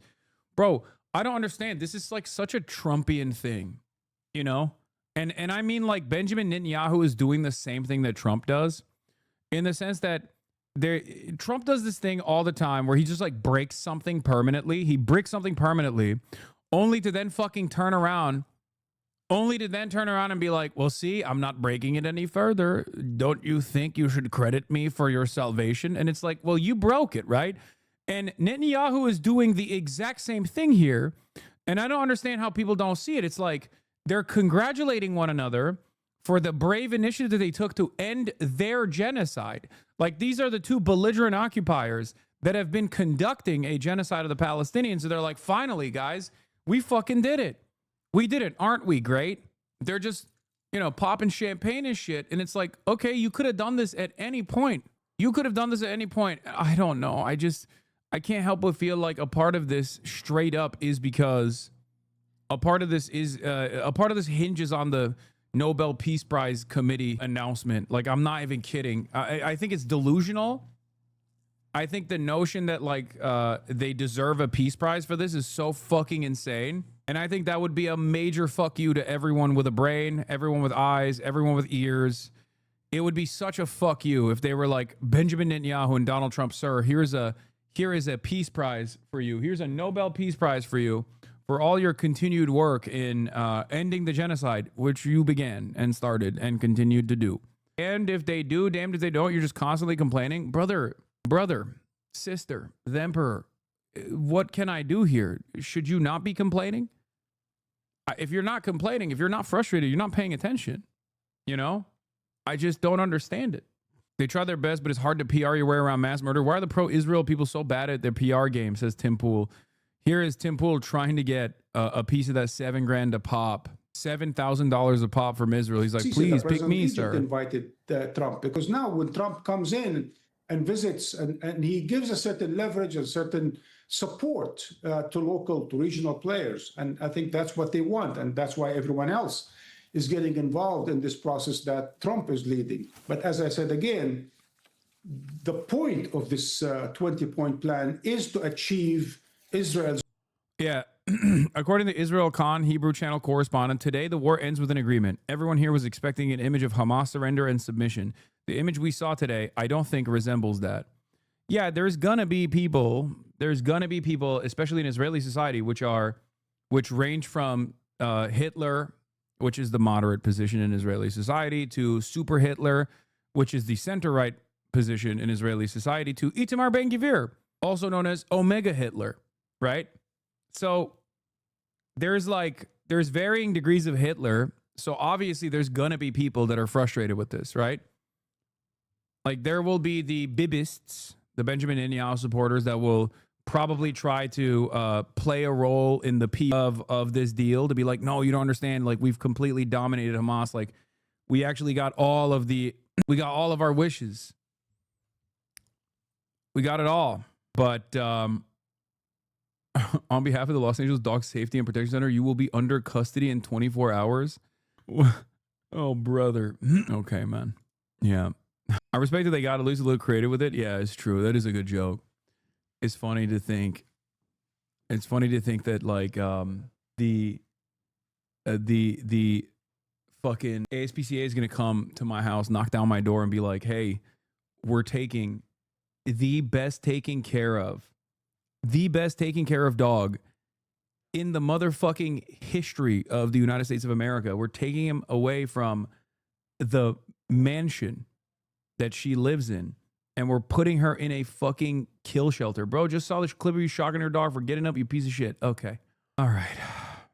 One day at a time.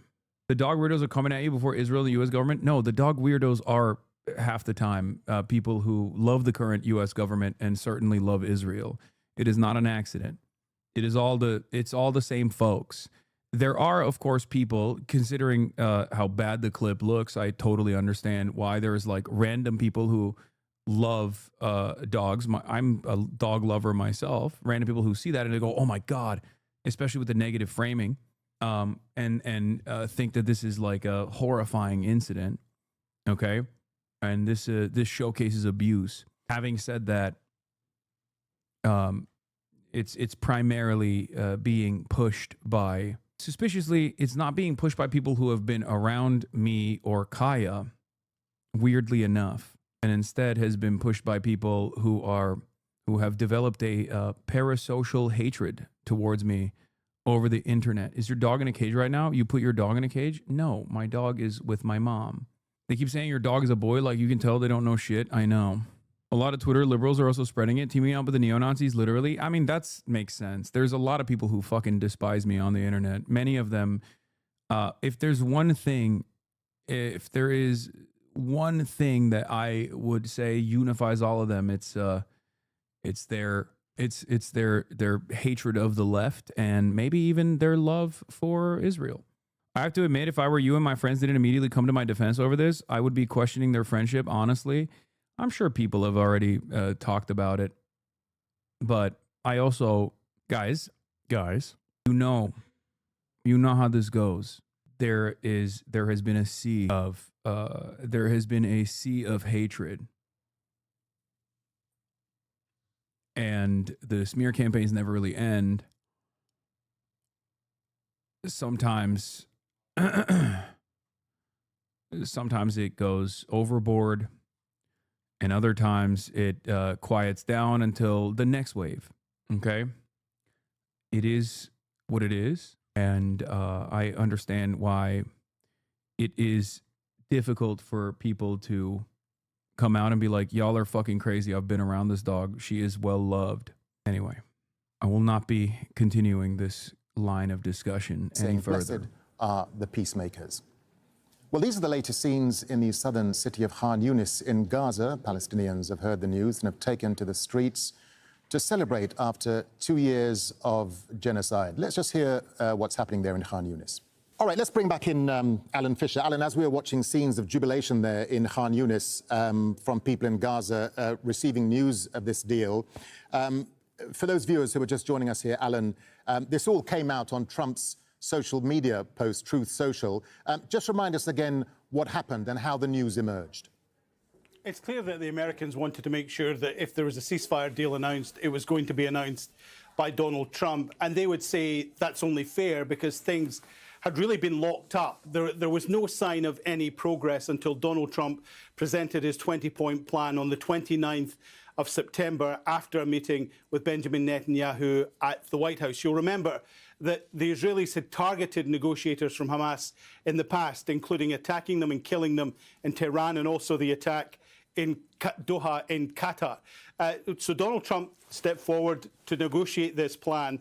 He had a meeting with Arab and Muslim leaders at the United Nations General Assembly last month, and then the meeting with Benjamin Netanyahu. At the White House today, he went into a meeting which was to talk about something else.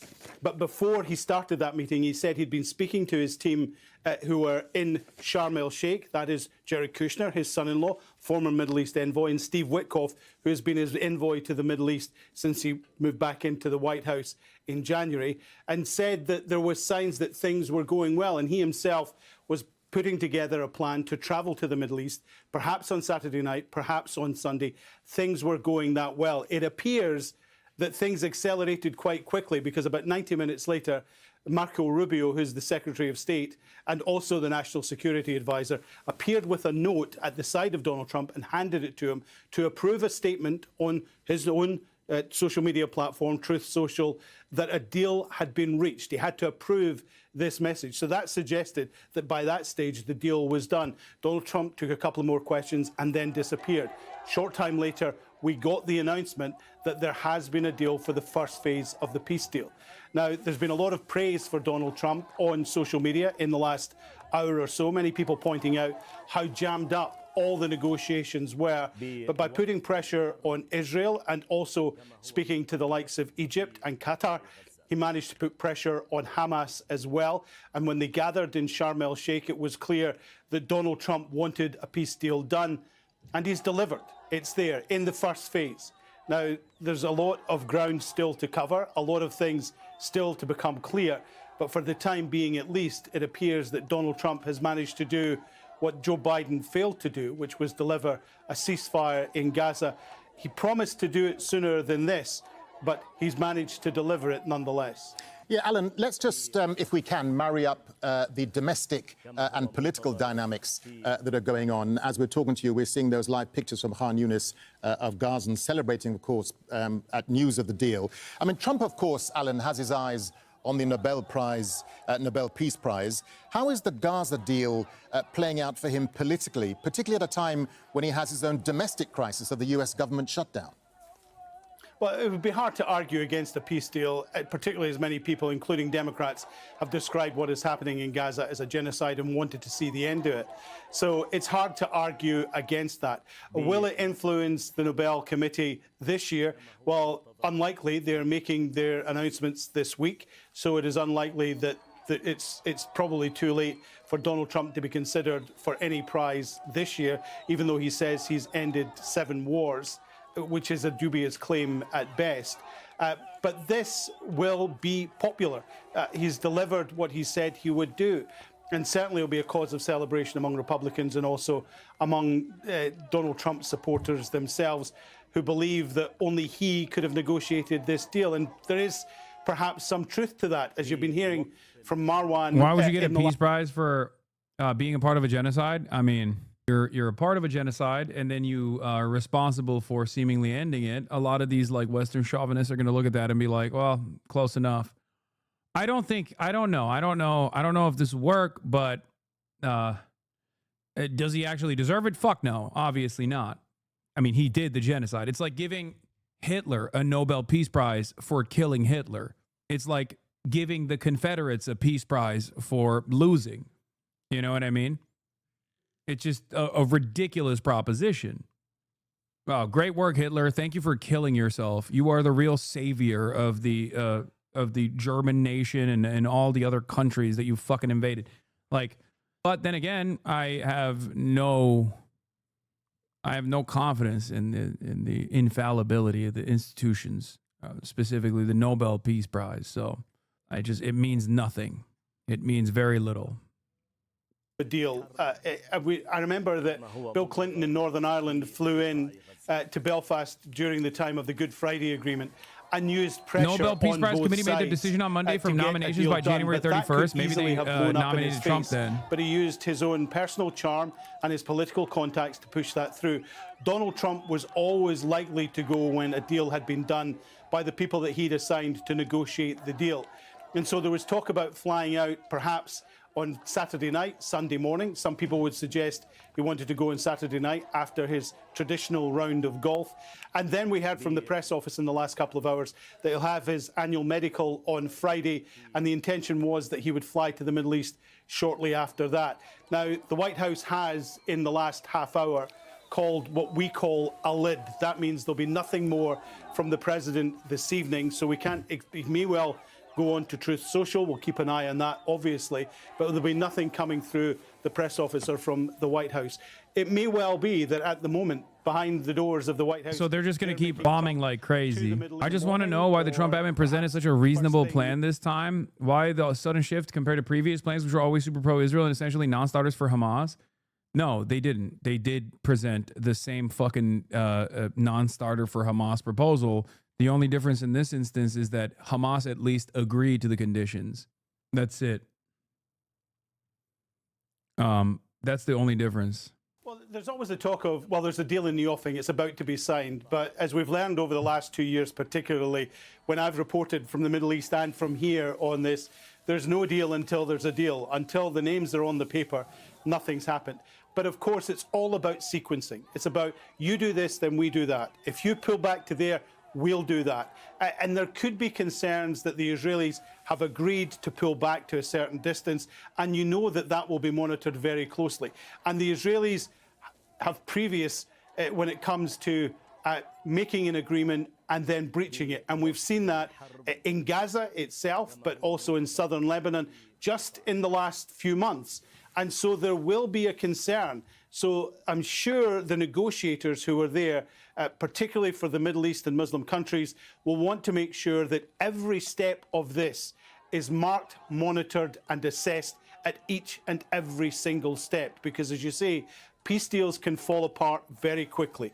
It is the old Reagan line of trust but verify, and that is exactly what they'll be hoping that they do. But from Donald Trump's statement when he said both sides will be treated fairly, you can guarantee that those who have talked Hamas into making sure that this was a deal that they could sign will be holding Donald Trump to those exact words. All right, Al Jazeera's Alan Fisher live for us there in Washington. Alan, no doubt will... Oh my God. Evan Hill over at Open Source and Visual Forensics Investigations Open at Washington Post reports new. This is from LH Reports and a guy who previously worked at Forensic Architecture. New. Since October 2023, the IDF spokesperson unit has released dozens of 3D animations illustrating alleged Hamas, Hezbollah, and Iranian sites. The style is unmistakable. Satellite zoom-ins, black and white wireframes, and red textured houses. A new visual language of war. Fascinating work here tracing how the IDF recycled 3D assets from a cyberpunk sci-fi art project, the Scottish Maritime Museum, and elsewhere to populate its widely seen models of supposed enemy locations in Gaza, Lebanon, and Iran. One of the most infamous, the alleged underground Hamas command center at Al-Shifa Hospital in Gaza City, used to justify an unprecedented assault on the biggest medical center in Gaza, was actually an animation that the IDF had used the previous year, saying at the time it was a tunnel beneath a UN school. What? You mean to tell me that these guys were fucking doing such a piss poor job that they were reusing assets? That it wasn't actually a real schematic? It wasn't actually real schematics of the undisputable Hamas tunnels under the Al-Shifa hospital? I thought there was a command center. Wow. How did they not realize they would be caught for this? Oh, right. They know and they don't care. Exactly. Exactly. They do not give a shit. You're telling me Israel lied? Okay, dude.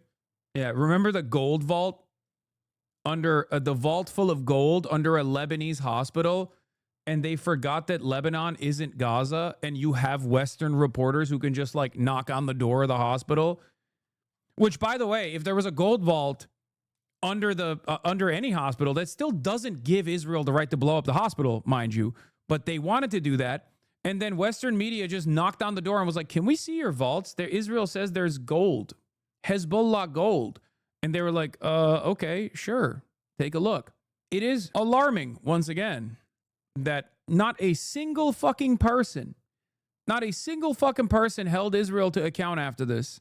They didn't turn around and go, hey, by the way, what's up with this shit? You guys claimed that there were like, you know, miles and miles of tunnels under all of these like key infrastructure that you blew up, and you never showed miles and miles of tunnels that were in operation. With Al-Shifa, they showed the tunnels that they had built under the Al-Shifa hospital when Israel was in control over the Strip. Okay? They also showed personally that those fucking tunnels were actually, the remaining tunnels were blocked. There was no direct entry point.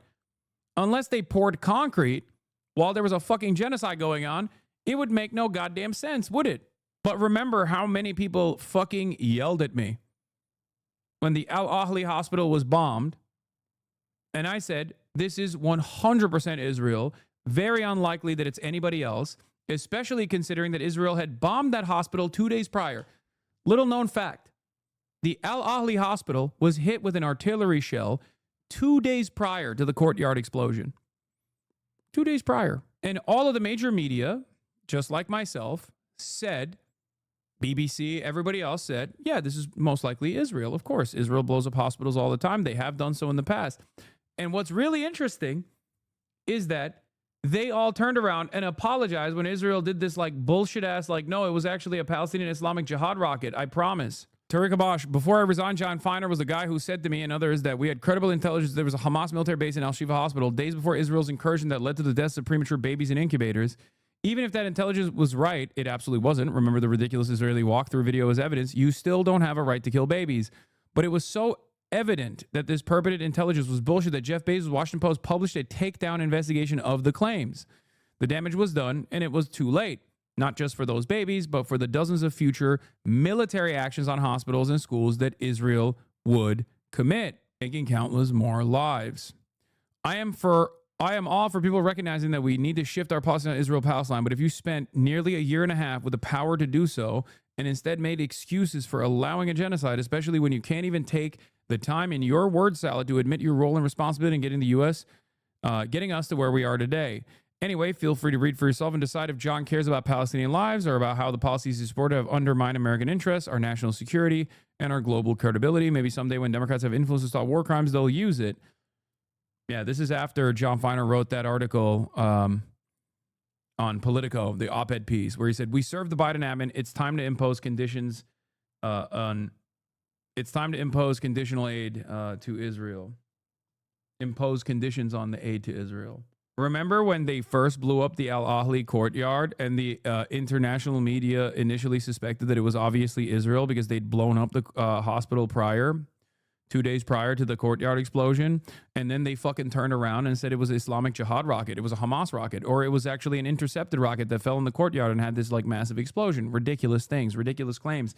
And that was enough for all of the international media organizations to turn around and apologize to Israel. And then Israel took that and literally took that confidence and basically blew up every other hospital. Every single fucking hospital in the Strip has been attacked by Israel directly. Every single one. At the time, motherfuckers were saying, Hassan, how dare you say Israel would strike a hospital? Israel would never strike a hospital. This is part of the reason why it's very difficult to trust what Israel says. You must wait to see what Israel does. Speaking of mistrust in our mainstream media institutions, breaking news, CNN's Van Jones is among 16 mainstream journals, including 2 New York Times reporters, serving as mentors in a new journalism fellowship explicitly created to help Israel win its information war. Drop site Sharif Abdul Quddus reports that Jackie Karch, who launched the fellowship after October 7, said it was her way to shift the narrative in Israel's favor, citing a call to fight on the battlegrounds of academia, law, business, media as inspiration. Karsh has praised the IDF as the most moral army in the world and dismissed Gaza's casualty figures. New York Times mentors include former Jerusalem bureau chief Judy Radorin and Sharon Otterman, who covers campus protests. The fellowship claims to be resolutely nonpartisan, though its founder has never expressed sympathy for the tens of thousands of Palestinians killed, including 20,000 children in what UN officials and a vast majority of genocide scholars characterize as genocide. Incredible stuff. I mean, it's true that Zionism is nonpartisan in the U.S. Yes, unfortunately it is. There is a bipartisan consensus on Zionism in the United States. Okay? There's a clarification to that post from Dropsite. Hold on, let me fix the gray bars again, and then I'll read that.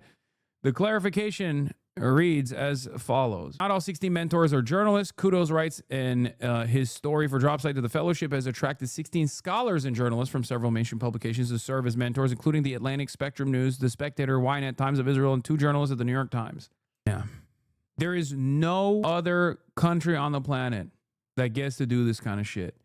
Like openly, at the behest of a foreign nation, openly dominate American discourse like this. They don't hide it. They don't shelter you from the truth, or they just straight up say it as it is. They say, we're doing this. Anyway, on that note, I am once again tired, and therefore this will be the end of my broadcast for today. I will, of course, be live tomorrow talking to David Adler, who actually was recently released after being kidnapped by the Israeli government. David Adler is one of the members of Progressive International. I will be talking to him specifically about his experiences tomorrow at 1 p.m. Pacific time, about being apprehended, about going on the Gaza Sumud flotilla. He's the co-general coordinator of Progressive International. Someone I've spoken to quite a bit. He is actually originally a Los Angelino. Now I believe he lives somewhere in Europe, but wonderful person. And he will talk about his experiences being brutalized by the Israeli state for the crime of trying to penetrate the illegal. In the chat, so hi. The illegal Gaza blockade. Love you all, and I will see you. Damn, this guy's good.